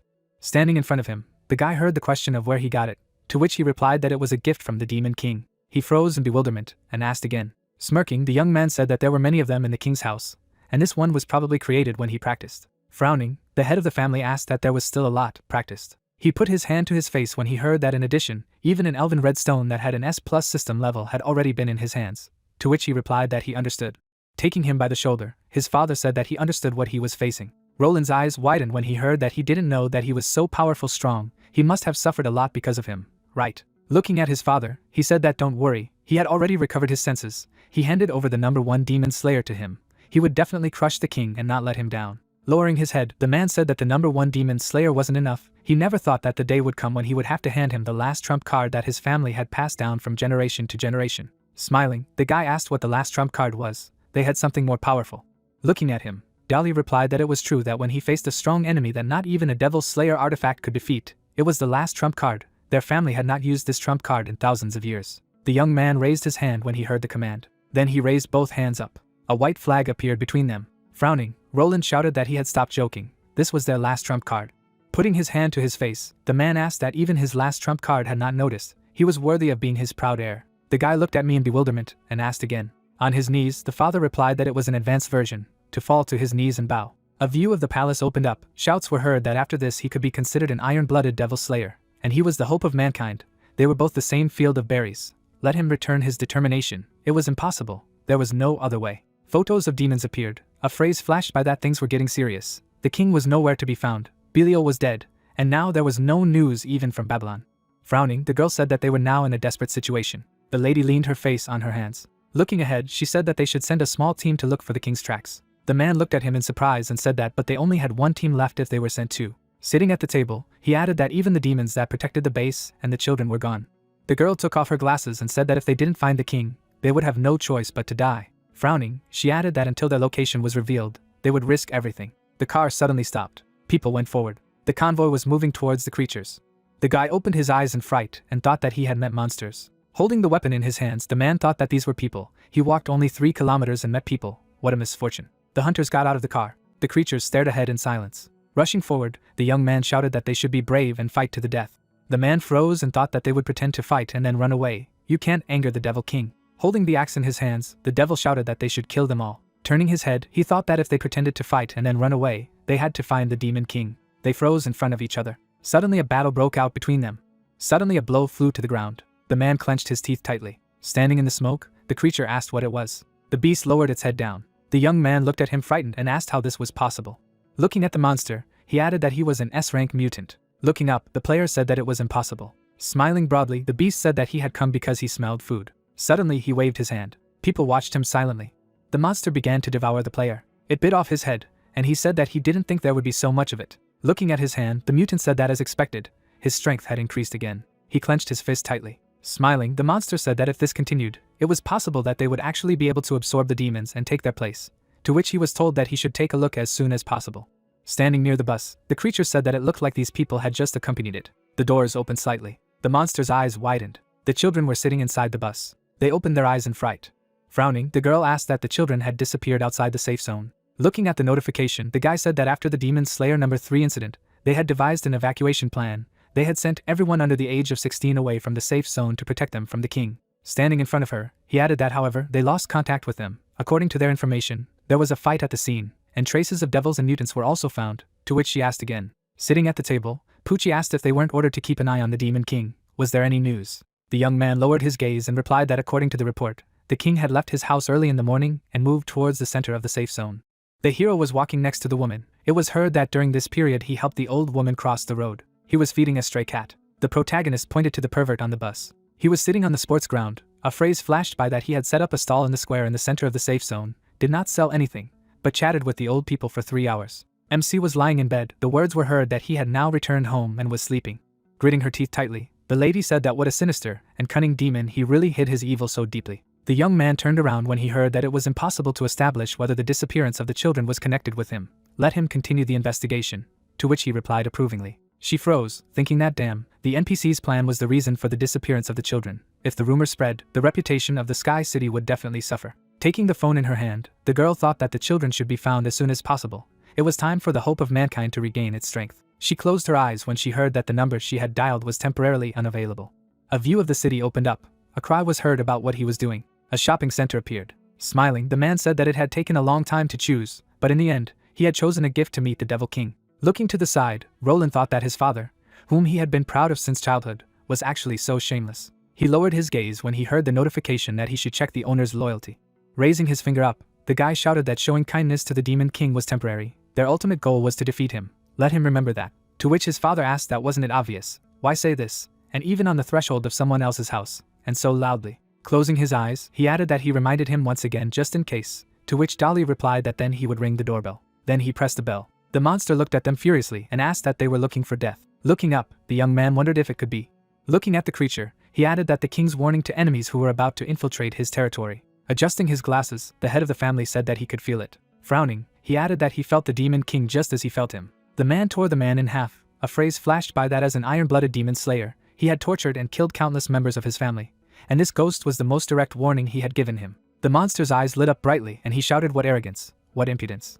Stretching out his hands to the sides, he asked that the master was busy, they could not come at another time. The players froze, looking at him. Smirking, the ghost said that it was useless to look at him like that, he wouldn't say anything anyway. People looked at the pet. Grinning, the cat said that he was asleep. The guy raised his eyebrows and asked again. Dolly looked away, hearing that if they wanted, they could sit and wait. They sat down on chairs. It was starting to get dark outside. Suddenly, the battery on Roland's phone ran out. Closing his eyes, he shouted that he should take it seriously if the Demon King came back and saw them sitting on their phones. What would he think? Opening the gate, the hero said that he should forgive. He accidentally fell asleep too soundly. The young man smirked and replied that it was nothing, they had just arrived, and the man added that they had not waited long. The protagonist froze in front of them. Looking at the hunter, he asked who it was, to which the guy replied that it was his father, now holding a position in the Heavenly Council. MC looked at him in disbelief and wondered why he had brought him to him. Removing his hand behind his head, Dolly said that he became his fan after watching that broadcast, heard that he knew Roland, so he came to visit. Opening his eyes wide, Shao replied that this is how it is. Stretching out his hand to the side, he added that it so happened that everyone just misunderstood him. In fact, he was not a big shot or a rich man at all, but just a commoner who did not know how to fight. Sitting on the sofa, the man said that this is how it is. Watching them, the guy listened to conversations about how, but he did not expect that the gentleman in person was much more beautiful than in the video. He was too polite. The hero shuddered in surprise when he heard that he would be allowed to give him a massage, to which he asked what was the reason for this. On his knees, the head of the family said that he didn't know, but his shoe-shining skills were also top-notch, to which the protagonist replied that he should let him ask if it was too much. The young man froze in bewilderment. Raising his eyebrows, the MC wondered if these high-level NPCs were chasing the stars like that right now, and then said that he was an ordinary person, their relationship should be more normal. Okay. Sticking out his tongue, the man replied that he understood. Sitting on the chair, Shao said that it was good then, and he added that he should accept their small gift. He looked at the glow in surprise and asked again. The automatic vacuum cleaner flew up. Turning his head, Dolly said that it was a vacuum cleaner containing power. This gift. No, his house was that big, and he thought that this vacuum cleaner was what he needed the most. The girls looked away in surprise. Grinning, the demon said that he should not approach her. The vacuum cleaner touched her back. Belial froze in place. The hero watched them silently. Closing his eyes, he said that it seemed interesting. Smiling, the man wondered that the fact that he had caused such a joyful smile on the king's face spoke of his abilities. Looking at his son, he said that he should study. Dali looked away, thinking that giving gifts should be combined with the personality, hobbies and living conditions of another person. A fully automatic vacuum cleaner can not only help him clean the house, but also play with the figures and create the effect of visual pleasure. The young man opened his eyes in surprise and thought that this not only fully fulfilled the life needs of the demon king, but also allowed him to think of them every time he saw a vacuum cleaner working hard. Looking at his father, he added that this is what he is. He really learned something. Crossing his arms, the hunter asked if he thought he was a dog, to which Roland asked if something was wrong. Looking to the side, he replied that it seemed that both he and the king were confused, and ignored his true wisdom. The guy raised his eyebrows and asked what real wisdom was, could I say? Lowering his head, his father replied that it was true. This S-class artifact looked harmless to humans and animals. The protagonist was watching the vacuum cleaner. A phrase flashed by that in fact, it was equipped with the latest divine artificial intelligence system. He opened his eyes wide. He said that he could accurately calculate the pattern of actions most pleasing to others, and that prolonged use could paralyze the king's mind, forcing him to play with him and lose his will. Looking ahead, the player said that if this continues, they will defeat him without a fight. MC stood still. He took the vacuum cleaner in his hand.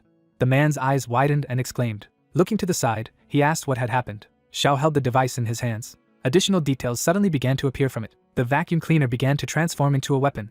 The hero held a cannon in his hands. He looked at me in surprise and asked why it had transformed. Dali froze in amazement and asked again. Frowning, he wondered how strange it was possible to turn this into a weapon just by touching it. Looking forward, the player reflected that in addition, he is equipped with the latest divine artificial intelligence, which has a processing power that is significantly superior to that of humans. He can immediately analyze and obtain comprehensive information about the owner, as well as calculate the best model that he will like. Looking up, he added that this meant that after analyzing all the information about the king, he immediately decided to surrender to the enemy. The protagonist was holding a cannon in his hands. The thought arose that the bastard was not even ashamed. Suddenly the man fell to his knees. Looking at him, the MC asked why he suddenly got on his knees again. Standing up, the man replied that let him excuse me. He felt weak in his legs, so he couldn't control them, to which the MC said that he could then sit down and rest. He was so grateful that he brought such a heavy gift, although he didn't feel well. Looking at the gun, he added that but he couldn't accept it, to which they asked again. Dali frowned, thinking that even after seeing such an artificial intelligence, he still refused. Maybe living beings are preferable. Closing his eyes, he asked that, as expected, he still preferred small pets. If there was an elf, then what about dwarves, hyenamen, and werewolves? Looking at him, Xiao replied that in general, there was something he would like to ask him for, if possible. Most likely he needed to give him something, and if he accepted his gift, he would be very embarrassed to ask for something. Putting his hand to his chest, the player replied that this is what he wanted to ask for. A memory appeared in the hero's head. Looking to the side, he said that on his way home, he heard that several children had disappeared outside the safe zone. The woman closed her eyes and said that he was now a big shot, living in such a gorgeous house and being friends with high-level NPCs. Sitting beside the man, she added that if he had the opportunity, let him help them find a solution, even if it was just a few words of advice from Mr. Roland. It was okay. Everyone who was in the safe zone in front of the warehouse knew that they were listening to him the most. A huge poster with his image appeared. It was heard that if he wanted to intervene, he would definitely be able to find the children. Sitting near the wall, the guy said that so, that's all, he has already found out, let them send information to his mobile phone. Holding the phone in his hands, he thought that it was normal for mutants to attack humans. But if they had destroyed all the guards before they could call for reinforcements, their combat power should be far superior. Frowning, the young man added that this also attracted the Demon King's attention, whether this incident could pose a devastating threat. Standing behind him, the hero asked that although it was very presumptuous, could he save these children, to which he asked again. The protagonist's eyes watered and he said that he was very worried about them. People looked at him in bewilderment. Frowning, Roland thought that something was wrong. He had gone mad like the majestic Demon King. He was calling on them to save the children. If the war dragged on, the children would become the basis of the force to fight them. He froze, looking at the hero. MC lowered his gaze, to which the guy thought that he pretended to be harmless to people and animals, but in fact, he had some kind of evil and cunning plan.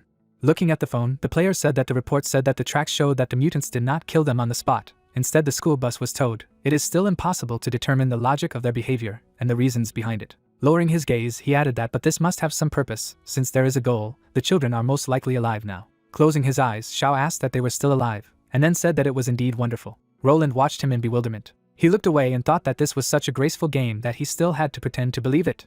Furrowing his brows, the guy added that but if he could be kept under control, all this humiliation would not matter. The hero took his hand after hearing that it was indeed God's blessing, to which he replied that yes, he felt that way too. Closing his eyes, the young man said that he should not worry, he would definitely save them, to which he replied that he was magnificent. A view of the building opened up, a phrase flashed by that he was waiting for good news. Clenching his fist, Roland said that he would definitely complete the task, and then thought that his acting was so good that it was not a game at all. Stretching out his hand to the side, he shouted that let the NPCs on the front line take orders, block all level 50 mutants within a radius of 100 kilometers, and monitor their movement for 3 hours. Sitting at the system equipment, the guys listened to instructions to select those groups of mutants that show signs of collective behavior. Frowning, the young man said that let them distribute the task to the players. The priority is carnivorous mutants. The man shuddered when he heard that they should collect evidence about the missing children. Putting his hands on his side, the guy thought that this way he would be able to get the news as soon as he found a clue. Smiling, he added that so, let him just wait for good news. Looking at him, his father wondered why he was so motivated to complete the Demon King's mission. Holding the weapon in his hands, he added that the king had chosen to cooperate with him, refusing the S-class vacuum cleaner. It seemed that Roland had surpassed him in trying to please, in terms of stabilizing the Demon King. Closing his eyes, the man thought that this was really calming, then he could safely return. Lowering his head, he said that only by stabilizing this pedantic top leadership could he be given time to grow, something that only he could do. Placing the weapon near the wall, the hunter said that from now on he would accompany his son. The device hit the wall. He looked up in fright when he heard the words that the divine power of artificial intelligence was connecting to the Sky City network. The artificial intelligence was running network monitoring of all the people in the Sky City. If any anomaly occurred, it would be reported to the Demon King. With his eyes wide open, Dali said that yes, it had already surrendered to the enemy. He froze in shock and wondered if this was the real reason why the Demon King refused to receive him. The pyramid hung in the air, and words were heard about what a sinister and cunning demon. Standing in front of the people, the hero said that Brother Roland had already intervened. Let them not worry, he would definitely save the children. If he could not do it, perhaps no one in the world could do it. The woman closed her eyes and replied that the Sky City had just released a lot of reward quests urging everyone to hunt mutants and find the whereabouts of children. The rewards were very generous. Smiling, the protagonist said that it was really great, now they could rest in peace. Residents smiled as they talked about how while they didn't quite understand what that meant, they said that successful completion would also boost their reputation, and all engagement costs would be reduced by 5% in the future. MC raised his eyebrows and said that in the future, store purchases, transaction fees, and manufacturing skills training could be reduced by 5%, rounding up, that is $1 million. Then he looked down. Standing in front of the people, Xiao asked that hunting mutants is a bit dangerous. That's right. Besides, these tasks were released after he asked his brother for help. It would be a little embarrassing if it became known that he was also involved. He put his hand behind his head when he heard that he was also interested, to which the hero replied that he had better forget about it. The words on the sign appeared. The protagonist held it in his hands. Residents passed by it. He stood silently in place. Turning his head, the MC heard that this wasn't a big internet celebrity. The young man smiled as he looked at him. The protagonist scratches his head, holding a bag of scrolls on his shoulder, and the guy says that he used to see him on live television and thought he was a big shot, and asks how he got to the point where now no one agrees to even help, and he replies that it's a long story. The young man tosses 2 coins in his hand. The chubby player is huddled against the wall in fear and says that all the rewards are here and they can be collected, and begs to be released, and promises to deliver them on time tomorrow. And the guy in the green hoodie says that if he doesn't want them to post his pictures on the World Channel, then let him do what he is told. The pleased young man clenches his fist and exclaims that the new missions are a gold mine, and that their commander has collected so many low-level ones that they can enjoy success and earn a tidy sum. And the girl agrees that collecting so many naked low-level photos that their commander is really great. The lady shifts her gaze to her companion and says that it seems to be time for a good celebration. The prefect puts his hand on the protagonist's shoulder and says that it turns out that everything was a coincidence, which means that he is not a big celebrity. And Xiao replies that he still only has LV.1 level, and that unlike that, he has always been great at everything he does. The girl straightens her hair and asks what the commander has found a low-level one, and what's such an exemplary worker, and the guy clarifies that he isn't from their course, and that he rents an apartment off campus and doesn't go to classes, and the girl adds that she doesn't really remember him. A young man with blue hair benevolently flips coins up and says that he sees how pathetic the player is, and that he will help him. The protagonist looks at the coin in surprise. He has received 3 silver coins. He shifts his gaze to the headman. The guy has his hands in his pockets, and the protagonist asks that the level of that must be very high. LV.19, World Combat Power rating 3445, in the team 4 out of 5. The headman smiles and says that the young man does not understand anything. The young man closes his eyes, and the hooded player says that getting into the top 5,000 of the world is just awesome, and adds that he is a noob, and that he has no eyesight, and the girl admires that the commander used to win these sports championship, and he replies that these things can be ignored. Xiao looks at the guys with admiration and sighs that he really has little experience, that he was even on the team once, and asks if he can ask the guys to take him on a mission. After all, he has waited a long time to meet a team with real skills ready to take him with them. The headman looks at the other person and asks if 3 silver coins are not enough for him, or if he hopes that they will set up their team and allow him to join. The saddened protagonist lowers his head and says that he can pay, but the interlocutor does not believe and asks how much you can get from the first level. He straightened his shoulders, and the information sign says that the interlocutor is requesting a deal with the headman for the transfer of 2 gold coins. The headman looks at the information he received in amazement, and thinks that he has accumulated 2 gold coins in all this time. He looks up and asks in bewilderment, and exclaims why this newcomer has as much money as him, one of the top 5,000 in the world. Xiao looks at the guy confidently and says that the full payment of 5 gold coins after the mission ends, he will give 3 more, and asks what suits the player. The protagonist raises his finger and declares, because given the rating of the team, it seems to him that if it is expensive, then it is a suitable option, and added that in the end, he paid only 10 gold coins to the number 1 team in the world. The embittered guy looks up and thinks that for some reason it seems to him that the player is condescending to him, and that some outcast of the course, after one live broadcast, already dares to show off in front of him. The young man closed his eyes and giggled. The elder glared to the side and decided that he hadn't planned to take any action against Xiao, but now he had changed his mind, and was thinking that he would lure the guy out of the safe zone, teach him a lesson, and then take a nude photo of him, turn him into his subordinate, take all the possessions, and see if he dared to show off in front of him after all this. The main character looks at the young man with disbelief, and he says that since they are classmates, it is not worth talking about money. The headman shifts his insinuating glance to the interlocutor, and asks if it is not natural for them to help each other. In the square, among the ruins, there are players, and a guy in a hoodie turns into a young man not to run, because he can be eaten by mutants, and he will not be able to save him in time. This is a place where players of all levels can hunt monsters. The young man, sitting on the ground, looks at the speaker and asks him not to frighten him by saying such things, and asks if he will protect him, and reminds him that he still has to pay everything. The guy with a weapon in his hand stands in a fighting stance, and says that he does not care at all about the protagonist's final payment. Xiao quickly examines the information in the scrolls and says that the part has already been completed, and it is worth continuing at the same pace. He closes his eyes in satisfaction and wonders how much more he needs to do to get the reputation reward, and realizes that it seems like enough. The information says that after completing the task, he receives the title of Friend of the Sky City. The full moon illuminates the night sky. A young man stands in front of the seated protagonist and suggests that if all the tasks are completed, then he can return to the city, and he replies that it is already dark, and that the tasks he took are really too difficult. The players leave the city ruins, and the hoodie player says that before you always had to dig and search a lot, and that the tasks were also difficult, and asks how it happened that this time everything changed so suddenly, and the girl replied that she did not know, and that they would ask about it when they returned. The elder shifts his gaze to the young man and thinks that it has darkened just in time, and that he will now take Xiao to a place where there is no one. He confidently steps forward. Members of his team follow him. The main character looks around in bewilderment, and asks if the guy is sure that they are going the right way. He turns his head and smirks, and the young man says that there are monsters around. A huge mutant wolf towers ominously over the players, and they understand that it will not be easy to cope with them. The player turns their head and angrily shouts for everyone to run. He is thrown back by the power that escaped from the elder's hand. The protagonist falls backwards in disbelief. The young man and the girl run forward, and Xiao does not believe that they will really betray him and run away on their own. A ferocious monster opens a huge mouth, and the main character understands that this is bad and everything is over. The protagonist lands on the floor in the cell. There is a lock on the door. He gets on his knees and screams happily, looking through the bars, that he is still alive, and that this is great. Tears of joy appear in the eyes of the main character, and he decides that next time it is better to ask the top 10 to take him with him, and that he will no longer save. Tears flow down the little girl's face. The young man shifts his gaze to the side and listens to the fact that it is crying. Small children are standing in front of him. They look at the young man in fright. The main character looks around and sees that these are missing children, as well as missing players and defenders, and realizes that they also could not escape. The players who framed the protagonist are sitting in the next cell. The guy shifts his thoughtful gaze ahead and thinks that not only the children, but all the missing people survived, that Brother Roland said about this, and wonders what the mutants want to do. The young man looks at the crying children, and one of them says that they are afraid that it stinks so much here and they want to go home. A cooked bird appears. Children look at the food with delight. Xiao closed his eyes.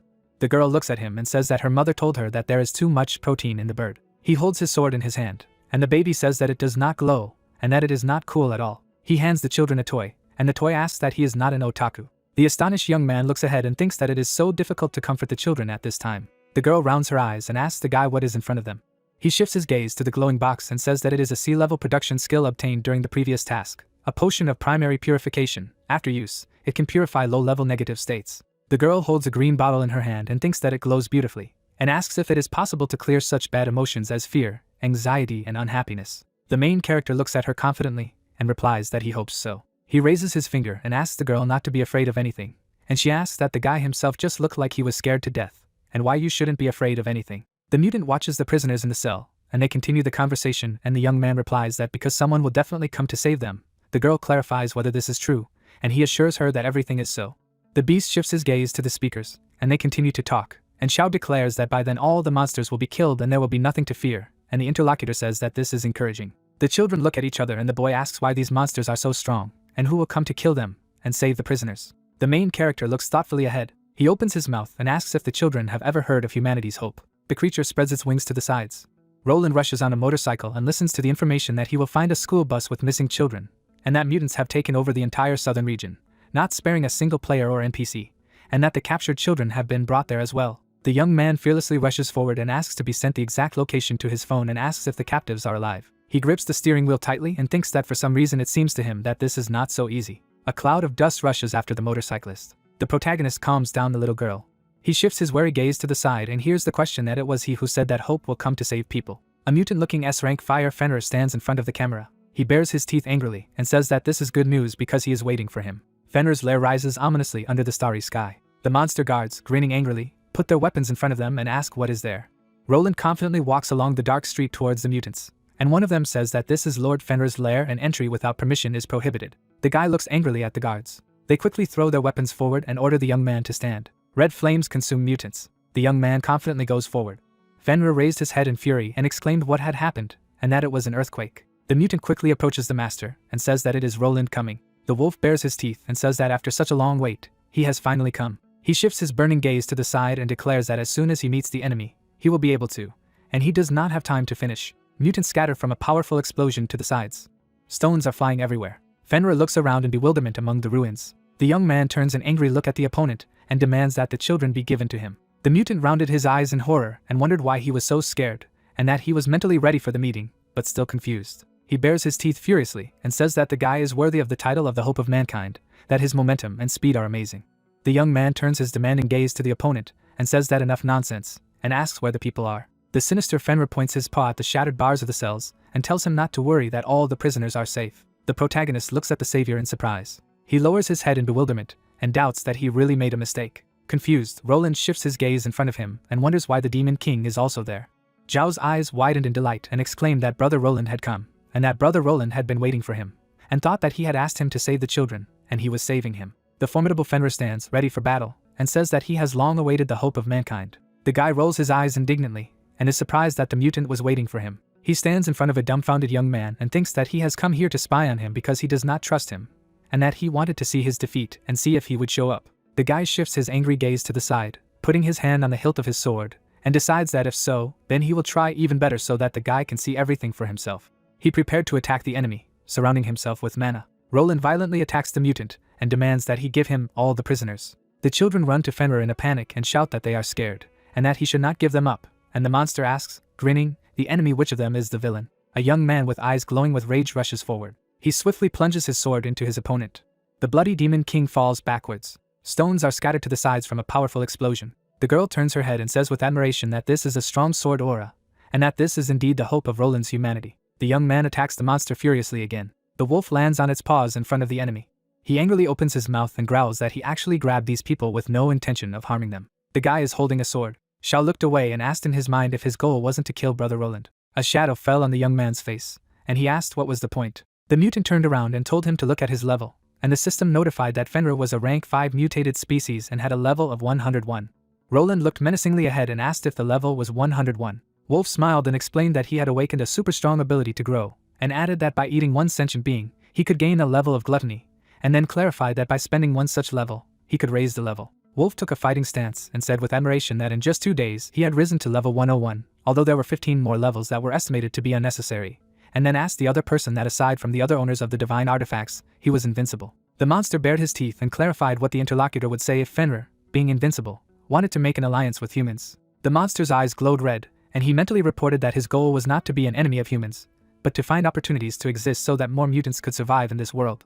The young man held the sword, and the mutant continued to muse that he had only told his interlocutor about his abilities in order to gain an advantage in the negotiations, and clarified that Ronald would inevitably be shocked to learn of his strength. The mutant raised his eyebrows questioningly. Zhao moved his torso forward in bewilderment, and the young man mentally asked why he wasn't surprised, but looked at the man. Fenrir hid his teeth and said to himself that he was still angry at what he had done to humans, and his hostility towards him must be eliminated. The mutant raised his hand to his chest and stated that he could apologize for this, and explained that he had captured them only to create conditions for negotiations and rather, he had saved them all. The wind blew the young man's cloak, and he asked the wolf if he had saved them, and what it meant, and the interlocutor replied that when he met them, they were attacked by demons, and then furiously asserted that it was he who killed all the demons and saved these people. Fenrir pointed his finger at himself. The starry sky illuminates the interlocutors. The boy held on to the wall and thought that this wolf was seeking death. His hair covered the young man's forehead, and he said with understanding that this was how it turned out. The mutant's eyes lit up, and he mentally exclaimed that his interlocutor was shocked and touched by his sincerity. Wolf smiled maliciously and stated that the young man behind Roland had been found by his subordinates and had been wandering around the danger zone with his comrades, and then added that in order to prevent the demons from attacking, they had been captured and locked in a cage. The guy put his hand to his torso and wondered why this wolf was looking at him with such an expression on his face. Fenrir sat down and invited Roland to work together. The mutant made a terrifying grimace and exclaimed that they had a common enemy, the Demon King. Zhao's silhouette burned with purple flames. The guy quickly raised his sword and stated that his interlocutor was talking nonsense, and he couldn't let him continue talking. The young man turned around, and the protagonist asked if it was true, because he thought that the wolf spoke quite confidently. Drops of sweat appeared on the fighter's face. A blue glow illuminates the roof. The monster licked his lips and stated that he knew it would interest Roland. The two boys looked at the scene in bewilderment, and the wolf continued to say that he had developed the perfect plan for cooperation. The girl opened her mouth, and Fenrir reported that the mutants were gradually evolving to a high level of intelligence, and now all the demons were at a loss, and this was a great opportunity for final destruction, and then exclaimed that from now on he would rule all monsters without invading a single square of the land of humans. Fenrir opened his mouth and asked his interlocutor what he thought of this proposal. The mutant clenched his fists.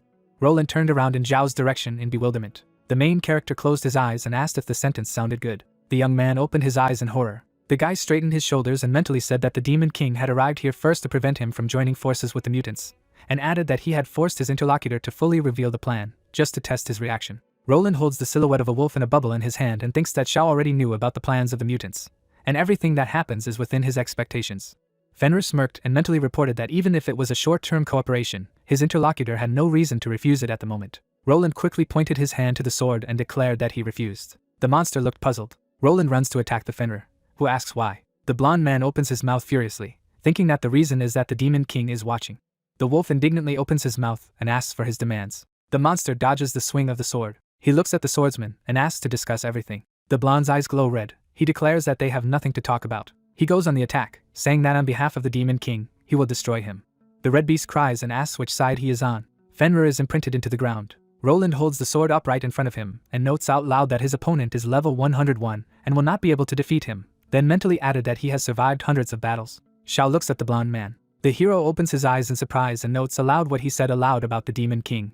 He lowers his head and asks why he said this. Smoke is coming. Fenrir rises to his feet and says that even with his awakened wisdom, he cannot understand the logic of human behavior. He clenches his fingers and claims that the blonde man doesn't owe him anything, then adds that he will free all the prisoners and help destroy the demons that are targeting the ground, after which he asks for a chance to survive. Roland opens his eyes in surprise. He clutches his head with the thought that he has understood everything. Sweat runs down his face and says to himself that the second reason why the Demon King personally came to keep an eye on him is because he is afraid that he will let this species of mutant go. Fenrir looks over his shoulder at the swordsman, who aloud declines the offer. The wolf dodges the attacks. The monster asks to be allowed to become a tame dog. The man refuses. The beast says that all his subordinates will become his dogs. The blonde does not agree. The monster begins to cry with thoughts that nothing is working out, then adds that this person must be sick.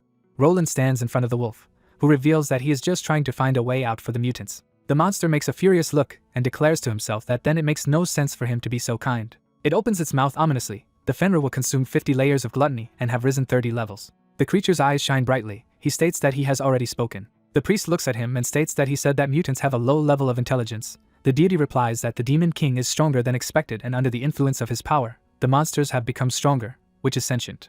The man with the beard asks why he didn't say it earlier. The creature rises above the person and says that he could have guessed himself, because it is time to think for himself. The man makes a sad face and agrees that they are to blame for everything. The deity declares that he is sorry. The priest turns around and asks again. The creature smiles predatorily and agrees, then adds that the possibility of forming an alliance has turned into a big crisis.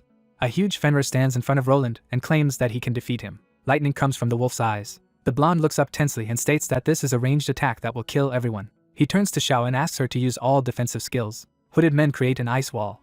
A guy and a girl use defensive abilities. Small children behind the hero apply auras and blessings. The protagonist makes an awkward look with the thought that he alone can do nothing. The blonde summons a red force field in front of him, saying that it is a divine shield. Fenrir jumps onto the scarlet dome.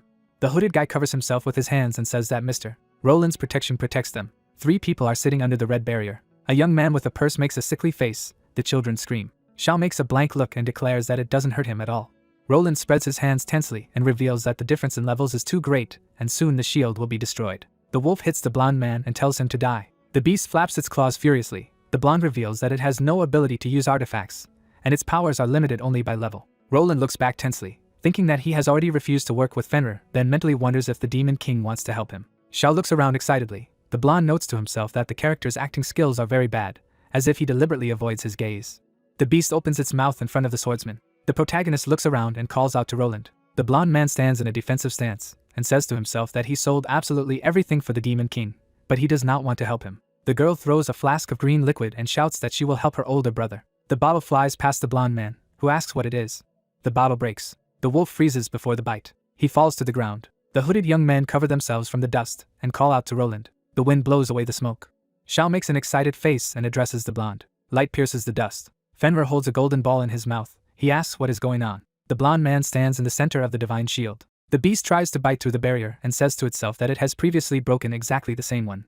The blonde radiates a golden glow. The monster silently wonders what has changed. The swordsman stiffens his face and says that it's because the monster has a different level. The wolf frowns and asks again. He looks around his shaggy body and states that all of his levels of gluttony have disappeared. Fenrir, a B-class mutant, has been exposed to the purification potion and the state of gluttony has been dispelled, and the previous level has been restored. The monster jumps away and reveals that the body's shape and condition have been restored to their original state. A broken flask with a green liquid lies on the ground. A purification potion dispels magical effects from the target. Fenrir furrows his brows and states that this low-rank liquid couldn't take away his rare properties. Blue Eyes looks to the side and asks what kind of potion it is. The girl looks at Xiao in shock with many bottles in her hands. The hero says that he did not expect these flasks to be so useful. Roland and the wolf make surprised faces. The blonde looks down and thinks that this was the protagonist's cunning plan. The blonde begins to cry. He mentally adds that they are all toys in Zhao's hands. The swordsman looks at Fenrir and wonders why he is so evil. The monster looks surprised and replies that he is in a desperate situation. Blue Eyes covers himself in a red aura and declares that these are the monster's last words. Fenrir furrows his brows and tries to say something. The wolf disappears into the sky in front of Roland, saying that he is not going to have anything to do with him anymore. The swordsman turns to a happy Xiao, who reveals that he knew that the blue-eyed man would come to save them. The hero smiles awkwardly and talks about how he plucked up the courage to go out for the mission rewards, then adds that he didn't expect to encounter such a thing, then adds that he is happy that the swordsman is here. The blonde looks away and claims to himself that as soon as the case came to an end, the guy returned to his fake face as if nothing had happened.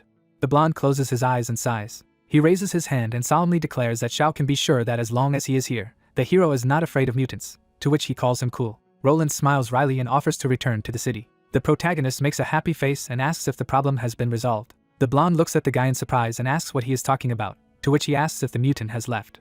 Blue Eyes raises his fist and declares that the monster's stats are downgraded, so it is not a threat. Xiao sighs and says that it's still not safe for low-level players, even though he only attacked demons and didn't harm humans. Roland gets on a motorcycle and claims that he understands everything and will go right away. The hero happily claps his hands. A guy in a hood addresses a blonde man.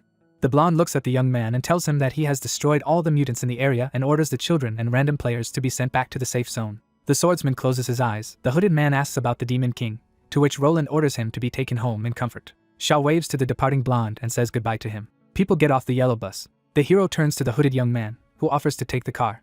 The protagonist looks at the limousine enthusiastically. He sits inside the cabin and says that he will gladly accept the offer. The woman leans over to the window of the transport and asks for the name of the guy. Xiao looks through the glass at the girl, who apologizes for not protecting him on the mission.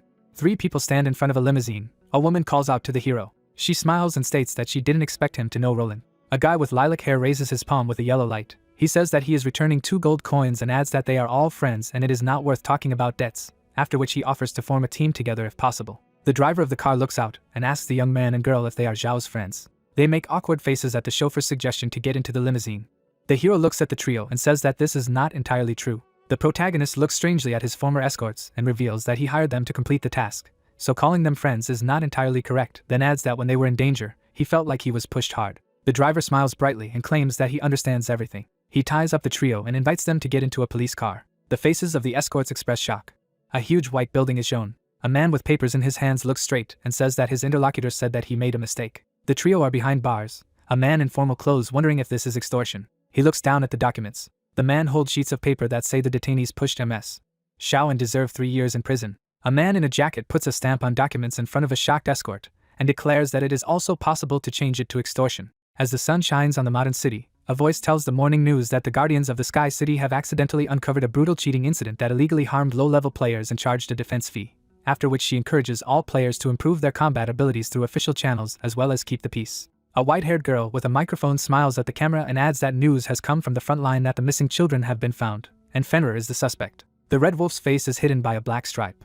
Roland rides a motorcycle. The host reveals that the monster is currently moving towards Damon Street, and the blonde man is chasing him. The white-haired woman happily raises her hands and reveals that this time the children were successfully saved thanks to Xiao. The light falls on the microphone. The girl asks the hero if he has anything to say. The protagonist smiles at the camera and says with a laugh that it's all a coincidence. The host stands next to him and notes that he was directly involved in the auction for an elf in the safe zone in front of the warehouse.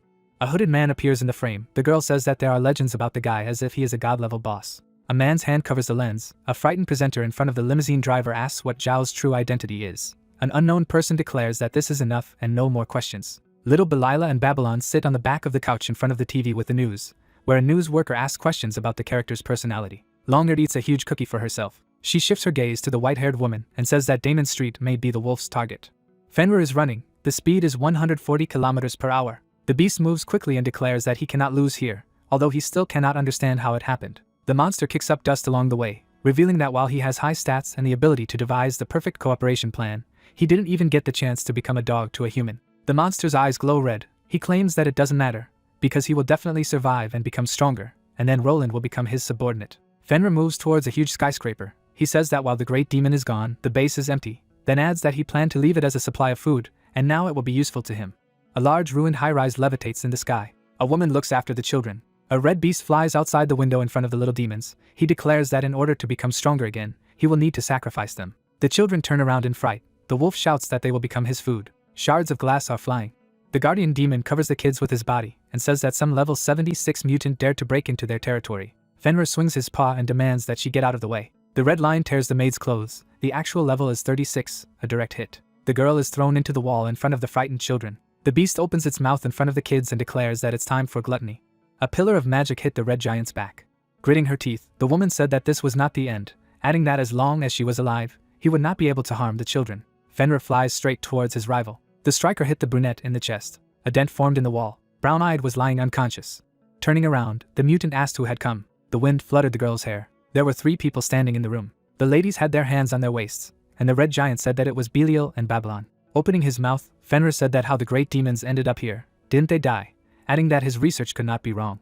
The demon looked ahead, and the wolf said that the green-eyed woman smelled like the main character. The girl is standing in front of Xiao. Belial lowered her head, and Fenrir told her that such a smell could only be obtained by sleeping together. Gray-haired looked at the demoness, claiming that this could not be, because from the moment the girls met the king, they slept in cat beds. The green-eyed woman smiled. Babylon asked if it could be true. The girl's nosebleed. The cat took a step. Opening his mouth, the redhead asked if he could smell the red, adding that this mutant had already met his master. Frowning, Fenrir asked what kind of master he was. The brunette runs with the children in his arms, and the red giant argues that the one the 3 are talking about is the demon king. The main character carries a full bag. The monster argues that, apparently, he specially brought a potion that can eliminate his trait of gluttony, also pretended to be caught and made his way into the mutant's lair. Bao's face changed. The protagonist sits on the floor. The red giant opened his mouth in shock, thinking to himself that he had betrayed all of his plans to the demon king. Smiling, Fenrir said that he would kill all the demons. Raising his paw, the beast said that he needed to feed on demons. Standing in an attacking pose, the mutant said that he and the boyfriend would only eat demons. Roland runs forward, and the giant reasons that it is now clear why the blonde shouted on behalf of the demon king, adding that he is the only one who did not know anything. A tear flowed from the monster's face. The redhead came closer. Raising his clawed paw, Bao asked his opponent that now that he was aware of everything, he was ready to die in peace. Frozen, Fenrir replied that it was so, he did not want to live anymore. The cat brings its paw to the affected person. The redhead looked down. The giant lay still, and the animal reasoned that the power inherent in these creatures came from the master, and this power was concentrated in the mutant. Taking a closer look, the green-eyed man wondered that maybe the main character did not kill the monster for some purpose, and added that if it was, then he would give Red a chance. The wolf frowned. The cat jumped to the floor. The red-eyed man looked ahead, and the red-haired man explained that he would go with them to the master to answer for his actions. Bao, approaching the girls, said that he saw the plans of the giant and could not calm down. Babylon thanked the cat for accompanying them. Turning around, the redhead said that if the king accused the crew of arbitrariness, it would be on Fenrir's conscience. The trio moved into the hole at the command of the main that it was time to return. Bao looked down. Someone was peeking out from behind the stone. With a change in his face, the blonde thought that he had accidentally discovered a demon camp. The Lord was frightened. It was said that his name was Roland. Originally he was the hope of mankind, but now he is in despair all year round. He received an order to pursue the kidnapper Fenrir, but by mistake ended up in the den of demons. The man looked at the cat and the two girls, and after he was discovered, he found himself alone surrounded by 3 powerful demons. Belial and the girl stood beside him, apologizing that he could only kill him to silence him. Roland looked down, reasoning that his strength was the highest among men, and in a one-on-one duel, either Belial nor Babylon could stand against him. But at the moment, he had no chance of winning. The cat jumped up, spreading his paws to the sides. The man said goodbye to the little hope. The Lord gritted his teeth, saying that this was the only way. The man raised his hands in the air, activating the Lee family's last trump skill, shouting that it was the demon king who had asked him to come. The cat's eyes shone with magic. Energy rings formed around them. Bao narrowed his eyes, asking again about what he had said.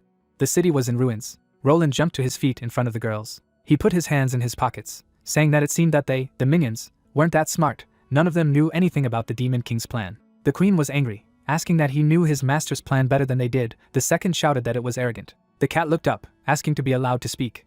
The Lord looked at them sternly, replying that he had given him a task first, saying that he had to rescue the children who had been taken prisoner. The main character joined his index fingers, talking about how the children are so weak and helpless. It is better for them to stay in the safe zone. He is very worried. He can go and return them. The man closed his eyes, continuing that when he arrived, he found him already waiting at the scene. Later the mutant escaped here, but met them. Babylon clenched her fist, objecting to what he was talking about. If the master wanted to kill him, he would do it instantly. Did he think that the demon king was so bored? Belial lowered her head, confirming that the Lord had said it was true. The queen smirked as she said that with her foresight ability, and being close to the demon king, she had known about this plan for a long time. Bao looked up, saying that now that everyone knows, he doesn't need to pretend anymore. This is really the master's plan. The girl was shocked. Babylon looked at them, wondering that she was the only one who didn't know. Roland lowered his head and said that, as expected, if you both confirmed it, then there were no mistakes. He looked up, adding that the demon king had long known about the possible danger to his subjects, although he seemed indifferent. In fact, he thought of every action and hid his true intentions behind the mutants. Whether it was saving human children or killing mutants, this was not his real goal. He was just using saving children as a cover. The characters looked up sharply when talking about moving the little demons to the safe zone. The cat smiled, saying that he thought he was right. The child stood on the edge, asking who they were talking to. The guys crowded around the window, discussing that it looked like this man was the same Roland. The Lord looked up at the building. The monster clenched his fists, exclaiming that he needed to be killed to ease the demon king's worries. The man, after a high jump, found himself next to the little demons. He smiled, inviting them to come with him. The children sat on the floor, not understanding what was happening. The sun shone on the building as it was said that Roland would take them to the demon king. Red windows appeared, indicating that his application was not considered. The application was rejected by the system. The young man turned at the sound, wondering if someone had arrived. The hero met the guys outside the gate. Shao smiled, wondering if the cat had got a pet. The guy looked at the Lord, who spread his arms to the sides, asked that he should take care of these. The main character was indignant, wondering if they asked him who decided this and why. The guy pointed his finger at Bao, wondering what he was thinking about. A small pet gets a pet, some kind of nesting doll. Is it logical? A red dog was shown when a young man asked the question that he must be very gluttonous, wasn't he? The cat lowered his ears, thinking that it had been refused, and said that it was good if it was so. He released his claws, thinking that only death remained. Shao spread his hands to the sides, addressing Bao that he could not even feed himself, but wanted to get a pet. Did he think about who would pay for his food? The young man opened his eyes wide, thinking that if he said so, then so would his food expenses. The girls sat on their knees when he knew they would pay for it. The guy put his hands on the belt, saying that in fact, he loves it very much. If he really wants to get a pet, he will just take it to the backyard and tie it up. The cat sat comfortably on the dog's head, reasoning that it turned out that this was what the owner wanted. He pretended to refuse in order to scare him. The dog turned to look at the protagonist, thinking about the demon king forgiving him. He sat in the cage, reasoning that from now on he would be the king's dog. He was standing in a cage in the corner of the room, summoning the demon king. Roland spread his arms to the sides, asking to take care of these children. The hero wondered why he was talking about it so naturally. The Lord sternly turned his attention above. The man lowered his head, reasoning that this was indeed what he had planned. When the Lord said this, he looked at him differently. The young man looked ahead. It was said that his gaze had changed. Roland stepped closer to the hero, saying that he had tracked down Fenrir and found this group of children, who had also been victims of almost dying at his claws. He winked, saying that the past and personalities were completely unverifiable, so there would be no problem. Shao lowered his gaze, pondering what it meant. The man, as an official representative, asks him to contribute to the social construction. He has indeed helped him many times, and it will be a little embarrassing to refuse. The guy closed his eyes, holding out the thing, replied that it would be a little difficult to settle with him, wouldn't it? It's better like this. He has some initial equipment. He will distribute it among everyone so that they can warm up. The conversation was about slow selling goods. A plot of land in the city was shown above, when a young man said that he would sponsor an orphanage, talked about the fact that he was given a plot of land, but he never used it. Roland was surprised to ask about the orphanage. The hero replied that he really could not give more. It was said about mental pain to the point of coughing up blood, HP -100. The child took hold of his trouser leg, calling for the king. The children opened their eyes wide, looking up, wondering that they were now orphans, those who had no one to rely on. Xiao was surprised, realizing that everything was so sad. He looked down, reasoning that it might work. The hero smiled, answering that if he, Brother Roland, really needed his help, he had an idea. Xiao held up a thumbs up, wondering why not create a guild and accept everyone, so they would be closely bonded, take care of each other, and help each other. The children in headphones stared at the guy, who said that if there was an organization, they were no longer helpless. The main character closed his eyes, smiling, understood that if he had to pay, then at least it should be a win-win situation. The guy clicked on the notification window, thinking about how the conditions for creating a guild are extremely harsh. Not only will they have to pay a very high fee, there are also requirements for combat power and the number of people. But after creating a guild, the maximum interaction fees can be reduced by 15% when you consider his reputation and an additional 5% discount, resulting in a 20% discount. Xiao smiled as he held a roll of paper in his hand. He was sitting at the computer chair when he realized that he could also use the guild to participate in more activities and earn more money, and thus it would be profitable. The guy smiled as he showed what he had written, said that it was a coincidence, but he already had an application form to create a guild. Roland carefully looked at the system window, thinking that the feigned refusal was in order to create a guild. But if that's the only thing, then, in principle, it doesn't really matter. The Lord bowed his head down when it was said that he had approved, and the guild was successfully formed, pondering the name of that guild. A bright light lit up above the children as they talked about congratulating Xiao on the founding of the Overworld Guild. The characters looked in one direction with interest. The girl opened her mouth, wondering if the whole world meant that people from all over the world could come together and rely on each other, realizing that it was so warm. The girl closed her eyes, thinking that the meaning of the whole world is that the master wants to create a whole new world in which all races can live in peace, and this is indeed a grand plan. Belial narrowed her eyes, calling them a bunch of fools, and understood what that meant. The hero laughed when the meaning of Overworld was explained, meaning above world. Roland was horrified, tears in his eyes, wondering what he had just done. The city was shown when it was said that a new guild Overworld had been created. Qin looked to the side, asking that the Demon King had founded a guild. Xiao was sitting on the couch, looking at the system window, when a notification came that Qin was applying to join his guild, and also, Lu Xiao had applied to join the guild. The main character was surprised, looking in front of him. The characters appeared in the same world when it was reported that they had joined the guild Overworld. The rogue was stunned, wondering. He looked in front of him, receiving messages that he had become the deputy head of the 35th, 36th level, and had obtained the title of Demon King's Claws. Obara turned, addressing Qin. He looked down, did not answer, froze. Warriors appeared behind. The fighter looked ahead, wondering what was happening to them. The characters stood with their backs when the question arose. The robber turned, the warrior wondering why they had suddenly become hostile. The gate was shown. The monster saw a light on him, asking about this feeling. The monster shrouded in green energy raised its head upwards. It was said that he had become the second in command of level 103, 109 and had been given the title of Demon King's Gatekeeper. The monster looked down, revealing that he was originally only a ghost, but the Demon King had suddenly given him a physical body. A location was marked on the globe. The guy clicked on the message window, saying that a red dot suddenly appeared on the map. This is a dungeon. The second clarified that the Demon King's mansion in the safe zone had completely turned into a dungeon. The girl silently watched the work of the guys, who came to the conclusion that the risk was too great to calculate. The lady looked forward, listening to the speed of leveling up the players did not increase, and the strength of the Demon King was growing rapidly. She lowered her head, realizing that humanity had never faced such a terrifying enemy. The girl grabbed the cross, calling on God. The entity sat silently as the request for God to protect was made. The creature was smiling, saying that they should not worry, because the worst outcome would be if she came in person. The possessions of the protagonist were shown. Roland was standing at the gate, bent down. The Lord was puzzled, opening his mouth, speculating about how this could have happened. He felt that he could not be the hope of mankind at all now. He straightened up, thinking that he could not give up. No matter how dark the road ahead, there was hope. The man gritted his teeth, exclaiming that there was hope that would not disappear. The ladies stood on the balcony, reasoning that they really deserved it. Babylon smirked, remarking, no matter how hard he tried, it was useless because... Belial smiled as she said that the Demon King had already prepared everything. The girls stood on the table, discussing that their victory was an undeniable future, but for them. The lady opened the door, calling the sisters to supper. They turned around, shouting that they were coming. The girls were sitting on their knees by the plates as Belial continued to speak. The sisters appetizingly ate sweets, saying that as long as they could be their master's little pets, that was enough. The pet tasted the white liquid from the bowl. The dog looked up, wondering. He looked through the cage, seeing the guy, asked the Demon King why he was here. The protagonist looked down, starting to say that he was the mutant wolf king who wanted to cooperate with Roland and destroy all the demons. Xiao stood by the cage, holding his hands in his pockets, and asked if he was right. The young man smiled at no answer.